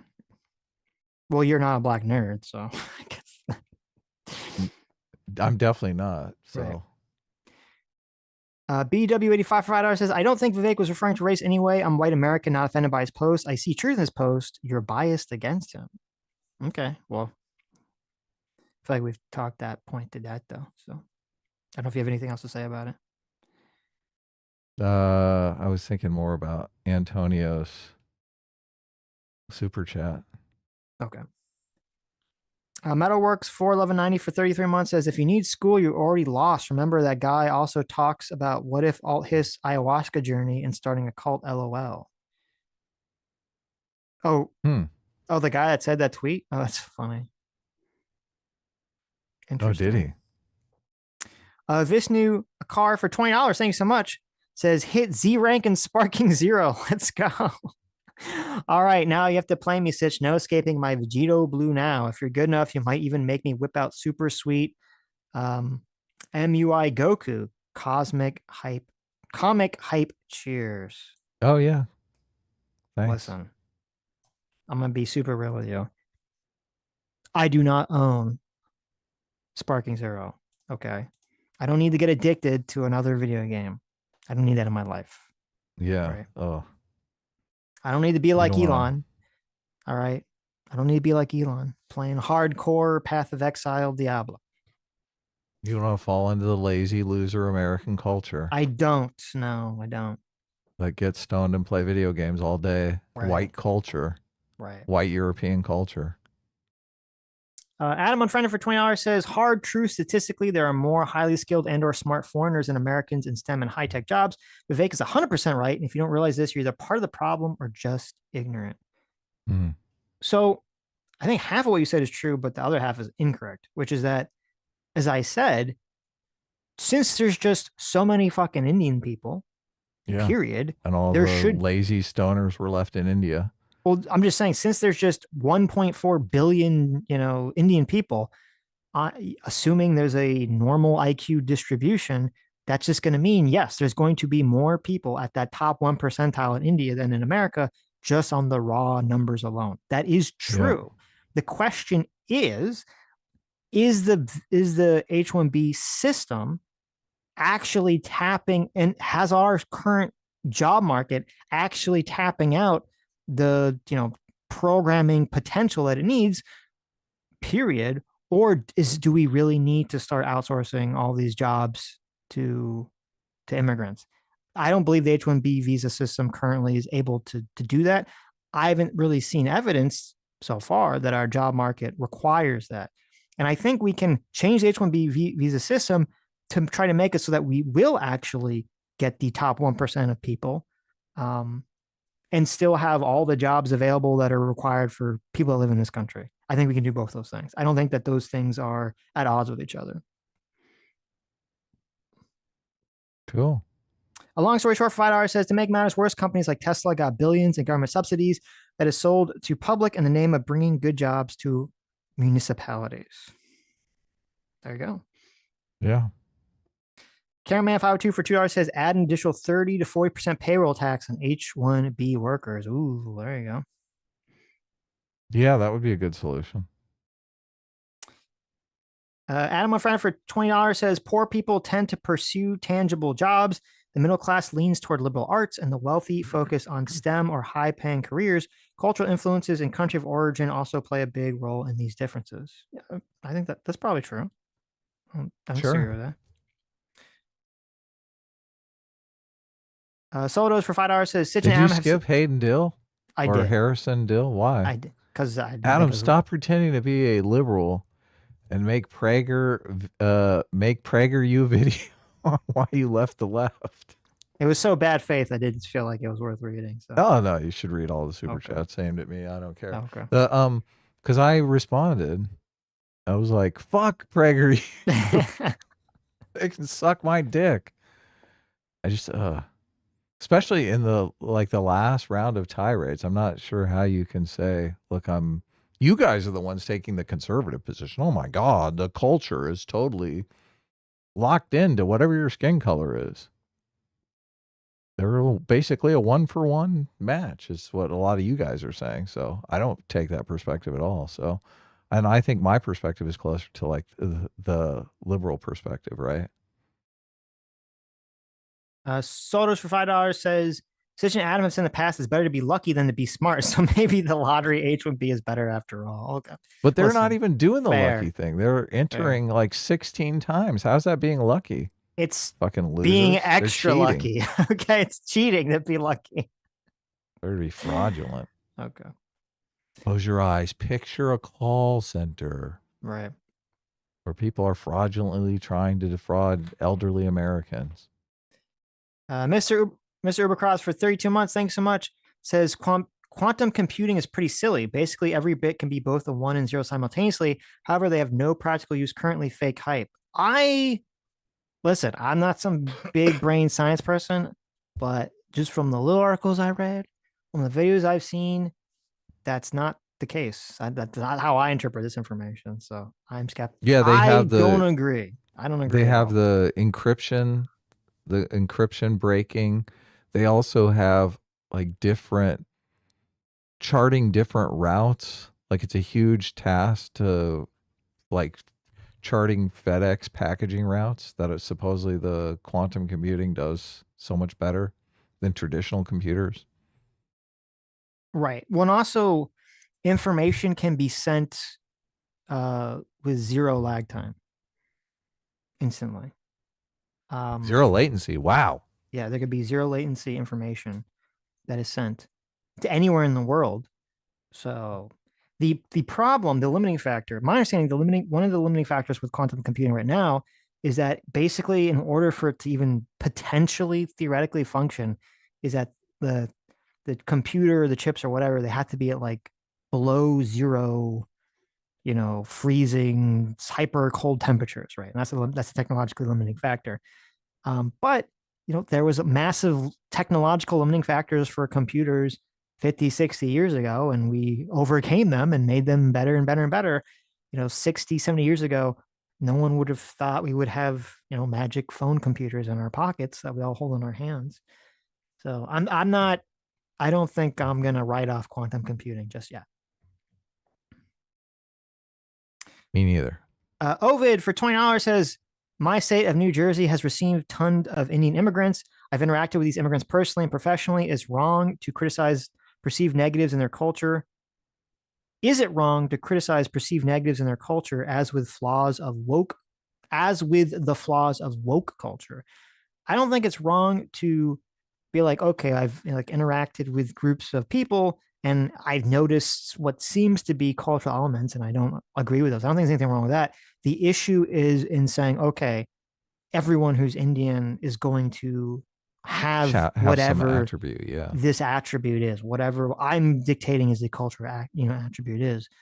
That's the issue. It's just the assumption of it, like everyone's going to have that same attitude. So somewhere there's an Indian out there that hates curry. There you go. Dr. Fire for 20 Canadian says, might interest you. Indian law enforcement agencies say they're investigating alleged links between dozens of colleges in Canada and 2 Mumbai entities accused of illegally ferrying students across the Canadian-U.S. border. Wow. Okay. Didn't know anything about that. The Reaper for 1 year, thanks so much, says companies having the option to import labor for entry and mid-level roles will inherently decrease the bargaining power of American workers. That is true. Yeah. Lethal Strain for George says Loomer lost her check mark for doxing someone. Oh, really? Well, good. She should lose it. That's good. I didn't know about that. Dr. Fire for 20 Canadian says we've had issues for a while regarding international students. Trudeau finally said the government would do something about it a while ago, but I don't know if he will actually follow through. But India has now mentioned it. Oh, that's the same thing that you were talking about. I don't know anything about that. Okay. Yeah, what's the problem? Loser Doman for 33 months. Thank you so much. Says Sitch, how many times did Sammy's mom drop hints about giving her a grandchild since December 12th? 10 plus, A-team reigns supreme. Let me tell you something. Mm-hmm. Actually, like yesterday, there was probably at least 10 hints just yesterday. I was eating dinner with her parents and some family members. There's probably at least 10 hints just in yesterday alone. It's a lot. Wow. A lot of hints. Yeah. What is the character of a typical hint? Like what would be a hint?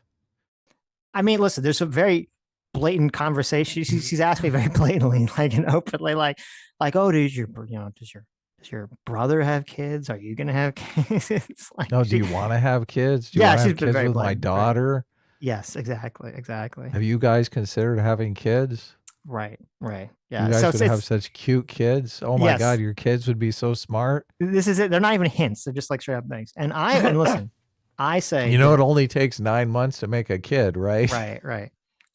It's always funny because I'll say things like intentionally to kind of troll Sam. When I'm talking to her mom, oh my God. I'll be talking to her mom and I'll say something like, our kids are going to do this. Or I'll make sure like she has some disagreement with her mom. I'm like, listen, I'll make sure that like our kids have like the right opinion on the issue. Right. So.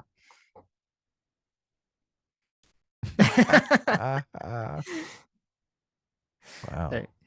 Sammy in the chat says, I'm a believer of MPreg, pro horse logic. So. Oh, wow. So she wants me to have the kids. Okay. Wow. That would be fascinating. Neil Johnstone for 17 months says, had a great year, lost 45 pounds. Wow, look at that. Congratulations. Visited mom for Christmas and she helped me find 10 pounds. 10 pounds? I don't know what does that mean. Happy New Year, everyone. Happy New Year. That's right, guys. Happy New Year. I don't think we're going to be on again until after the New Year, right? I guess not. No. When is New Year's? Isn't it Tuesday? I guess it's Tuesday. Yeah. Yeah. New Year's Eve is Tuesday. So I guess we're not streaming on New Year's Eve. No. Got to go out and rage. That's right. Ace for $5 says, God, I love you guys, but I hate the woo spiritual stuff with a burning passion.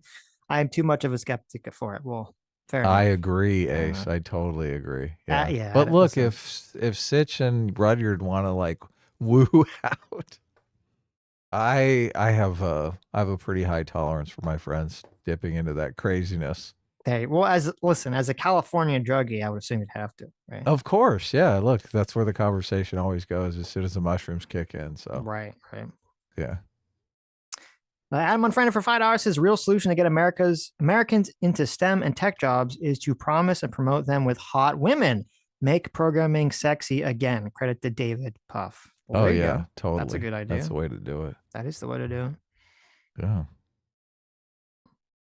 Luke W for 18 months says, Sitch, I sent you the links for the archived What If All His videos on Twitter. Oh, nice. Thank you. Be sure to send them to me, Sitch, so I can like. No, listen, I like check it out. I like Rudyard. Okay. You don't want me to watch? No. God, I just. Funny. Okay. Cameraman 502 How for $2. Embarrassing though. That's got to be so embarrassing. Like you sober up and you're like, oh my God, what have I done? Listen, I can empathize. I can empathize. The worst. I'm so fucking lucky. Okay. This is when I'm so lucky. Yeah. That when I had like my first shrooms trip, where I was like, oh my God, I found God, right? And I had all that same feeling. Like, I don't know if this is what Rudyard went through. Because I don't know if this is what Rudyard went through. I haven't seen the videos. I don't know what the situation is. But I'm just saying, I had a situation. I did shrooms. I found God, all that stuff. And I was like so hyped to tell the fucking world, right? Yeah, we would have sparked up a live stream. Yeah, exactly. I would have been like, listen, guys. Yeah, I would literally done like I would have started a live stream. I would told everyone like all this stuff. People were like, oh my God, Sitch is fucking retarded and crazy and blah, blah, blah, blah. Everyone would have hated it. So like, I'm so lucky that I was not, this was years ago. This was before I read a YouTube channel. I'm just so lucky this is before. I know. So lucky. Yeah, same. Totally the same. Right. Yeah. Your instinct is just, I have to share this with the world. And you really, I mean, things seem a lot cooler when you're on drugs than they really are in real life. But isn't it interesting that like that is such a constant, like that's such a natural Oh yeah, it's a rite of thing. passage. Right. Like it's such a consistent thing that happens. So yeah. Cameraman 502 for $2 says, can we make Laura Loomer and Taylor Lorenz Yowie a meme? Well, that's a good idea. I mean, it wouldn't be Yowie because they're both women, so it'd be Yuri. But yes, is that like them making out? Yowie is like, Yowie is like gay men anime shit. Yuri is like gay women. Yeah. So. Ovid for $5 says the top tier talent argument is a red herring because it's not what's happening. It's an irrelevant argument used to justify the status quo. Well, it's a red herring in terms of justifying maintaining the current system. It's not a red herring in terms of like allowing anyone in. So that's the distinction that you have to make. Yeah, that's true. And we obviously don't take the racist position. So Harrison Jodit for $5 says, Sitch, quote, you can't strawman the argument. Adam, yes, I can. It's easy. Watch this. Hey, look, that was a joke. Okay. That was me being facetious, but there you go. I'm glad you got it. Right. S class equals best class. Trump equal Renly Baratheon. True. Well, no. I mean, actually, yeah, I guess that is true. 100%. Yeah, that is what you said on Twitter. I agree with that 100%. There was this like insane tweet where Mike Cernovich was like, he was like comparing the different factions in sort of this conflict or this dust up in politics in general to like Game of Thrones houses. Oh, was he? Yes. Did you see that tweet? No, I didn't. I don't like Mike Cernovich, so I don't really follow him. Okay. I mean, I don't follow him either, so I don't know how I saw that, but and he was like, he said that the MAGA is like the Starks, honor culture based, simultaneously warm but cold. So I responded, I'm like, Ned Stark died, spoiler. Ned Stark died because he wants to uphold the laws of succession no matter what. Trump did the exact opposite and tried to get his VP to throw out half the country's votes so he'd be declared president again. If anything, Pence is Ned Stark. What the fuck are you talking about? Wow. And So, and Pence did die. So Pence did I mean, politically lose his head. Yeah. So yeah. Funny. that's true. Cause yeah, Trump is like the Renly Baratheon, like, you know, the more charismatic leader that people like. And they say, oh, you know, it'd be better for the country, or they think it'd be better for the country, you know, if they were in charge. So Ovid for $10 says, oh, I'm lagging here. Ovid for $10 says basic economics, demand for these jobs, two talents should drive domestic production. Instead, global surplus suppresses wages. Yeah, that's what's going on. Wage suppression. Right. Autocracy for 33 months says this debate has told me that number one, merit is being conflated as skill/credential, and two, that people have the attitude that merit is 100% what matters and nothing else, which I do not agree with. I mean, it depends. I mean, right. If it's like the nuclear race, I mean, kind of does matter 100%. It just depends upon what the stakes are, obviously, and everybody thinks the stakes here are existential. So, right. Can you imagine? Oh my God, America being relegated to second-class superpower for the next like 100 years? Well, here's the issue. Oh my God. Here's the issue, and this is part of the thing too. Is like, if the first class winner was like some Western liberal capitalist democracy, right? Right. You'd be France. like, it sucked, but we can deal with it. Right. You're like, okay, you know, like that kind of sucks, but it's not the end of the world. Who cares? Right. It's okay. Right. Yeah. You know, yeah. But it's authoritarian China. You're right. Right. But that's like, oh, but if it's fucking China, the country that's literally closest to enacting George Orwell's 1984 and is continuing down that pathway, you know, the the organ harvesting, yeah. You know, keeping people in, you know, cultural genociding, prison, slave labor, you know, country, concentration camp country. It's like, that's a little bit of a problem, right? That's a little bit of a problem if they become the top dogs. So it is. It's a little different. Yeah, it is. It's a little different. Could be an existential crisis for the entire world. Right. So, God, can you imagine if they just deployed some AI to shut down our power grid and let us like deal with it for a couple months? Oh my God, fucking chaos. You're all every civilization is like 2 weeks from total anarchy because those trucks stop showing up at the grocery store and you realize how things really work. Right. Alex Wright for $5 says Adam is correct. The top 1% argument is obfuscation when discussing reforms. Vivek lamely didn't talk about a wage floor in his dumb tweet. Yep. That's true. The Rooster for $5 says, quote, the H-1B program is a benefit to their employers, enabling them to get workers at a lower wage, and to that extent, it is a subsidy. Milton Friedman. Oh, yeah. Look at that. You know, good old Milty stepping in. There was like this article. And I kind of read it. I didn't really understand it. I'm gonna have to like read it again. And I wanted to read it for the stream because it's definitely relevant, but I didn't have time. Because Eric Weinstein like wrote some article like years ago about how the H-1B program was some kind of conspiracy from its origin point to keep tech wages depressed.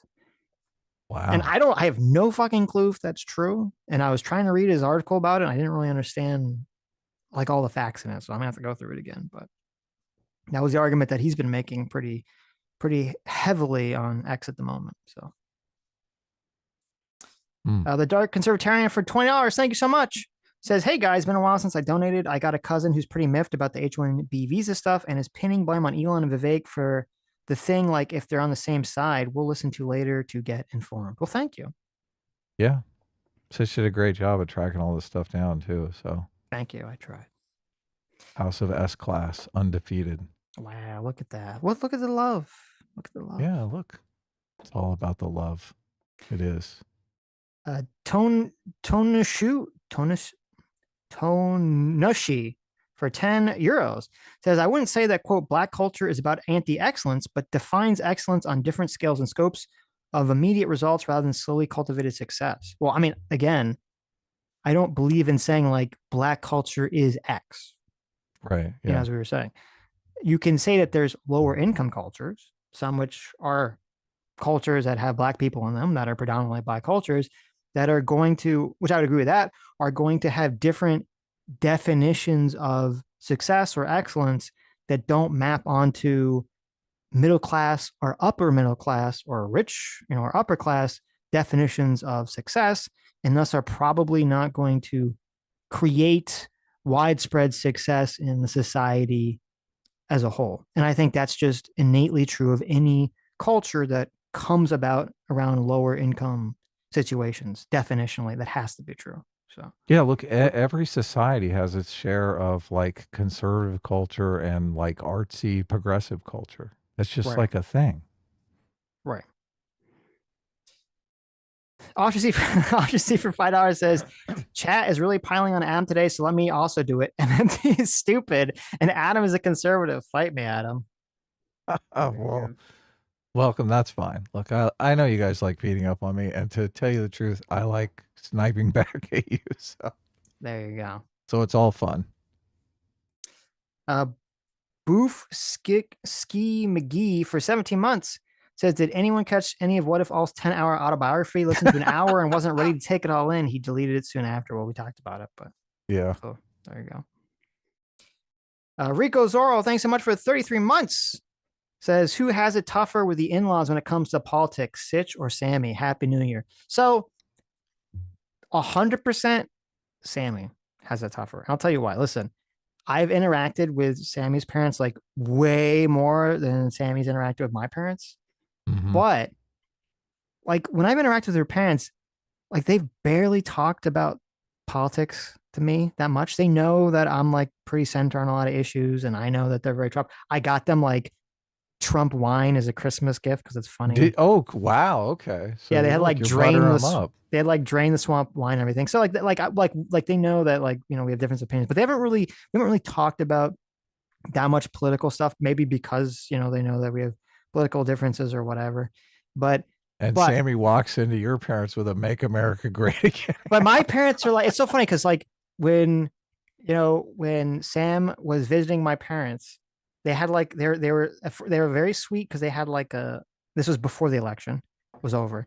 They had a Kamala Harris sign out front, and they took it down when she was visiting because they're like, we don't want to like offend her or whatever. And now I don't know how it got brought up. So maybe Sammy's a shitstorm. Maybe she brought it up. I don't know. She'll let me know in the chat. Or maybe my parents brought it up. I have no fucking clue. But like there was a lot of political conversations between my parents and Sam. Like, and I didn't have like Really? yeah, even though she's interacting with them You so were much there? less. You saw these? I was or- there. I was You were there. with us, Yeah. okay. So So what was the character of the conversations? Was it I mean, like, it was nice. There wasn't like yelling or anything, but there was definitely like a lot of political disagreements, you know, between it my was like, parents. how could you vote for this racist? I mean, The yeah, racist fascist. Essentially, that was Sammy, you seem like such a nice girl. Why are you voting for a fascist? right. It's kind of funny because it plays directly into like the stereotype, you know, like Oh my God. the left and the right. no. So, but I mean, like there wasn't any arguments or anything, but there's definitely a lot of political conversations between my parents and Sammy. So, And but there Sammy's hasn't like, really are been you between me and my sure parents. he's a fascist? Well, listen, Sammy, she loves talking about these things, so she's totally on board to do it. She likes arguing and debating. So, Yeah. oh, my well, wait a God, minute. so Here we go. good. Sammy in the chat says, I may have started it. Okay. Maybe it wasn't my parents' fault. But they had the TV on, so it must have been something heard and talked about. I don't know. LOL. They did ask me many times why I vote for Trump. No, look at that. There's like, they want to make sure that you're okay, that you're not going to Right. have some little fascist spawn of Satan, Right. that their grandchild is going to be like a white supremacist. Mm-hmm. Well, listen, I mean, Sam's mom put me through the interview and all that stuff, but she didn't ask me any political questions. So Right. she's asking me like This is- character look, questions. This is a left and right thing. The left thinks that the right is like evil. Right. And the right thinks the left is just misguided. Right. You object to that characterization a lot, so, but it is true in some cases. Obviously, In some, it's not true in all in cases. some cases, Yeah. I mean, I interact and I see a lot of right wingers on Twitter. Now I know Twitter again is not real life, but who are just Well, look, there is a lot think of the left is dishonest just people. inherently Yeah. evil. So it definitely colors my view. There is a lot of people on the far right who just think all leftists are like Marxist fucking baby eaters, baby killers. That's it. Right. Yeah. Oh, this is funny. Okay, this is a funny story. So when I was like going to Sammy's parents and family and friends, they had there's like various Christmas parties they went to, and there was a woman there who I believe is some family member. I don't remember the exact relational tree, but she's like middle-aged woman, super nice, very very nice woman, like fun to talk to, and she was telling us that she got banned from X recently. Oh shit! And I was like, shit. what did you do to get banned from X? And she's like, well, I told this, like, I'm not gonna say who exactly, but she's like, I may have told a left-wing TV pundit that they should die. Oh. I was like, what the fuck? It's so funny because I'm like, oh my God, this, like, it really makes you wonder like how X and like the interactions of X just kind of like fucks with everyone's brain, because you meet this person in real life, they're like so nice, and yet on like X they're like telling someone to fucking die, right, and getting banned for it. It's like, holy look, shit. I've wanted to tell lots of people to die on X, but I pull back. I'm like, right, that's too far. Right. No dipping into the advocating for violence.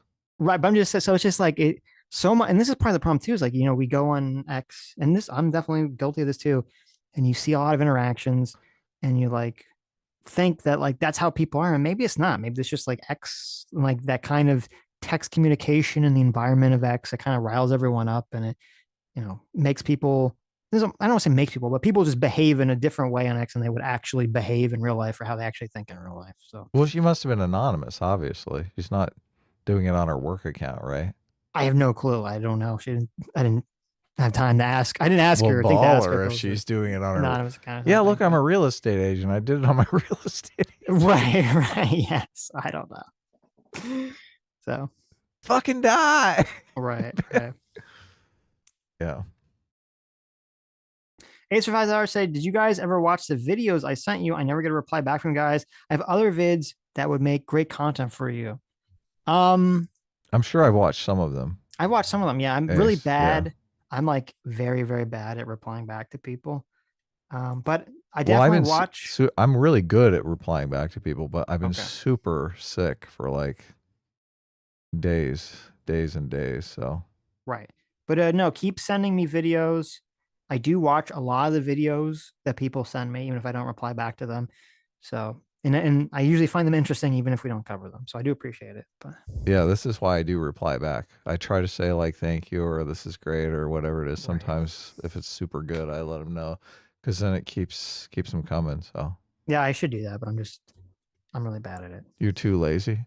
No, I just You're basically like lazy American culture. I have like weird social anxieties about like talking to people directly on the internet. I don't know why.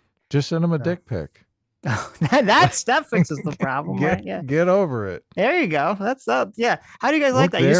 They're up every in your time DMs. You send me a video, I just send you a dick pic and reply. Yeah, I'm sure that's not going to cause me problems. Look, that was a joke. That was a bad idea. Don't do that. But okay. Just give them a thank you. Like, thanks for the video. Right. A Very Dead Horse for 28 months says, hey, do you think you could start leaving the links to the articles in the vid description so we can share them? Timestamps for them would rule. Yeah, I should do that. That's just laziness. I used to do that, but that's just laziness. I should start doing that again. So, oh my God. What are you laughing about? It's just that would be like so much more work, just a tremendous amount. Yeah, but I mean, like for like things like this, like I should leave the links to the articles I read I was reading. I'm like, I obviously can't leave links to every single fucking tweet I mentioned, but I should leave links to like the 2 or 3 articles I would talk about. So Right. it wouldn't be that bad. I should do that. Okay. Uh, Don't just never make promises that you know that you're not going to keep. It's well, listen, it's better that way. I didn't make a promise. I just said I should do it. He's not going to do it. Just don't get your hopes up, okay, guys? Don't get your hopes up, all right?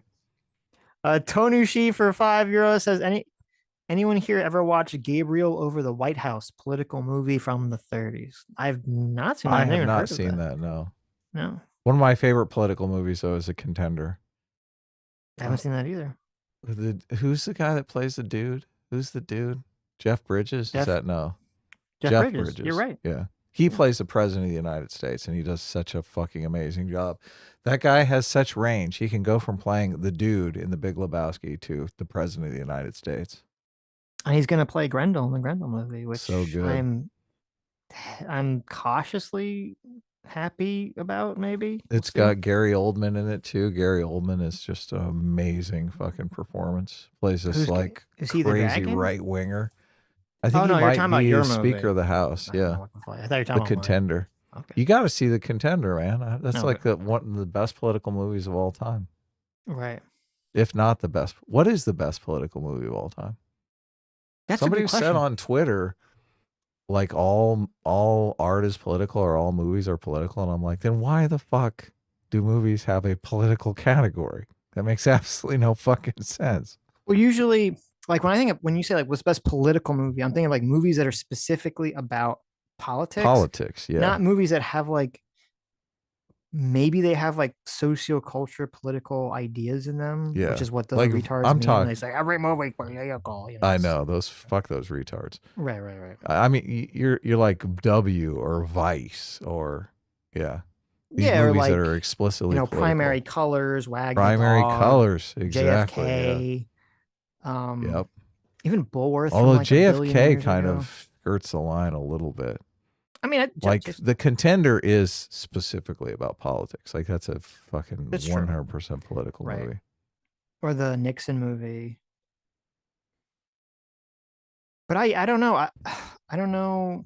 I don't like a list, and I probably haven't seen enough political movies like overall to have a good answer to that question. So. Oh, Reagan. That's the new big political movie. I never saw which I still haven't seen. Dennis Quaid plays Ronald Reagan. Okay. He was all over Fox News talking about it. Is Dr. Strangelove a political movie? Sure. Yeah. I mean, a lot of it's about politics. Oh, yeah. Right? Yeah, totally. So I'd say that, yeah. But it's a comedy. God, I love that movie. It's definitely one of the best. His best movies. Maybe is his best movie. So, because I really don't like What's His Face that much. Right, yeah. Sitch hates 2001, so. Yeah. Prepare your hate super chats. I think most people, I'm assuming, hate 2001. No way. People love that movie. Okay. Oh, here's a question. Do your guys' parents keep your baby teeth? Seems like that was a thing at one time. I may have gotten into an argument with Sammy about this. Oh, really? Okay. Now, I don't want to. Wouldn't you? I don't want to say what side I'm on or my parents are on, but I just want you guys to say with that. Did your parents keep your baby teeth? And do you plan to keep, or did you keep your children's baby teeth? Yeah. I'm thinking it's a yes. Although I don't have my baby teeth, and I don't know if anyone saved my baby teeth. So, are your baby teeth out there in a jar somewhere? I can't. I don't want to say yeah. I don't want to bias. Oh, okay. I mean, it's interesting. I'm seeing a lot of yeses and nos. I mean, it would be hard for me to throw away if I had a kid. Throw away the baby teeth. I mean, really? Yeah. What do you toss would keep the baby teeth? Okay, that's interesting. Like a sacred object. Interesting. Okay. Put it right next to the foreskin. Do people save the foreskin? I hope not. Is that saved or? I don't think so. I don't think so. So weird. That's culture right there. Keeping the force. Okay, so I made a No, poll. keeping the baby teeth. I made a poll. Okay. Well, I guess we can do a separate one whether you would actually do it or not. Because the first question is just, did your parents do it? I'm just curious. So John Watts says, I was cleaning my dad's house in Florida after Hurricane Milton and found a bunch of teeth. I was weirded out until I told they were mine. Then super weirded out. Oh, wow. Those are your baby teeth. There you go. There you go. Wow, look at this. 42% say yes, 57% say no so far. So it's pretty interesting. Okay. Wow, look at that. Okay, I guess I'll say my parents did not keep my baby teeth, and I didn't even know that that was even a thing that people did. I was pretty shocked to hear it. So, because I was like, what do you do with them? Like, what am I supposed to do with them? But then you said that you would keep them because they're like a sacred object. It's like a totem. Yeah. Like a keepsake. I don't think I would keep my children's teeth. You just throw them in the landfill. Yeah. What am I supposed to do with them? With old used condoms and packs. Yes, with every other piece of trash. Dirty, yes, all the dirty maxi pads. Yes. Their teeth, they're baby teeth. What are you doing with them? You're gonna make a little altar? But these baby teeth, you're gonna sacrifice them to a god to grant yourself power. I mean, that'd be cool, right? Aren't you scared? Someone could come across them in the landfill and be like, "Look, I'm going to do some voodoo on this on these fucking baby teeth here." I don't think. Listen, I could be wrong here, but I'm skeptical that there's voodoo practitioners scouring the landfills. You're the one that believes looking in the for spiritual teeth. Shit. Okay, looking You're the for one that teeth believes in that shit to cast spells on, right? I'm skeptical that that's happening, and that they're actually they're like wading through mountains of trash just to find the baby teeth. No, they just stumble across them and they'd be like, "Oh, look, some crazy baby teeth. I can do some voodoo on." What if you don't throw them away? What if you dig a hole in your like property and you like bury them? Bury them. Yeah. Is that better? Some sacred place. Yeah. Put a little like baby teeth tombstone. You just put like a tree, you plant a tree on top of the teeth so no one will find them, right? Until, you know, hundreds of years. Sure. That could work. Okay.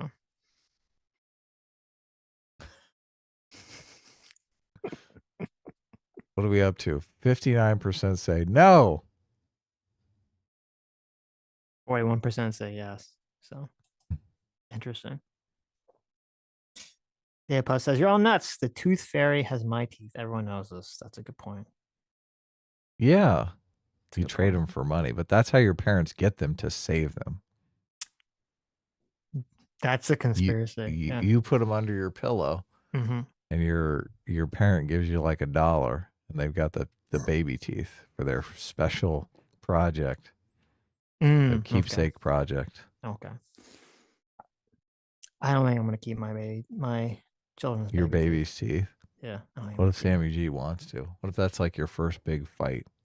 Listen, if she wants to keep them, I manage. That's fine. I'm not gonna like fight her. She wants to keep them in a weird jar somewhere. She can do it. At least protect them from the voodoo doctors. Right. I'm not gonna keep them. If she wants to keep them, make a creepy necklace or altar. That's her business. Okay. Ugh.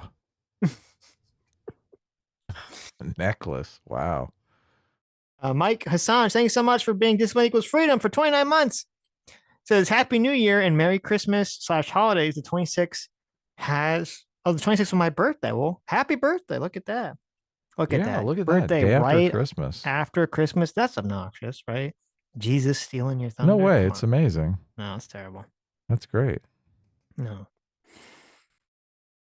Sammy says she's going to collect them and put them under my pillow years later. Oh, that'd be great. That's that gross. Okay. A team reigns supreme, and the other half of S class is there. Sure, I'm not sure what that means, but okay. Awesome. Remember June 26th stream chat for reference. Okay. What does that mean? A team reigns supreme, and the other half of S class. Is that the reference? Is from June 26th stream? Oh, Jesus. We'll look into that. We're not going to look into that. Dr. Fire for 20 Canadian, thanks so much. Says, I think I see why Sargon would take a stricter stance on immigration than the average American. I could be wrong, but I believe in the late 90s, the average number of immigrants to the UK was 90,000. Last year alone, I think it was 1 million. I mean, that's fucking crazy if that's true, but that's fine. Listen, I think if you're in England, you can take a much stricter stance on immigration. You have a much smaller country, much smaller landmass, blah, blah, blah, blah, blah. That's all totally fine. I'm not going to come here and tell other countries what I think their immigration policies should be. They don't get to tell me, American, what our immigration policy should be. Okay. Yeah. Especially if they're Canadian or British. The inferior English speakers. Yes. Yeah. You want to talk about inferior culture? There you go. Anyway. Dr. 5 for 10 Canadian says late 90s UK immigration, I think, was actually 30K. And I believe that's just illegal immigration. It doesn't even get into all the other problems they had. You guys ever do a pod on Tommy Robinson? We have not. We've not covered Tommy, but I know that Carl talks about him a lot. So I think he might even be friends with Tommy Robinson. Right. Autosy for $5 says, Adam, your characterization of left-right used to be more true. It isn't now. The right does think the left is just evil a lot more than years ago. Oh, way to give Sitch a win. How dare you? I agree with that. That does seem to be my experience as well. Or my interpretation as well. So, well, the left is evil, though. Oh, okay. That's good. I'm just playing. I know. I do slip into that.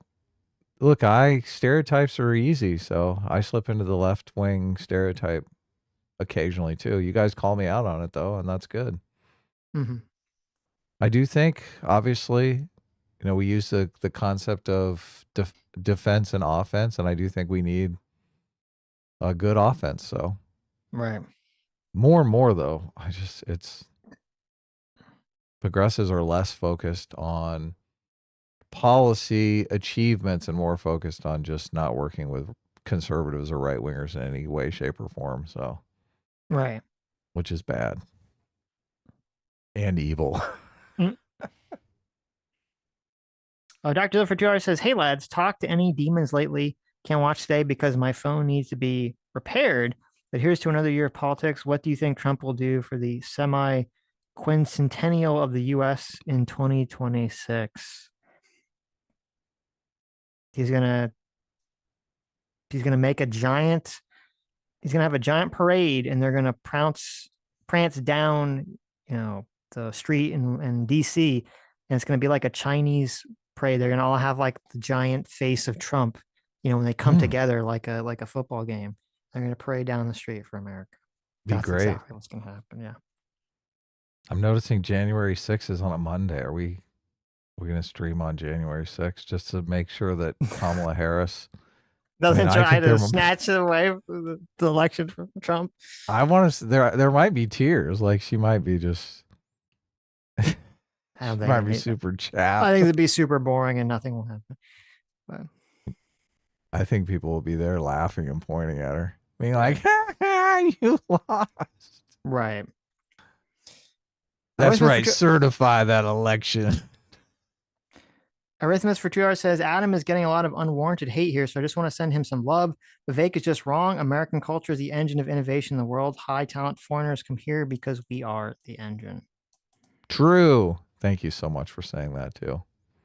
I do get a lot of hate, but it helps me with my victimhood complex. So There you go. that every once in a while, people get there you go off in the comments. I never really noticed until people started saying it in the comments, but you do say there you go a lot. Yeah. I know. There you go. It's like your tag phrase. It there is. You go. That's what I say after you super chat. I don't really have anything to. There you go. To comment. There you go. I got to come up with a good response to there you go, though. I should just say, where? There went. Go where? Zodosh for $4 says, so I'll drop the jokes and make my actual position. My grandfather came over as a Nobody child. cares, Soladosh. No one cares about your fucking position. Okay? We don't care. Next. Is that your version of there you go? No, I'm just kidding. I couldn't help myself. Go ahead. Okay, go ahead. that was good. Look, this sounds like it's going to be like someone is telling their life story to us. Okay. Okay. I couldn't resist. I know. Good counter troll. My grandfather came over as a child to escape ethnic persecution, served in Korea as an adult, and then my father served, and now I'm serving. But Sitch, Adam, Sargon, and Eudaimonia, all of whom have never served a day in their lives, want to claim that he was not skilled enough or not patriotic enough or some other BS excuse to have kept him and the rest of my family from arriving. So look, that's bullshit. Hold on. Yeah, there must be some like massive communication problem or mistake or something. Okay, I have no idea how anything I said or Adam said could possibly translate into what you just said. I thought we made it very clear multiple times in the conversation that both me and Adam are in favor of allowing people to immigrate into this country, and even in favor of allowing H-1B visa programs if they actually did the thing that they're supposed to be claiming they're doing. When we you understand that the HB1 visa program has nothing to do with people's ability to immigrate to this country at all. Yeah, these are people that are different. Yeah, when you go through the H1B visa program, it's not like a backdoor way into becoming a citizenship. To a citizen of America, it's literally saying, hey, here's a foreign worker who will work in America, and in 3 to 6 years, they're going to go back to their own country. So I think maybe you don't know what the H1B visa program is, or you're just mistaken on what we're talking about, or you just came in and only heard half an opinion or something. But that is not my position. That's not Adam's position. I'm not even really sure how you got that from anything that we said. So yeah, you're welcome. Your heritage is welcome. All that good stuff. Right. Make America great again. Exactly. I'm 100% in favor of allowing people to immigrate to this country and assimilate and become American. 100%. Right. Especially if they're hot. I mean, I don't know. Did you see? And they're not from Canada. There was like this crazy thing. I didn't even know about this. Did you see like it was almost like 900, Japan. Okay. Japan's having like this like massive demographic spiral. Oh, I know. Collapse. And part of this is because they don't fucking, people aren't having babies, which is true in America, but also because they're not, like really big on allowing people to immigrate to their country. And there's something like, well, I saw that's changing because I saw some YouTuber that has a whole channel devoted to like he moved to Japan because they're so desperate for people. Right. Well, they're going to have to. They're giving all these incentives, but you got to move to some like shithole little fucking town in the middle of nowhere to do it. Okay.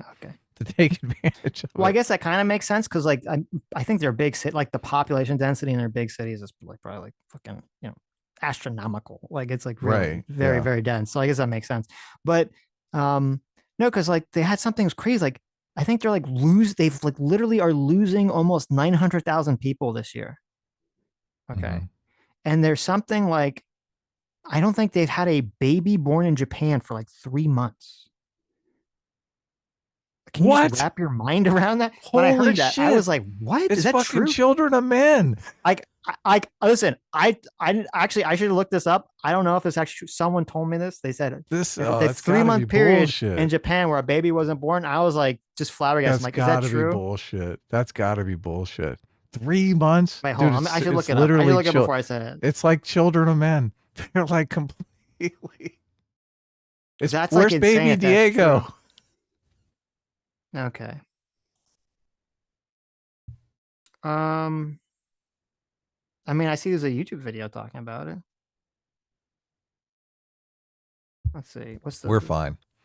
We just got to get past this whole AI thing. I don't know. I didn't find an article on it, but there is a YouTube video that says that exact thing. So Really? I don't know. Oh, wow. That's pretty crazy if that's true. Don't know if that's true. That's pretty insane if it's true. But whatever. Anyway, Japan's having a massive demographic spiral. Obviously, South Korea, other countries are having these things. So bring in the robots of immigration. So just not open borders immigration, obviously. Right. And not letting the criminal cartels like human traffic people. I think it's part of why I did enjoy the conversation publicly that was going on, was because there was this conversation. There was like a phrase on the right that was like, no illegal immigration, but like, yes, vetted legal immigration, right? For like, people that are of high merit and high value to society, to American society. And Right. that's my position. I agree with that. We only want the good people. Right. And there are definitely some percentage, maybe the majority, I have no clue, there's a chunk of the Republican Party, a chunk of the right, that's their position. But there's also a chunk of the right that lied or pretended that was their position. That's not their position. Their position is just no immigration, period, right? Whatsoever. And I think it's important that everyone that these like issues actually come up publicly so that they can be addressed, as opposed to people sort of hiding their power levels and kind of obfuscating what exactly is the position that they're standing for, because there's more socially acceptable. Well, they're all down on the mass deportation, and Trump keeps enticing them with like, oh yeah, we're going to throw everyone out. So, but I mean, if they're talking about I guess like millions of people have come in the last 4 years. And I don't know what the situation is. Obviously Los Angeles crime is like off the charts. So something needs to be done. There's a bunch of videos coming out now of, it's so funny. Like the incentives, how so many people on the left just deny the power of incentives, because like now that they completely changed the California laws so they can basically turn your third offense in shoplifting into a felony, it's like people are going, oh shit, I'm going to go to jail for like 10 years. So that's completely curbing things. Right. Yeah. So hopefully we'll get some people off the streets, go back to mass incarceration. The libtards can fucking, cry and moan about it, but society has to be safe. Yeah. True. Look, join them. You guys should go to prison too. Hang out with them. Sotos Rachar says, this has certainly been eye-opening for many immigrants and families like Mikhail Peterson and Elon that thought independents and right-wingers would be refuge from the DI and quotas on the left just to see it take new form. Well, first of all, is Mikhail Michaela is she Peterson American is a now? dirty Canadian. Yeah. Is she American now? But she's an immigrant. Or is she an immigrant to Canada? No, she's an immigrant to America from Canada. I think her and Jordan Peterson are both. Oh, I didn't know that. Americans now. Yeah. Based. Okay. Michaela Peterson. But yeah, no, listen. I saw her use the term woke right, so I hate her now. Oh, I think she's I always thought she was kind of ditzy, but I don't. I have no problem with Michaela Peterson. I don't have a problem with people. You get very triggered when people say woke right. It doesn't even bother me remotely. I don't think it's effective. Well, look, but she's still ditzy though. That's a objective fact. Have you listened to her podcast? I have not, so I don't really have a comment. Okay, look, so you don't even know. I don't know. That's why I said I don't know. I don't want to listen to a few podcasts and tell me she's bright. Okay. I dare you. Right. Anyway. What I was going to say is no, but that's part of, again, it's another reason why I'm happy about this conversation not coming out publicly, is because I feel like Elon specifically, I should have said this earlier in the stream. and I kind of forgot about it until right now, but Elon really, and one of the things I've been highly critical of Elon recently is he's been, in my opinion, playing very fast and loose with truth claims, Right. especially, and he's been like 100%. And I think this is part of why the reaction to this. I should have brought this up in the beginning because I think it actually is very important in the story. I think part of the crazy visceral reaction that kind of happened to this is because Elon has been 100% cultivating and throwing red meat out to the entire right wing base, but very specifically like the very, very anti-immigration right wing part of the right. Okay. But like probably unawareingly. no, like 100% aware because okay. like You think he's so? been Wow. pushing this whole, the Democrats want to import immigrants in your country to steal all your votes and to make it so the Democrats win all elections, right? Oh, well, that's true though. Okay, let's no, it's not true. Let's stop. Okay. But he's been pushing that narrative like really, really, really hardcore. And then so he's like, oh my God, they're importing all the immigrants to replace us. Now, this isn't the great replacement theory, but it's like half a step away from the great replacement theory, right? And so it shouldn't really be that surprising to him that after he's been like pushing this super hardcore, that suddenly when he turns around, he's like, oh, wait a minute. All these people that are really big on board with that, idea suddenly don't want to import, legal immigrants from India. What a surprise. It's like, really? That surprised you, Elon?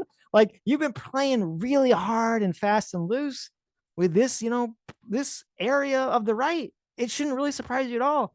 So, I hope this would be a wake-up call for him to like be fucking not so fast and loose with the truth claims and throwing out these wild accusations and these incendiary claims. I'm not sure if he'll learn anything from this interaction, but I hope he does. The great H-1B replacement theory. Exactly. Right. He's learned his lesson now. Look, I think you've gained some respect for Elon throughout this interaction because he has kind of morphed his position along the way. He seems open to potentially being wrong, which I think is the best quality in anybody. So, well, I think a lot of people on both the left and right, it's hard to tell from my view. Okay.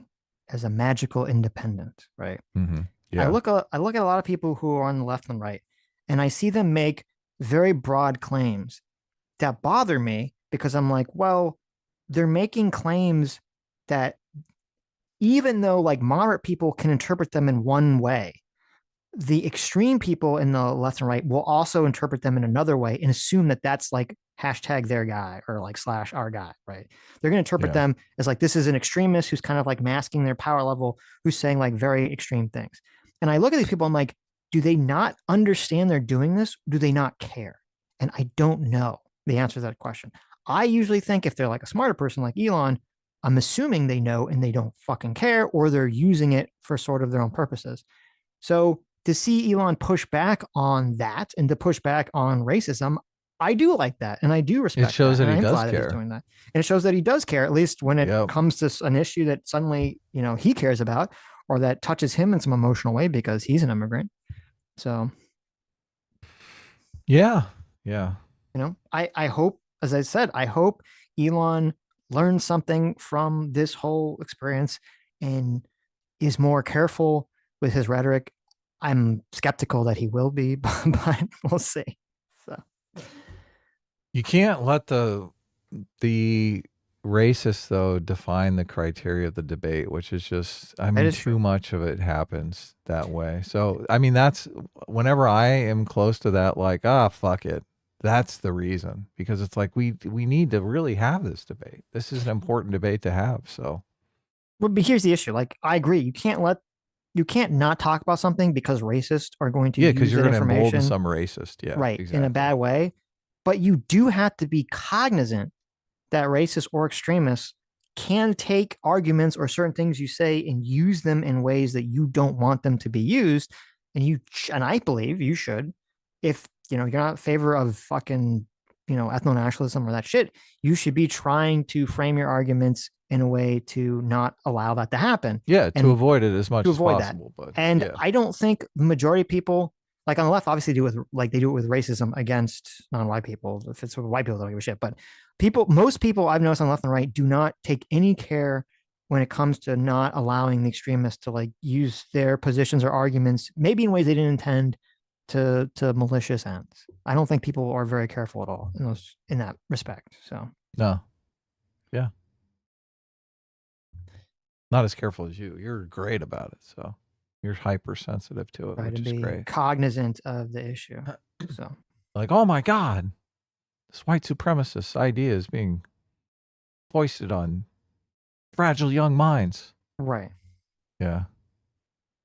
Okay. SB Elite for 2 hours says Elon called Trump to say, "SAR do not redeem." What does that mean? What is that? Probably insanely racist. I don't know what that. I don't know what that reference is. So. I didn't see the thing too. You said that like Trump accidentally, he was like trying to send a message to Elon, but Yeah, he look it accidentally up. like It's posted hilarious. it. Look it up. Supposedly Trump tweeted on True Social and thought he was texting Elon. I didn't know this. Whatever. Yeah. Trump accidentally posted. There's a bunch of private- articles about it, so you just look up what the truth post was and Trump read it to accidentally us. shares It's cryptic hilarious. message intended for Elon Musk with the world. Yeah. President-elect Donald Trump sent a cryptic message to his billionaire tech friend Elon Musk on Friday, hours after a brutal, this is from the Daily Mail, brutal social media debate on immigration blew up in his face. Quote, "Where are you?" Trump wrote on True Social platform. "When are you coming to the center of the universe, Mar-a-Lago?" Yeah, look at that. He's like, I am the God Emperor now.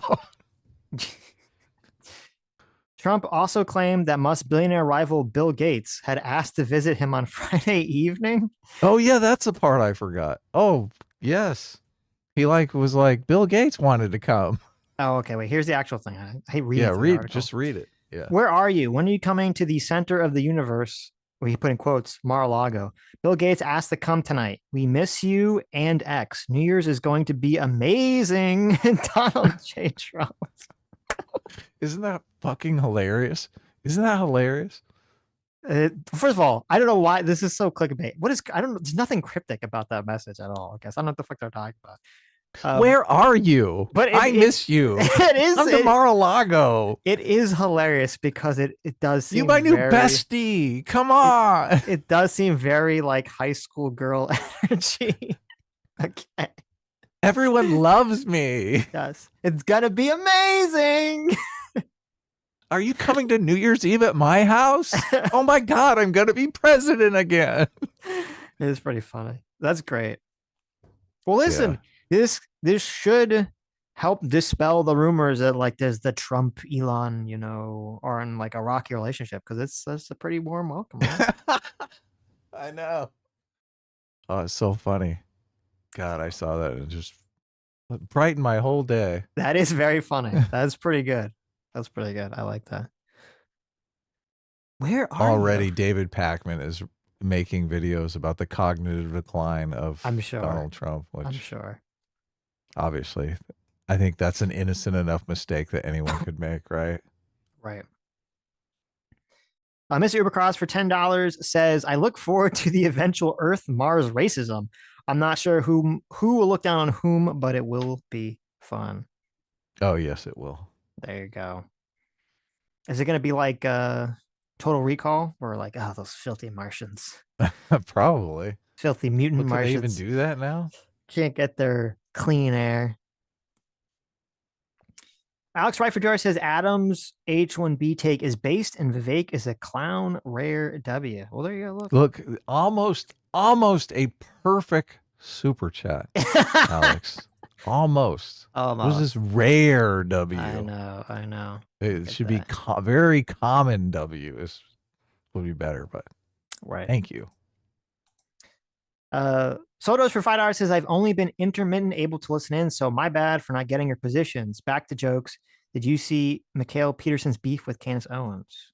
No, I mean, first of all, I'm glad that you were only intermittent listening. Look, and it's funny, we triggered you. But Holy I shit. know. Look at this. We I got know, you look, good. The shoe is on the other foot. Look at that.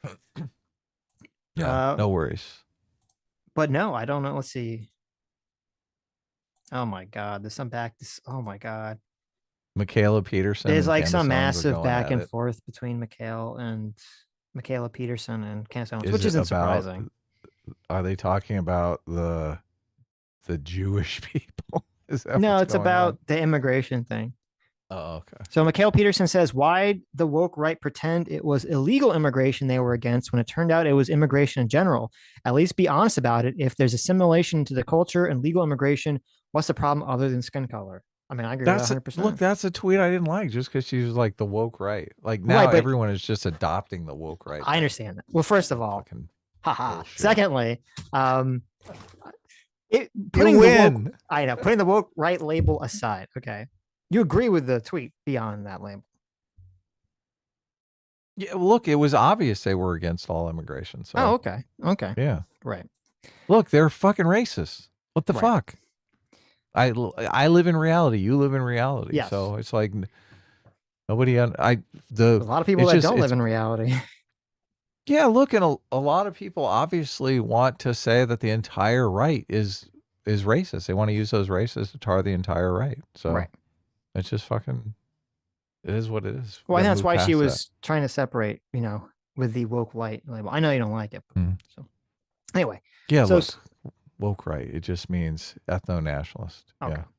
Which is exactly like a DEI person on the left. So Mike Cernovich quote tweeted that saying, if your family fled your own country like 5 minutes ago, might not be a good time to finger wag the people who just won the popular vote. Why don't you and your dad go help Pierre win in Canada rather than make midwit takes about my country? I mean, I understand that completely, but I also 100% agree with what Michaela Peterson said. So it is weird, but this is a problem. It's like, so when Cernovich says this, is it just because he's like, oh, I don't like a Canadian who just became American weighing in, which I understand completely. Or is it because he actually agrees with the quote woke right, whatever the fuck you want to call them, the people who just don't want any immigration for, xenophobic reasons. Right. Probably both. I don't know the answer to that question. It's probably both. Yeah. Well, maybe it's annoying because there's a lot of people on the right, on the internet right, who kind of like dance in that middle space, and it's like hyper unclear what exactly they're doing or what their position is on some of this stuff. And you have to kind of like go through like 10 tons of, tweets to like get the bottom of it. And then, that's just annoying. Just be open. Racism is evil. Okay. So Michaela Peterson responded to that saying, I had relatives come from Ireland, Germany, and Norway to America before the 1900s. Then some moved to Canada where I was born. Oh my God. They were treated. They were on the Mayflower. They were on the 1900s, so not the Mayflower, but then some moved to Canada where I was born. They were treated exactly how many people are talking about Indians. America is a mixing pot. Have fun with your overt racism, though. Again, as long as people are willing to assimilate and be good for the economy, it's a plus. At least the part of the Republican Party that's gross is identifying itself more and more. The woke right, ick. Also, we left Canada because America is awesome. Taxes are lower. Trudeau isn't in charge, and they're pushing ridiculous bills in Canada that limit freedom. Healthcare sucks, and it's cold 60% of the time, not because of whatever you're referring to. Lose. I mean, that's true. Totally America is based. Yeah, but like she totally accepted his framing. She's like, look, my ancestors go way back from America. Yeah, you're right. She should have happened to end up. Yeah, she should say, yeah, I'm fresh off the boat. What of it? Yeah, fuck. What up? What up, bitch? Yes. She should have just said the last part. We left Canada because America is awesome. Yeah, America is based. Eat shit, right? So yeah, she's like, no, my ancestors go way back. I'm so respected. Right. I only ended up in Canada because of the lovely weather. So Candace Owens quote tweeted that saying, out of curiosity, what visa are you here on? Oh, shit. Dun, dun, oh, my dun. God. This is getting so fucking amazingly bad. All right, I'll be right back. You know what's weird? There's all these like pictures. I don't know why. It's all these like AI pictures people are making of Candace Owens lighting menorahs for Hanukkah. I guess just the troller. It is funny that everyone's posting them. I don't know what started this. I don't know what the meme. I mean, I get why they do it, but it's pretty funny. Okay, so then Candace, I guess, didn't get a reply. So she said, "This is a genuine question. Which visa program allows a Canadian professor to move to America and bring his adult age daughter and her husband and child?" Well, I mean, first of all, that's kind of like weird because I think it could be a legitimate question. I am just curious as to what program she came to America on, but the framing of it, like, oh, make your professor move to America and bring his adult age daughter. It's like, okay. Somebody else responded. I don't know if that's true. They said, Michaela's husband is a U.S. citizen. She was there before Jordan Peterson. Do you ever do any actual research? Oh, okay. Interesting. Okay, so Michaela Peterson did respond. She said, the L1A, because I started a company and created a bunch of American jobs. Could have gotten an O1-2 for extraordinary abilities. Nobody brought me, and my husband's already American. I like the way you posed the question, though. Nice and manipulative. Oh my God. She's like, I'm so fucking smart. I'm like super intelligent. I am the galaxy brain. Oh my God, be nice to Michaela. You're too big. You're Look, too big. how is she, look, how is she not saying that? Right. It's so egomaniacal. Uh-huh. Yeah. Candace Owens responded by saying, and it wasn't meant to be nice or manipulative. I mean, it wasn't nice, but it wasn't a nice comment the way she phrased it, obviously. I generally want to know your pathway to citizenship. Does the L1A require you to meet a certain number of American jobs created? How much is a bunch? I mean, I assume you could just like, oh my God. You could just I mean, Candace could just Google what the L1A is and what the requirements are. What is like, did she start a podcast or something? What is I don't know. No, she did.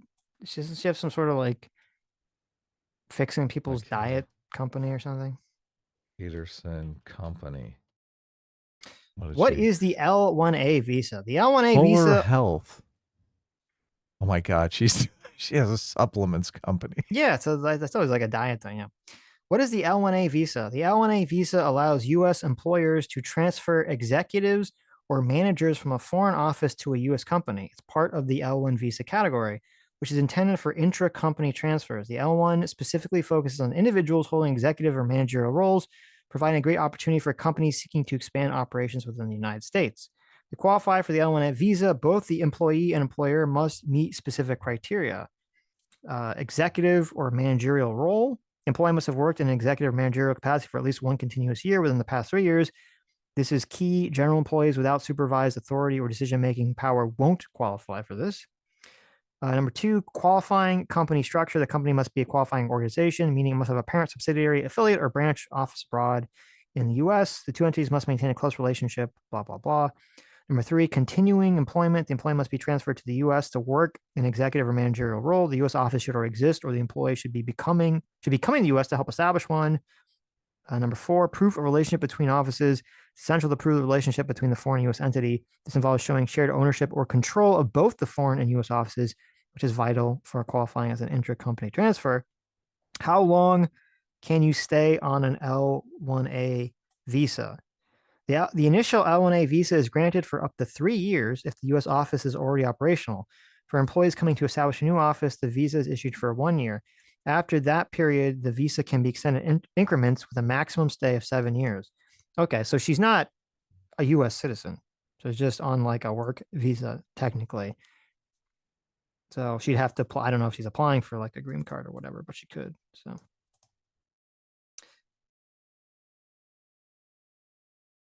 Benefits of the L1 visa, no quota limit, unlike the H1B, and path to green card for those who qualify. The L1 visa offers a direct route towards permanent residency through the EB1C green card category for multinational executives. Okay, so it's actually much better because H1B visa, I don't believe, has any sort of direct route to permanent residency. Interesting. Well, there you go. Cool.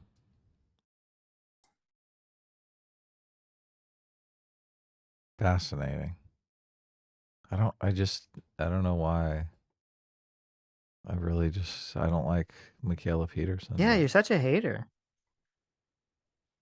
Because every tweet is just so elitist. Like she's obviously in a pissing contest with Candace Owens about who is like the most obnoxious elite. Mhm. Michaela Peterson, CEO, podcaster, lifestyle, and diet blogger. Oh my God. She's like a innovator extraordinaire. Have you ever heard of a podcast before? Holy shit. I don't know. Just That is like- what bothers me. People try to hype themselves up. It's just I don't know. Yeah, 'Cause look, I don't it's read all any of this fucking the way that hype. you're reading it. It's all hype. She's the CEO of Peterson Academy too. Right. Well, also, if her husband's American, isn't there some way can you get citizenship through a spouse? Yeah, that's what I was thinking. Yeah. So I mean, that's not what she's doing. I don't know why. Yeah. I don't know. Unless it's just that takes time, and she's on the L1A visa while that comes into play.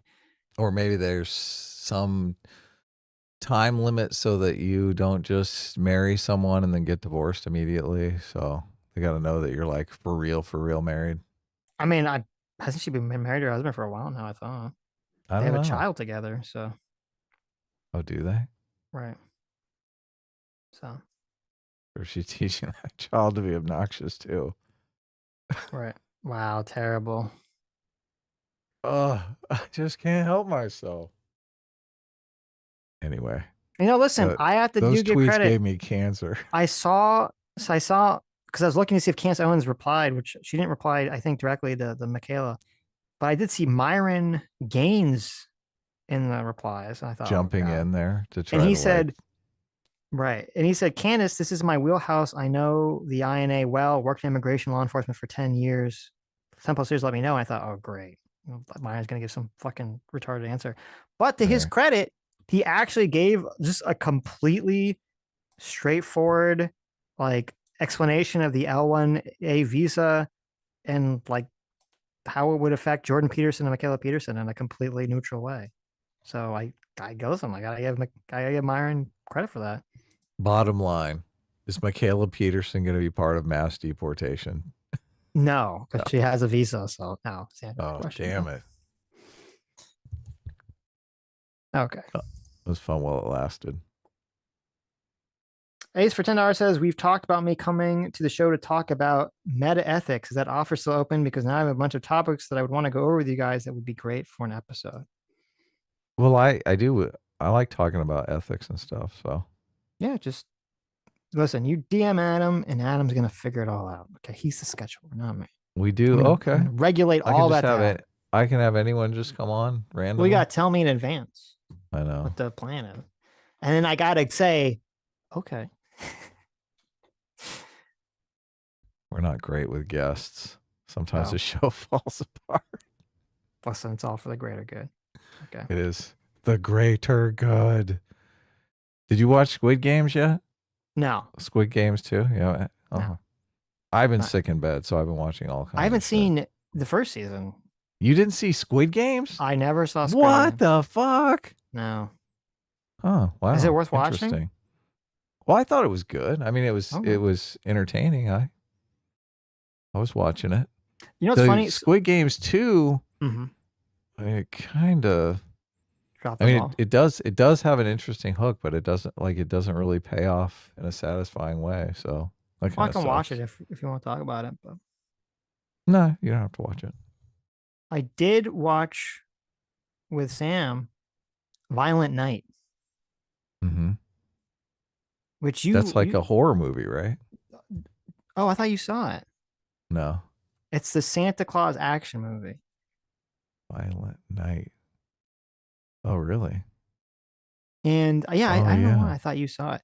But I guess I was completely thinking of someone else. But it was interesting. We watched it and it was like, okay, but we like came up with such a better movie like after the movie. So, I know. With all these great so fixes. easy to do these days. I know. So maybe we'll talk about that at some point in the future. But SB Lee for $5 says, this is why I'm part of the quote children of Adam. Woke right is Oh, gay and retarded. Also, I'm sure like 70% of people are tired of all immigration at the moment too. I don't believe that's the case. I But do. That's a believe it. case with MAGA. I did see some polling that was like Yeah, but 70%. 70% of all people? I don't No, think 70% of MAGA. Oh, It's okay. Well, just maybe. they're done But with like all immigration. okay. Well, I disagree with that. So Yeah. actually, for $5 says I sent Sitch a tweet from Mikhail Peterson. I'm curious if you agree. Is this a I tweet that think I those are the read? ones we just went. No, it's a different one. She said people who think less qualified Americans should be hired over more qualified legal immigrants are the same as pro DEI people. Getting smart people to move to your country is good for your country. Do you want America to stay the world power or not? P.S. The argument about legal immigration remains the same. That's wrecking the country. Run immigration properly. Grab the smartest people from around the world. Improve the country. Build the best products. Compete with China. How is this complicated? I mean, it depends upon the downside, right? I mean, I agree with that. I do want to get the best talent from around the world. I do see a lot of society as like a human resources problem. So, like I said, that's just a cover story, though. So I'm gonna like avoid the argument, but I'm gonna come back to it. So don't worry. So first of all, as I said, I believe, okay, that in this country we have enough jobs for all the people that want to be programmers, and we also have enough jobs for all the top 1% geniuses from other countries that work here. I believe that we can accommodate both of these populations. Okay. But coming back to the argument, if I had to choose between some theoretical situation where you have a higher qualified legal immigrant versus a less qualified American for some kind of tech job, it will, I guess it depends on the scale, because obviously, like, if we're talking, 100 people, right? I'm fine with giving, the higher qualified legal immigrant the job over the less qualified American, because I do think merit is very important. And I think person who's of higher merit being in a job is going to overall help the entire American economy overall. So I have no problem with that.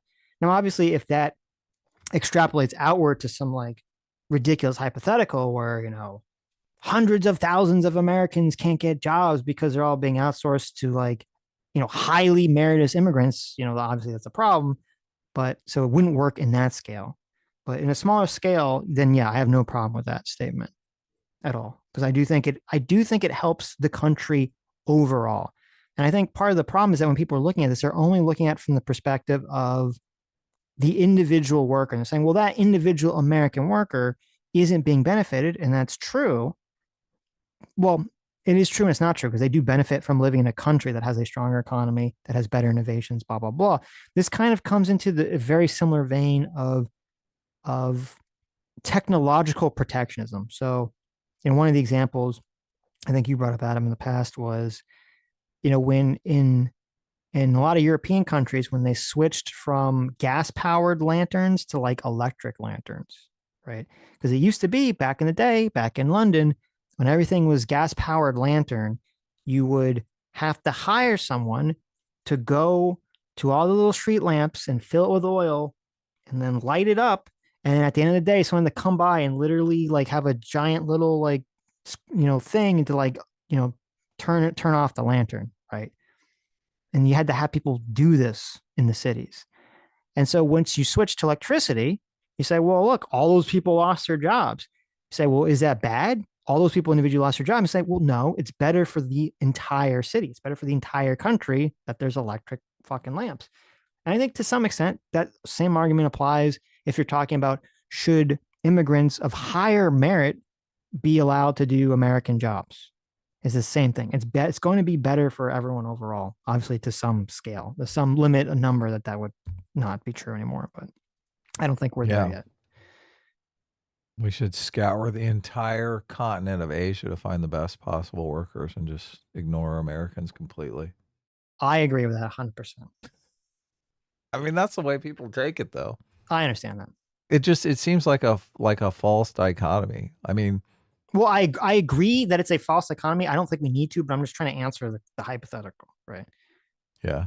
So, I mean, this is what gives in to the stupid stereotype that, look, Americans, these are jobs Americans don't want to do. They're jobs Americans can't do. They're jobs that Americans aren't motivated to do. They're too lazy to do. We need to scour the Asian countryside so that we can find the super IQ Indian to do the job. well, again, you have to agree. Well, I don't know if you have to agree, but you should agree that if India has a normal IQ bell curve, they're going to be more, just because it's a larger population. They're easier to find. Yeah, there's going to be a higher population of high IQ individuals in America just by physical stats alone, you know? Yeah, we should snatch them up. Definitely.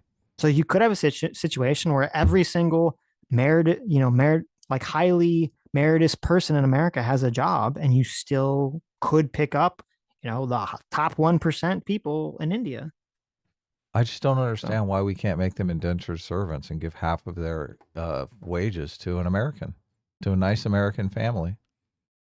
I don't think they'd come over if that was was the agreement. I told you, we'll just send the Navy and just abduct them. We'll just take them. Okay, do it old school style. Gotcha. Okay. Ashri in the chat said, I'm mostly in agreement. What I don't like about it is the totalitizing argument. So what logic do you use to stop mass displacement of Americans if you agree with this argument? Well, I would say is, again, the whole point is the way you have to phrase it is what is best for like the country, right? So obviously mass displacement, that's what I'm saying. There's like a scale here. I don't know what the exact number would be. I not, you'd have to do some kind of analysis of this, but I don't think we're anywhere near that number. So I don't think it's that super relevant, but the argument is I want to do what's best for America as a whole, right? And sometimes what's best for America as a whole, listen, when we lose all of our fucking truck driving jobs to AI, it's going to be like, man, it's going to be like, so many people are going to lose their jobs. But I think we have to do it because I think it's going to be A, better for America as a whole, and B, we have to compete with the rest of the world. And I think it's the same. I think it's the same thing with the situation that you're talking about. We have to compete. It's better for America as a whole, and we have to compete with the rest of the world. Obviously, there's some level where you say, okay, it's no longer better for America to do that. I don't know what that number is, but that's how I'd argue that. I say you have to do what's best for America overall. If that is the real situation, though, I'm just skeptical when people come out and frame it this way. No, I understand. Look, we have these fucking amazing applicants that are straight out of Asia. And I understand. It's just that was the hypothetical. So I'm just trying to answer it within the framework of the hypothetical. Yeah. Right. And I'm just objecting to the hypothetical. That's fair. Altogether. That's fine. But both I and you know what it's like, or know how to answer the question of how we'd feel if we hadn't eaten breakfast. If the hypothetical, look, and like I said, in the hypothetical, I agree. Okay. But the hypothetical's stupid. Ace for $5 says, Ubercross Super Chat gave us the plot to Gundam Iron Blooded Orphans. Oh. Cool. Well, there you go. I didn't know that. Sounds like a great manga. Or anime. I need to buy more RAM for my laptop. To be Dr. Fay? Is that it? Dr. Fay. Fay. Dr. Fay. For 2 Canadians says, to be fair, JP was also a former Harvard professor. Right, yeah. Well, I'd assume, yeah. Well, first of all, because a lot of people were talking about, I didn't really talk about it at all. A lot of people were talking about whether we should get rid of H-1Bs and instead there's something else called the O-1 visa, which is supposed to be the visa for exceptional individuals. And they are different, and they do different things, and they're for different purposes. But I would imagine, I don't know what visa Jordan Peterson is on, but I would imagine since he's like this, highly cited, academic professional, that he could get into America on a O-1 visa. But no, maybe not, because he has to be. Well, no, I guess no, he could, because there are O-1 visas you can do not just for science, but for like celebrityness endorsements. Not endorsements, but like celebrities or people that do media work. And Jordan Peterson working for the Daily Wire, he's definitely a big star. He's definitely a household name. I was looking over the requirements. I would imagine he'd 100% be able to match the media, requirements for an O-1 visa, I'd imagine. So, but I don't know if that's what he's actually doing or not. And of course, Michaela Peterson is a respected health and fitness blogger. Well, so- she's a different thing. So she's a different thing. But anyway, I don't think she could do the other one. Sodoj for $5 says the other funny Candace debacle was her crying over a Babylon Bee article about her, demanding she debate the writer of the article about the joke. That's funny, but not surprising.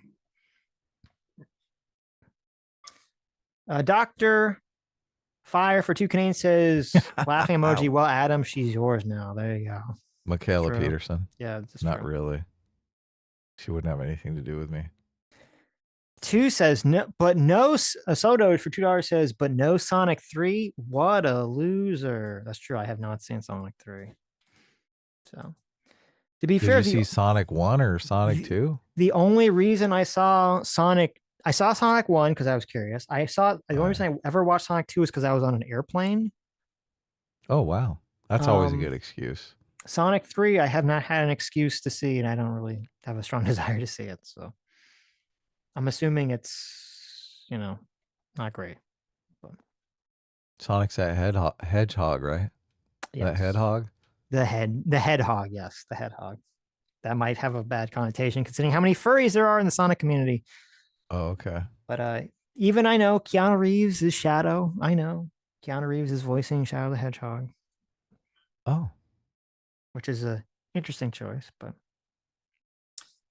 Sly Print for $5 says first time chatter. Well, thank you. Look at that. First time ever. Says I'm 2 hours behind here to answer your question, Sitch. In university accounting has a downward trend with grad classes. Import makes sense. Really? Wow. Okay. I had no fucking clue. Wow, that's weird. I had no clue. Why? I wonder why that is. Huh. Running out of accountants. We're running out of accounts. Interesting. Okay. Well, listen. Maybe there's a completely justified reason then. Sad. Oshazy for $5 says, thanks for the answer, Sitch. A bit of a troll. You're welcome. A bit of a troll, but with your quote, what is best for American argument, do you think Michaela Peterson would say you are pro DEI? That's a good question. I don't know. I don't know what her grounding philosophy or the grounding principle she's just saying. Is she just saying what it doesn't really matter? Everything is just merit-based. I'm assuming she would agree with what I said and that she was just kind of making a shorthand argument. I'm assuming, but I could be wrong. Using DEI as a shorthand for anti-meritocracy, right? No, just like saying, it's kind of like when someone says, I'm a free speech absolutist. And you're like, oh, really?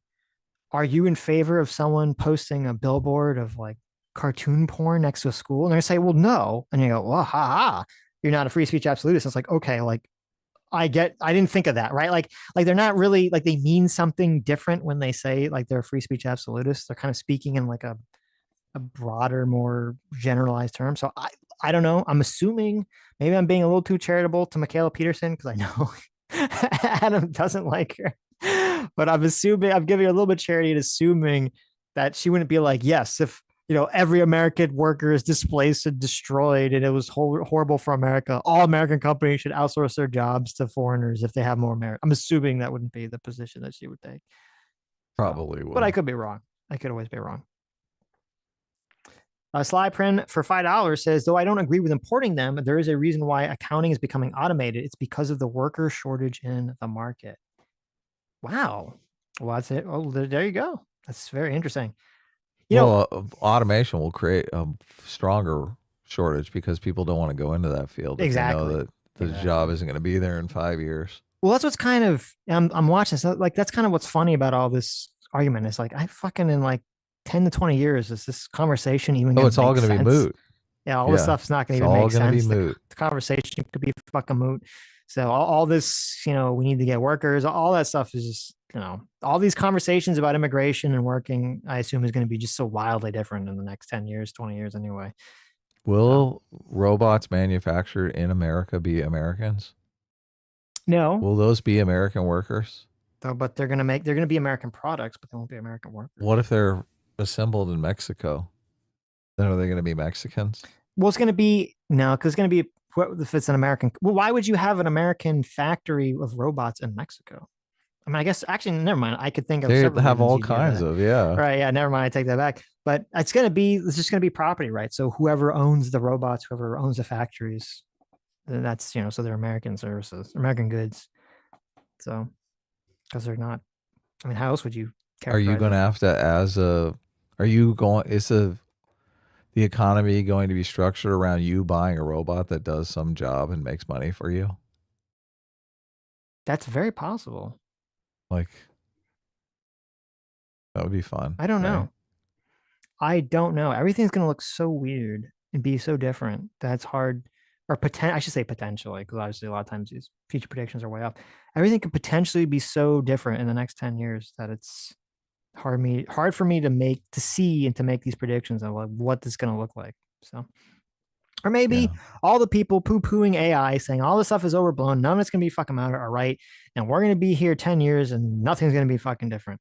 Maybe all the naysayers will be correct, but I doubt it. Sage of Four Winds for $10. That's a cool name. Says a majority of Americans who would have tech jobs were eliminated by DI programs and colleges, HR. Now companies pushing equity complain there are no Americans to take these jobs as an excuse to outsource. I mean, that is a big issue that I don't think Elon or Vivek addressed properly. And part of why I think they got such pushback is because that is 100% how people feel. And there is some validity to that argument completely. So there was definitely this like push to like, we need to incentivize, non-white males to work in STEM fields. We need to push them out. We need to get minorities in here, blah, blah, blah, blah, blah. And it's like, why don't we have enough workers in these fucking fields? It's like, well, I mean, I don't know. It seems like there was a pretty big disincentive, intentional disincentive to get people into these, degrees. So Fed Zeppelin for $20. Thanks so much. Says, hope y'all's holidays are going well. Joining late, but I'm stoked to watch replay. This topic is fantastic. In contrast, the Luigi debate is the most demoralizing social question since the reaction to COVID. Stay true, y'all. True. Yeah. I do agree with Luigi. I'm so fucking sick of Luigi. I do agree with it. So, anyways. Oh my goodness. Look at that. This is great. I love this stream. Is that it? Anything else to say?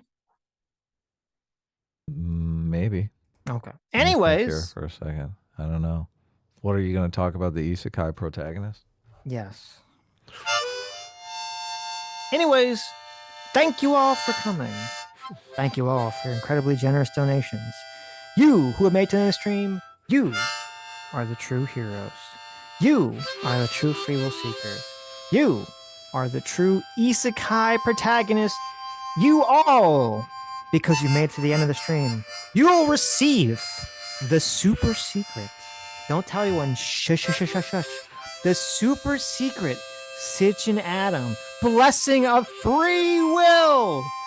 May all who are listening, whether live or in the replay, listen to me, universe. May all receive the blessing of maximal luck and maximal free will and maximal happiness into the next year. That's right, you get the magic blessing of the next year. May greatness and dreams and glory all be yours in 2025. And we'll see you all next year.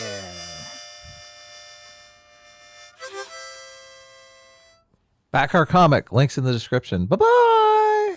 That's right. Give us maximal goodness in 2025 too. It's the prosperity gospel. The more you give us, the more you get. No, I'm just kidding. Anyway, see you guys next year.